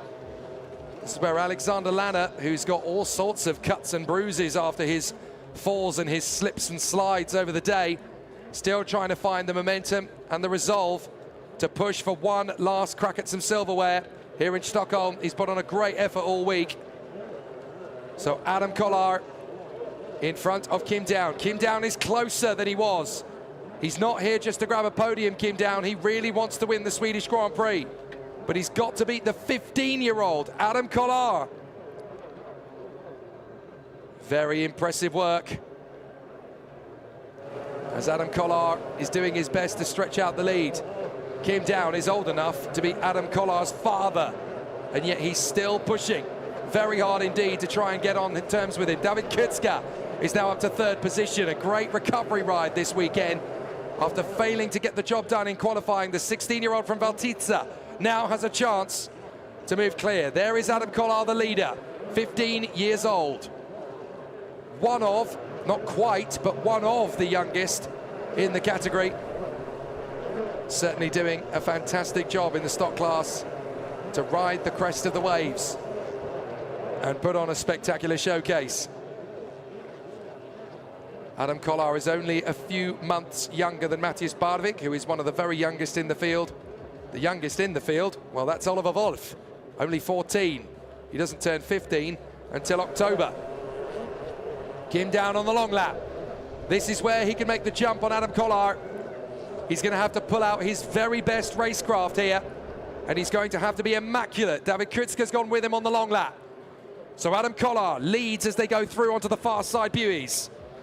But Kolar's got distance now between himself and Down Kim. But is it going to be enough? Through the slalom. And there's a fall for Josip Pokora. That's not good news for Rexy. Josip Pokora recovering. Adam Kolar could get pinched a little by him. This is a chance for Kim Down to recover. The Korean has the opportunity to close up. There is David Kutzka. He's not given up on the win. So far, Adam Kolar and Lucas Kojon are the winners of a Grand Prix final in the stock category. Will we get a third different winner? We will if Kolar is vanquished. Because with Kolar leading the way and Kojon not here, if anybody beats Adam Kolar, we'll get a third different winner. Is that Kim Down continuing on through? It's not Kim Down, it's Ender Jorgen Sieler, who's about to be lapped. Alexander Lanner's not far from being lapped either. Looks like he's had a fall. No, he hasn't fallen, my apologies. He's had all 3 of his long laps nice and early, so that's why he's ended up at the back. Don't forget that the long lap takes a good 15 to 20 seconds or so. So there's still a chance for Alexander Lanner in this one. He falls to 10th, but he's got all the long laps out of the way early. A big chance, still pushing on. They work their way through the slalom. Both sides of the slalom very close together here in Stockholm. And the riders are doing their best to try and get out without too much drama. Alexander Lanner doesn't really want to go a lap down here. Matthias Barvik has completed all 3 long laps, as has Oliver Wolf, and there goes Kolar onto the long lap. So that takes the pressure back off Alexander Lanner for the moment. A very tough mission awaits us here, as Adam Kolar knows he's got to try and vanquish Kim Down. Kim Down is going very quickly. That is Ender Jorgen Sieler just in front of Adam Kolar. Right, Kim Down stayed on the lap. So he stayed on the course. So that means that Adam Kolar loses the lead to Kim Down for the moment. But it's really going to count when both riders have finished all 3 long laps. That's when it's really going to matter. But Kolar is going to get held up a little here by Ender Jorgen Sieler. That's going to be a problem. And of course, Ender Jorgen Sieler is focusing on his own race. He's trying to keep up with Jan Matoshka. There is Kim Down, working his way through. I think there was somebody who had fallen in the slalom there. He managed to avoid them. But still, tough racing from all of the competitors. Matthias Barvik is not that far away from Kim Down, who goes onto the long lap for the second time. This is where we'll get an indication as to who's doing what. Adam Kolar has now put a lap on Ender Jorgensen.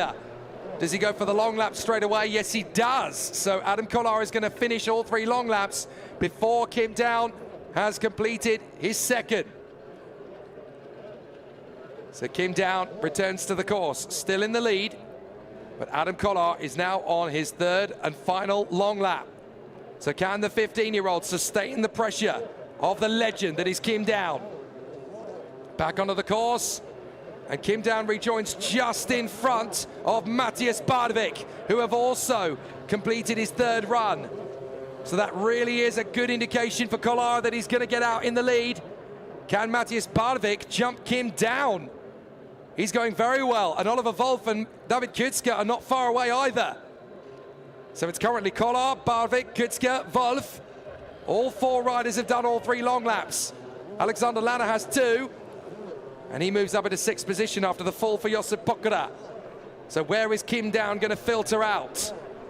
He needs to gain about 18 seconds or so to guarantee it. Oh, and is that Kolar down? Kolar is down in the hunt to find his way forward. Is that Kolar or was that Zaplatilek? It was Zaplatilek. I wasn't sure which one of them it was that was going to fall. I thought for a moment it was going to be Adam Kolar, but Kolar is the one that stays upright. So now he's going to try and put pressure on Kim Down. He laps Adam Milovchik. Kolar is not down. He is still running. Here is how close it was between the 2. Kolar gets out, goes through to the inside. Zaplatilek gets caught out in Kolar's wash. So Kolar was the one who went through first. And as Kim Down comes through, he is rejoined on the 3rd long lap in 4th position. It doesn't even look like he's going to get on the podium. Brilliant work from Bardevik, immense work from Kutska. And there is Matthias Bardevik running in 2nd, 3 seconds back from Adam Kolar. What can he do about it? Into lap number 10 goes the leader. Adam Kolar still working hard. 3.5 seconds clear of Bardevik. Kutska is 3rd, Kim Down is 4th, and it looks to me as though he's not going to find a way back. Well, the 42-year-old from Seoul has proven that he's got still immense amounts of speed and talent, but the whippersnappers are going to get the best of him as Ender Jorgensen goes down into the drink. Bardevik is still 3 seconds back. He needs a mistake from Kolar if he's going to get his first Grand Prix victory into the slalom for the last time. He's only 3 seconds back. Bardevik can push. Kolar's going to do the best he can to clean this up, but he's going to come through the slalom. He's celebrating quite early, but Adam Kolar feels confident. He comes through the final 2 buoys. Adam Kolar wins the Swedish Grand Prix. Matthias Bardevik is 2nd, and Kim Down is fighting with Kutska for 3rd position. Can the Korean get it on the podium? He's fought back. It's going to be tight in the slalom, but it's going to be Kutska. Kutska vanquishes Kim Down by 0.6 of a second. Alexander Lanner for Sweden will have to cope with the fact that it's only P5 this time, but top 5 in the Stock World Championship for Sweden. Not a bad effort at all. Oliver Wolf comes through for P6, and Josip Pokora will come through for P7 in front of Matoshka, Šimek and Jorgensen. But it's a fabulous race for Matthias Bardevik. He comes through for 2nd, his greatest ever race in the Stock World Championship category. Very happy scenes down here as Kutska grabs a podium from dead last in qualifying.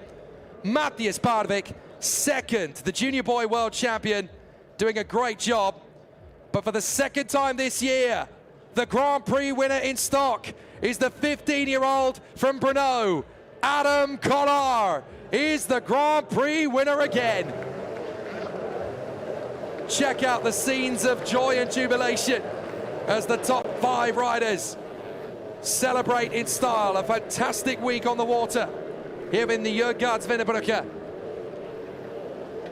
Alexander Lanner, 5th at home. Kim Down off the podium, 4th position from the superstar from Korea.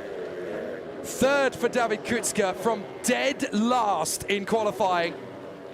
Take a bow, David Kutska. amazing. Second place for Matthias Barvik, but Adam Kolar is the winner. Let's head to Matej Kozaszek.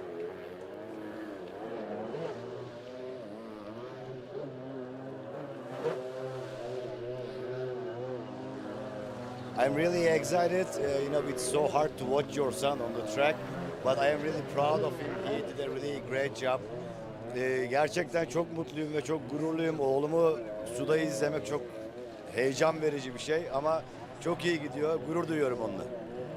And obviously, we know that there is Ender, there is many more very talented Turkish riders. The future looks very bright for the Turkish national racing team, and you're the leader of that team. So how do you do it? That you have so many successful talents. We're really passionate to this sport, and in Turkey the 3 areas are located by the sea, so we need to push for the water sports. That's what I'm trying to do actually, and I'm sure that we will have a good riders. Ülkemizin 3 tarafı denizle çevrili olduğu için su sporlarında biraz eksik kalıyoruz. Biz de bu işe gönül verdik ve ülkemizi inşallah bu spor dalında podyumda görmek için elimizden geleni yapıyoruz. Okay, thank you. And my last question is, we had the first race in Turkey this season. Are you looking forward to bringing the race back next year as well? For sure, next year we will also have the third race in Turkey. Önümüzdeki sene 3. şampiyonayı tekrar ülkemizde yapacağız. Teşekkür ederiz herkese. Thank you very much, Murat. And back to you, Jake, for the women's category final. Thanks, buddy. Great to hear from Matej Kozaszek in conversation with Jorgen Sieler after a fabulous Stock World Championship final here in the Huski Wear Grand Prix of Sweden. Adam Kolar taking the victory for the 2nd time in the stock class this year. That puts him into a firm lead in the Riders' Championship. Matthias Barvik, his best ever result in 2nd.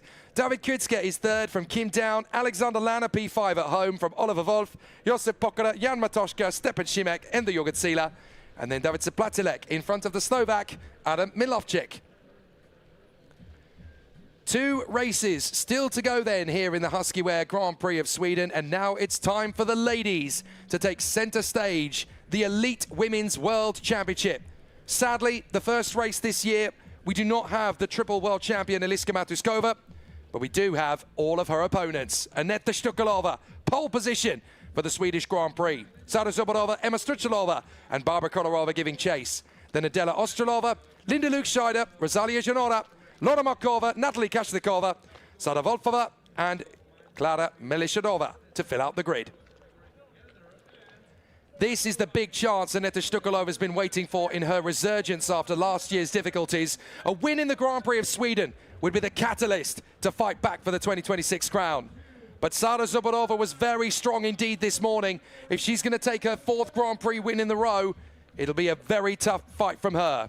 Great to see Emma Struchalova back in the paddock again after missing Prague to appendicitis. She's right back in the top 3. And Barbara Kolarova, so close to that elusive first victory in the Elite Women's World Championship. Today could be the day.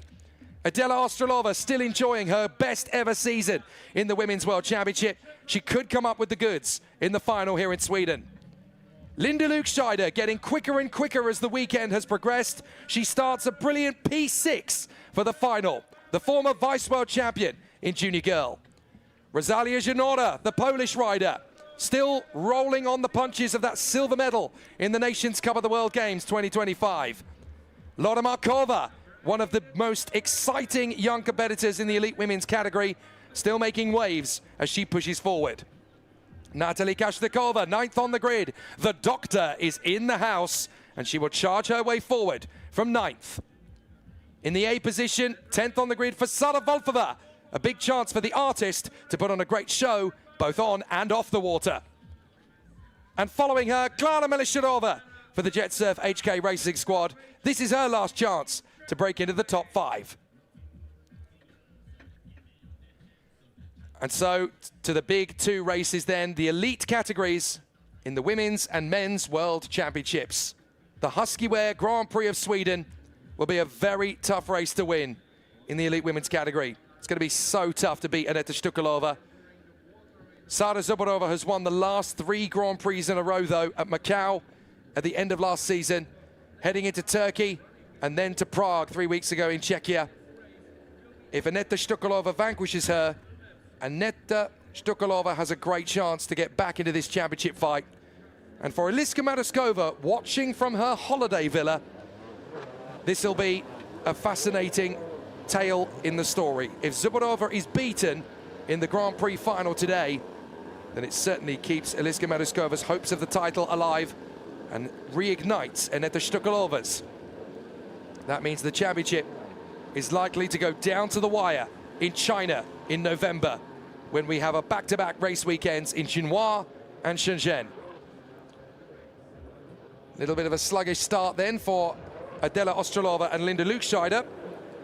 Hopefully both of them will still be able to get up to speed and get into race trim as the riders warm up the boards to get themselves ready for the Elite Women's World Championship Huski Wear Grand Prix of Sweden in the UIM Motorsurf World Championship paddock. All of the excitement, all of the build-up, all of the hype, it all leads to this moment. And the battle is definitely going to be a very intense one indeed. We've seen everything we thought we were going to see, and a little bit more besides. That fabulous battle yesterday when Aneta Shtukalova and Sara Zubarova exchanged the lead twice in as many buoys on the last lap of Heat 2. That really shows that we could see absolutely anything here in the final at Stockholm on the Jorgard Vindsbrücke.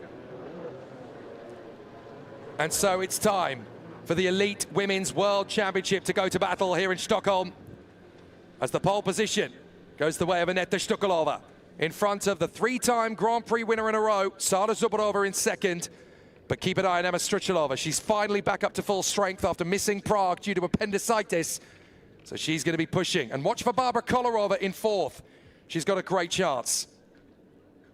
Shtukalova, Zubarova, Struchalova, Kolarova, Ostrolova, and Linda Lukscheider. The battle will rage, and the Elite Women's World Championship Huski Wear Grand Prix of Sweden is under starters' orders. Great start for Zubarova. Great launch from Struchalova. She's going to see off the challenge from Barbara Kolarova, but it is going to be Aneta out in front as they work their way through the buoys for the first time. A good start too from Lukscheider. She's trying to work her way through as they go through to the slalom for the first time. Is everybody going to stay upright? It's going to be tricky as they work their way through the slalom. But Aneta Shtukalova just hangs on in front of Sara Zubarova. That was really close. And Emma Struchalova hangs on to third place too. The battle rages then between Aneta Shtukalova, 5 times the vice world champion, and Sara Zubarova, the current championship leader. On to the long lap goes the smart cookie, Adela Ostrolova. She is so good at reading the situation and looking at where the tactics can come to her. Laura Markova, I think, went with her as well. So Czechia versus Slovakia up front as Aneta Shtukalova leading Sara Zubarova and Emma Struchalova. Lukscheider up to fourth from Rosalia Janora of Poland. And into the slalom again. Can Zubarova get out of the slalom before Aneta Shtukalova? It's going to be really tight between these two. As Shtukalova holds on to it for the moment. Zubarova still there, looking comfortable in second. But now we're going to go to the long laps. This is where Zubarova really needs to find something. She goes to the long lap first. 9 laps of racing, 3 of which have mandatory got to be long laps. So they're going to work their craft. Struchalova goes with Zubarova. And Lukscheider's gone with them as well, I think. Rosalia Janora also deciding to go to the long lap. So where is Adela Ostrolova going to filter out as a result of all of that? That's Kolarova. Kolarova has leapfrogged past Zubarova. That's a really important change-up. So Kolarova has yet to take her first long lap. She must have had a fall somewhere because she's not showing up as having done any long laps at the moment. But Kolarova could be a real thorn in Zubarova's side as she tries to vanquish Aneta Shtukalova. Janora's in second. The Polish rider staying out on the course. There she is. So Rosalia Janora, the silver medalist in the Nations Cup last year at Chengdu. Barbara Kolarova third. Zubarova fourth after the long lap. But Zubarova is being held to ransom by Barbara Kolarova here. Aneta Shtukalova can just lead the way. Zubodova looks like she's going to get held. This could be a Swedish Grand Prix victory and a very long time coming at the top of the elite women's category again for Aneta Shtukalova. For the last 3 years, it's been all about Eliska Mariskova until just recently, when Sada Zubodova has claimed the top spot for herself for the last 3 Grand Prix. A lot of people might have suggested, well, Aneta needs to find something special to get this back. Well, she certainly found it here in Stockholm. 20 seconds clear of Zubodova, but she hasn't done a long lap yet, whereas Zubodova has. And now she will take back a long lap. So Shtukalova versus Zubodova, but Zubodova was held up a little bit there initially from Barbara Kolarova before she took her first long lap. So now Zubodova's got clear water. She's got to push if she wants to get back on terms with Aneta Shtukalova. When Shtukalova comes out, Zubodova's going on the long lap as well. So they're not going to go parallel just yet. So 18.9. Zubodova is catching Shtukalova. So Aneta Shtukalova cannot afford to ease up. She can't afford to rest. She's got to push. Sada Zubodova's really going to make her work for this. Emma Stuchalova is 5 seconds back in second now, but she needs to take her second long lap. There she is. This is brilliant from Emma Stuchalova, the former junior girl world champion, and doing a great job on her return to the motosurf paddock. So Shtukalova leads the way. Stuchalova, Kolarova, and Zubodova. She's the leading rider of those who have done 2 long laps. 9 racing laps, 3 of which have got to be mandatory long laps. We saw how close it was yesterday. How close is Zubodova going to push Aneta Shtukalova today? Shtukalova remains on the course. As long as she does all 3 long laps, it doesn't matter when you do them. Zubodova, 1.2 behind Kolarova. She may decide to take her 3rd long lap. Kolarova takes her 2nd.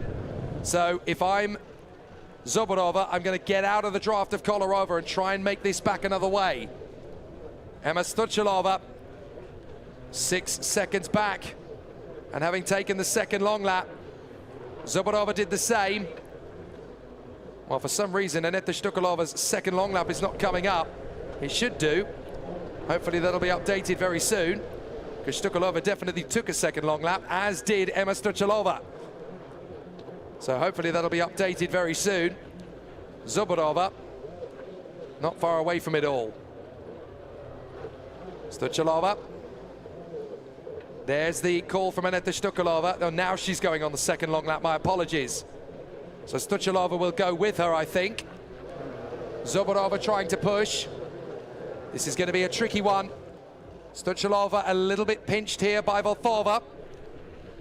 But this is all going to be about Aneta Shtukalova versus Sada Zubodova. Zubodova still on the course. Is that going to be enough to put her in front of Aneta Shtukalova? I think that's her in front. She's managed to work her way forward, so Aneta Shtukalova needs to dig deep and find something in the 3rd long lap. 3.5 seconds is to the good now for Zubodova. She always seems to wait until Sunday to bring out the magic. Shtukalova 3 seconds back, still needs to find something. Zubodova will not rest on the laurels, but it could be 4 Grand Prix wins in a row for Zubodova. She won in Macau, she's won in Turkey, she's won in Czechia. Could she steal the win away from Shtukalova here in Sweden? To the slalom. Zubodova being very smart, very patient in the traffic, just waiting at the slalom, not getting hooked up, not getting crossed out. Into lap number 8, and into the last long lap goes Zubodova. She goes first. If you're Aneta Shtukalova, you'd better stay on the course. It's the only way you're going to vanquish Zubodova. So Sada Zubodova keeping it together. Emma Stuchalova goes on the long lap as well. The 2 Slovaks going together on the long lap. Interestingly, Aneta Shtukalova's gone with Zubodova on the long lap. So she's decided to hunt her down. The gap was 2.8. What's the gap going to be now? At the timing line, it's 2.9. So Aneta Shtukalova still pushing to try and get in Sada Zubodova's headspace. It's going to be tricky. They've both done their 3rd long laps now. So it's all just about keeping upright for Sara Zuborova, the 15-year-old from Kostywiaszka. Can she keep this together? Into the slalom. Bank side. Nice and tight through these buoys. She was really struggling to breathe in the cold conditions on Friday and on Saturday morning. She was struggling at the end of yesterday. She had a good night's sleep. She dug deep. She had to think about it. And now she goes into lap number 9, the last lap. Could she really make it 4 Grand Prix wins in a row? Only the likes of Aneta Stasharova and Eliska Matuskova can claim such dominance in the Women's World Championship in recent years. The gap opens up to 5.7, and surely this is Sara Zuborova putting one hand on the World Championship title already. This is going to be the halfway point. She's really found the magic when it was needed here on Sunday in Stockholm. And after becoming Grand Prix winner for the first time at the end of 2025 in Macau, she was the Grand Prix winner in Turkey, the Grand Prix winner in Czechia, and as she comes to the slalom for the last time, it's been the most euphoric comeback from Sara Zuborova. It looked like she was beaten. It looked like she was down. She was never going to give in. Out of the final buoys, and for the 3rd time this year, Sara Zuborova wins the Grand Prix. Fabulous work as Sara Zuborova claims her 4th Grand Prix win in a row, her 3rd this year. Stukalova 2nd, Emma Struchalova back on the podium on her return. Barbara Kolarova is 4th. 5th place for the resurgent Laura Markova. Great ride from Laura. That was a tough ride from 8th on the grid. And to be top 5, she can be so happy with that. Luke Scheider should come through in front of Rosalia Janora and Adela Ostrolova. But all the headlines are made by the Slovak up front. Stukalova did everything she could, and we thought she would get the Grand Prix victory won. But you cannot count out Sara Zuborova in 2026. She is just so magic to watch. And maybe Eliska Matuskova's absence is a sign of things to come in the UAM Moto Surf World Championship. The Elite Women's Grand Prix of Sweden is taken by Sara Zuborova after an immense fight with Aneta Stukalova all weekend. But when it counts, in the final, the 15-year-old from Kostywiaszka has got it done for the 4th Grand Prix in a row. The Elite Women's World Championship Husky Wear Grand Prix of Sweden is won by the Slovak 15-year-old Sara Zuborova, well on course to matching Eliska Matuskova as the joint youngest world champion in history. She's got 3 more Grand Prix to do it, but when we go to Spain, there's a very good chance her lead could be unstoppable. Sara Zuborova, 4th Grand Prix win in a row from Aneta Stukalova, and the brilliant Emma Struchalova, podium on her return. Kolarova 4th from Laura Markova and Linda Lukscheider, Rosalia Janora and Adela Ostrolova from Natalie Kashnikova, Sara Volfova and Klara Melishirova in 11th. A fabulous, fabulous race from Sara Zuborova and a very worthy Grand Prix victory. Her 3rd of the season in 3 Grand Prix and her 4th in a row. As I mentioned before, only Aneta Stasharova and Eliska Matuskova can claim that kind of dominance. And so, speaking of dominance, we go to the Elite Men's Final. Matthias Novotny has won both Grand Prix this year in Turkey and Czechia. Can he win in Sweden? He's got Adam Fitzek, Alex Lukscheider and Lukas Ohorski for company, along with Anthony Squire and Mike Michailidis from Jan Travnicek, Miroslav Kurbs, Jiri Renner and Jiri Wolf. And so to the last race of the week, the Elite Men's Final. Can anyone stop the rapid rise of Matthias Novotny, world champion in 2024 and 25? Can he be beaten? Well, this man certainly hopes so. Adam Fitzek for the FG Forest Racing team has definitely raised his game.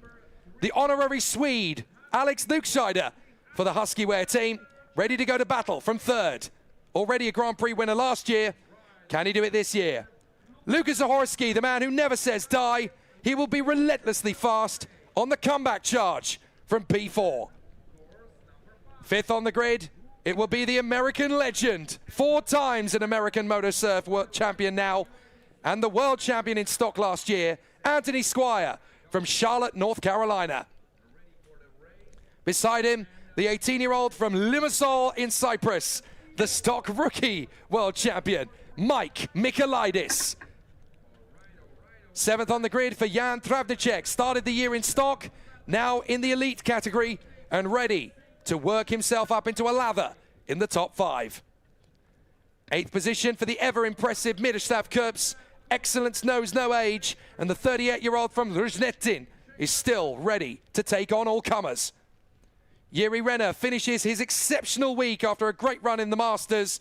Now he goes to battle one more time in the elite. For the first time he's raced an elite final in 3 years.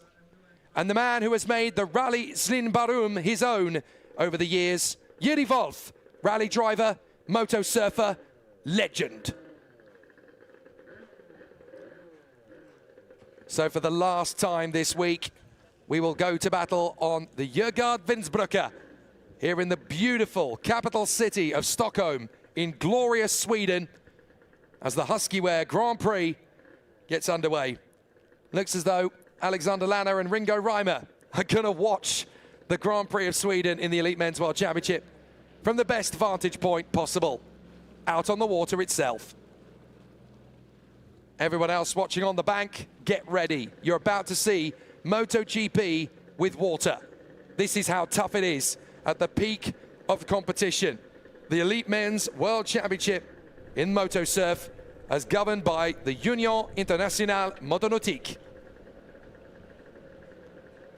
114 years ago, these waters played host to the 1912 Summer Olympic Games, where the water polo, the rowing, the diving, the swimming, and the pentathlon all took place in this hallowed ground.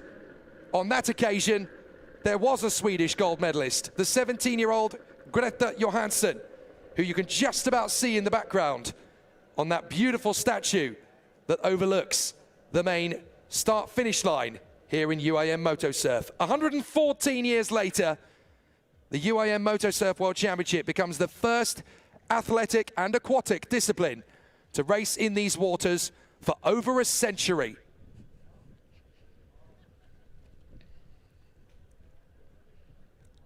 And what better way for it to conclude? An amazing quartet of riders. Matis Novotny, Adam Fitzek, Alex Lukscheider, and Lukas Huski, all going for the battle with the stock and stock rookie world champions of last year, Anthony Squire of the United States, and Mike Michailidis of Cyprus, ready to step into the breach if anything goes wrong for the top 4. Of course, they may well take the positions off them without mistakes even needing to be made.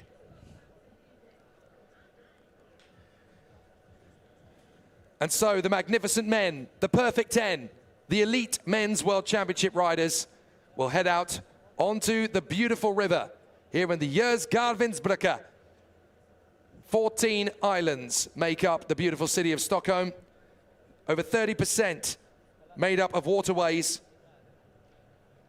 in this fabulous Nordic metropolis of medieval history, luscious green spaces, and modern design. There's nowhere in the world quite like Stockholm. A fabulous location. From here to the Gamla Stan, or the Old Town, where the labyrinthine cobblestone alleys and ochre-colored houses entice you to go and explore the amazing architecture, the fabulously well-educating museums, and all of the fantastic, picturesque cultural, media, and political output that Sweden's capital has provided for so many years. The birthplace of IKEA, the Nobel Peace Prize, Spotify, and Minecraft. Every generation has been touched in some way, somewhere around the globe, by this amazing city. And it will now play host to the UAM Moto Surf World Championship Elite Men's Final. Get ready. It's time to battle for the Huski Wear Grand Prix of Sweden.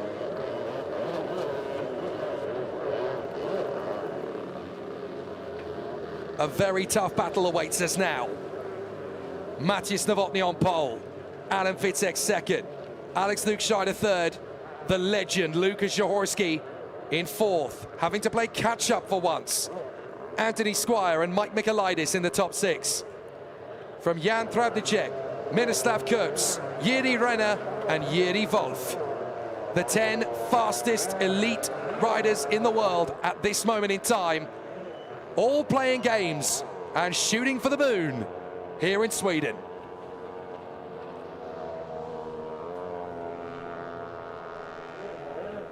It's time to get the best seat in the house you can. You're not going to need much of it, because this is going to be edge of your seat racing. The great battles, the fabulous rivalries. In the last lap of the fourth heat, we saw unbelievable rivalry as Lukas Zahorski and Alex Lukscheider collided on their final lap. And then a last corner moment as Adam Fitzek stole the win away from Matthias Novotny in the final buoy on the final lap. So, what's going to happen in the final? The Huski Wear Grand Prix of Sweden about to play out. Matthias Novotny, the double world champion, from the front. Adam Fitzek in second, the pretender to the crown. Alex Lukscheider, the honorary Swede for Team Huski Wear. And in fourth place, the four-time World Cup winner, the double world champion, the double gold medalist, Lukas Zahorski in fourth position. The top four men in the world, ready to rock and roll here in Stockholm. Matthias Novotny leads them. Novotny, Fitzek, Lukscheider, Zahorski, Squire, Michailidis, Travnicek, Kurz, Renner, Wolf. We get ready for the command, and the Huski Wear Grand Prix of Sweden in the men's elite is underway. Great start from Lukscheider, trying to eke out the move on Fitzek. Michailidis and Squire are making great starts on Zahorski, but Zahorski will have the inside line. Squire is being strong on the outside. The American really pushing as they come to the slalom. Matthias Novotny is no trouble at all on the front. There's a couple of wobbles in the slalom, but Novotny leads the way. Fitzek second. They're going to battle again, Lukscheider and Zahorski, and Zahorski's got in front. Fantastic from the superstar. Lukscheider takes his revenge by going on the long lap. Right, if I can't have you in the slalom, I'll get you on the long lap. Fabulous racecraft from Zahorski, who fights his way back into third position. That's for earlier on, mate. Brilliantly done. Fitzek still hunting down Matthias Novotny. Zahorski went with them, so these three will lock swords as they go through. Anthony Squire with a great start. Look how close it got between these two again. They almost repeated their collision from earlier on.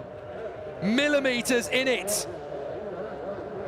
Wow, that's a rivalry that could brew over the course of this year. They've already clattered into each other once, and they very nearly did it again. Fitzek still trying to keep Matthias Novotny under pressure. He's got to try and get in his headspace somehow. Matthias Novotny, 2 seconds clear. He really wants to win another Grand Prix. He's been the ultimate superstar of the elite category for the last 2 years now. And he's not going to slow down anytime soon. He wants to take away all of the records of his mentor, Lukas Zahorski. So Lukscheider, Michailidis, Wolf and Renner have all gone for their first long lap. 10 laps of racing, 3 of which are mandatory long laps. 2.7 is the gap between Novotny and Fitzek. Novotny comes through the gate.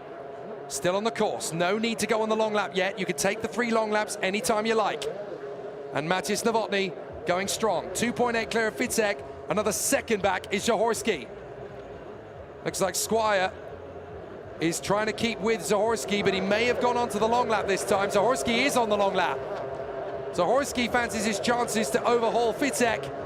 And on the long lap, he'll get a good chance to do it because he gives himself a little bit of clear air. So Zahorski rejoins in front of Jan Travnicek. 4th place for Zahorski. Lukscheider is down to P6, having taken his first long lap. So where is Zahorski in relation to Lukscheider? Well, he's rejoined in front of him. So Zahorski really has found himself to be the mettle and the equal of Lukscheider. Fitzek has got to push himself as Novotny goes on to the long lap. So Novotny takes his first long lap. You've got to take 3. And Ficek's gone with him. So this will be interesting. Novotny and Ficek together. Where is Zahorski going to filter out? Is he going to take a long lap as well? I think they're going to meet fairly close together. There's Novotny. Is that going to be Anthony Squire filtering his way through into second place? It is. That's Anthony Squire, just 2.2 back from Novotny now. So Anthony Squire, he hasn't taken a long lap yet, so of course he's going to fall back out of the queue. But Novotny leading Anthony Squire and Adam Ficek. Novotny going well. Ficek is now about 5 seconds or so back from Novotny. That's looking pretty difficult to overhaul. But we have to take into consideration that Lukas Zahorski is not out of this yet. Hang on a minute. Luke Scheider's had a second long lap, so is Zahorski. And Luke Scheider is 2.5 ahead. So Luke Scheider has got ahead of Zahorski on the second long lap. So Luke Scheider's been pushing very hard indeed. The honorary Swede managing to get himself into a good position as Anthony Squire, the dirty banana, has gone on to the long lap. Novotny onto the long lap for the second time, Squire for the first time. Adam Ficek has remained on the course, having only taken 1 long lap. Novotny's now taken 2. So Ficek is your leader.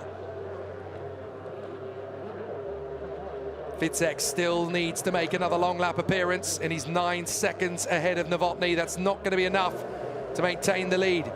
Zahorski is back in front of Luke Scheider because Luke Scheider has gone on to his 3rd long lap. So Luke Scheider is doing all that. That's a bit of a problem for Ficek. It's going very slowly in the slalom. So Adam Ficek losing a bit of ground, and that's going to be enough for Lukas Zahorski and Alex Luke Scheider to stay hungry to get back on the podium. Ficek needs to keep the speed up here. He stays on the course. He's got 2 more long laps, which he can do in the final 3. That's perfectly okay. Novotny, meanwhile, I think has gone on to the 3rd long lap. Well, Squire's going on, and so is... Oh no, Zahorski's staying on the course. So Luke Scheider and Michailidis have both done all 3. Zahorski's got 1 more to do. Novotny has done them all. So Novotny joins in behind Zahorski by 4 seconds. It's looking great for Matthias Novotny right now.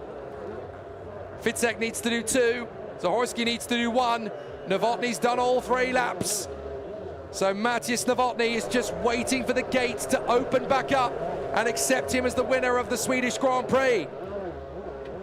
Ficek on the long lap for the 2nd time of 3. Zahorski will go on to the long lap for the 3rd time of 3. And that will be Matthias Novotny's open opportunity. Surely now, nothing can stop Matthias Novotny from taking the victory in the Swedish Grand Prix. Zahorski stays on the course. He joins in right behind Ficek. Ficek is doing his best to claim this 2nd place away from Lukas Zahorski. He's done a great job thus far. This is only Ficek's 3rd Grand Prix in the elite category, and he's really held a candle to Zahorski. This is a great weekend for Adam Ficek. It's one thing for Novotny and Luke Scheider to put one over on Zahorski, but for Adam Ficek this is brilliant. They go opposing sides of the slalom. Novotny is going to take the lead once these 2 go on to their last long lap in the last 2 laps, but Ficek really wants to demonstrate that he is one of the premier riders in elite, and the best way to do that is to put the feather in the cap to beat Lukas Zahorski in a fair fight.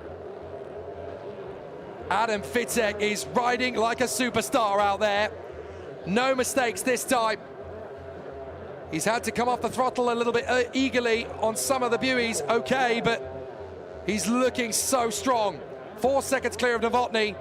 I think even he knows he's not going to beat the double world champion, but he could certainly get in the mindset of the 4-time World Cup winner, the double world champion, the double gold medalist. If Ficek can get ahead of him, then all bets are off for the rest of the season. Here's Matthias Novotny, just taking his time. He's got plenty in his pocket, and it looks as though the double world champion, Matthias Novotny, is going to come through to claim the Grand Prix of Sweden. Novotny goes into the last lap. Fitzek's gone on to the last long lap. The lead is gone. And Luke Scheider is now in front of Zahorski. What's happened to Zahorski? So there's Fitzek. Has he had an incident? Yes, he went down into the drink there. So Fitzek, that's how he lost the time earlier. But it looks as though Luke Scheider is in front of Zahorski now. So with that error from Fitzek, he's now going to drop down the order. What a shame for Fitzek, as Luke Scheider is now 1.3 ahead of Zahorski. Is there one more bit? Who's that in the water? It's Zahorski! Lucas Zahorski falls! This has been a real lackadaisical weekend for him. So he will try and recover and get back to the podium. But it's Matěj Novotný, the dominant king of the Elite Men's World Championship. He wins again. He wins in Turkey, he wins in Prague, and he wins in Sweden. And Alex Luke Scheider will come home in a brilliant second place. Luke Scheider in P2. As third position will be Lucas Zahorski. And for the best ever result for the Cypriot, it's going to be Mike Michailidis in P4 in front of Anthony Squire in P5 as Adam Fitzek retires. It was such a good effort from Adam Fitzek. What a shame. He goes no further. Oh, Adam. It was going to be such a great challenge to the podium for Adam Fitzek. Hard work is always rewarded though. His time will come. And Matěj Novotný comes straight over to him. Here was the final nail in the coffin for Lucas Zahorski, chasing down Luke Scheider. Wow, that is a rare error for Lucas Zahorski. You don't see that too often.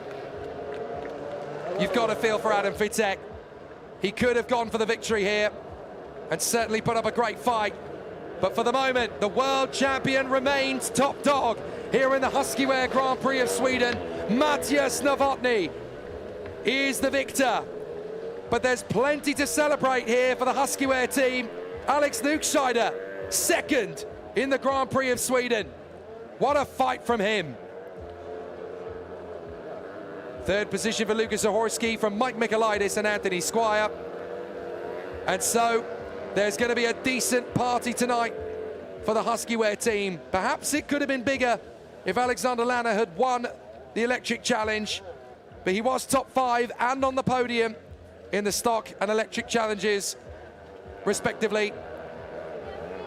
And so the first sporting competition on the Yozgat-Vinsbrucke in 114 years, the first since the 1912 Summer Olympic Games, has seen an amazing battle in every class. Good effort from Anthony Squire, P5 for him. Fourth place for Mike Michailidis of Cyprus. Third for Lucas Zahorski. Second for Alex Luke Scheider. But nobody can halt the charge and the relentless march to victory after victory after victory for Matěj Novotný, still the king of the elites. And there is your man, Matěj Novotný, just as he did in Chesme and in Prague. Matěj Novotný wins the Huski Wear Grand Prix of Sweden here on the Yozgat-Vinsbrucke in Stockholm. Alex Luke Scheider second, Lucas Zahorski third, Mike Michailidis and Anthony Squire from Jan Travnicek, Jiří Denner, Miroslav Kups and Jiří Wolf. But our hearts go out to Adam Fitzek. We'll never know where he would have finished. Surely it would have been on the podium. But a fabulous effort nonetheless. And Matěj Novotný claims his third Grand Prix win of the season after the Czech Republic and Turkey. He gets it done here in Stockholm. A fabulous weekend concluded for Matěj Novotný. A brilliant performance from Adam Fitzek in the background. So near, but so far. He'll be back in Marbella in Spain, as will we. In 4 weeks' time, we go to battle once again as the UAM Moto Surf World Championship moves on. From Chesme in Turkey to Prague in Czechia to Stockholm in Sweden, we say Tack Sverige. It's been a fantastic week from everybody here in Sweden. We are so grateful for your patronage. But the UAM Moto Surf World Championship never slows down for long. We will be back for the 4th round of the 2026 competition from Marbella in Spain in September. From me, Jake Sanson, and everybody here at the UAM Motorsurf World Championship here in gorgeous Stockholm. Thank you. The halfway point of the season has been reached. Join us next month when the UAM Motorsurf World Championship fight continues.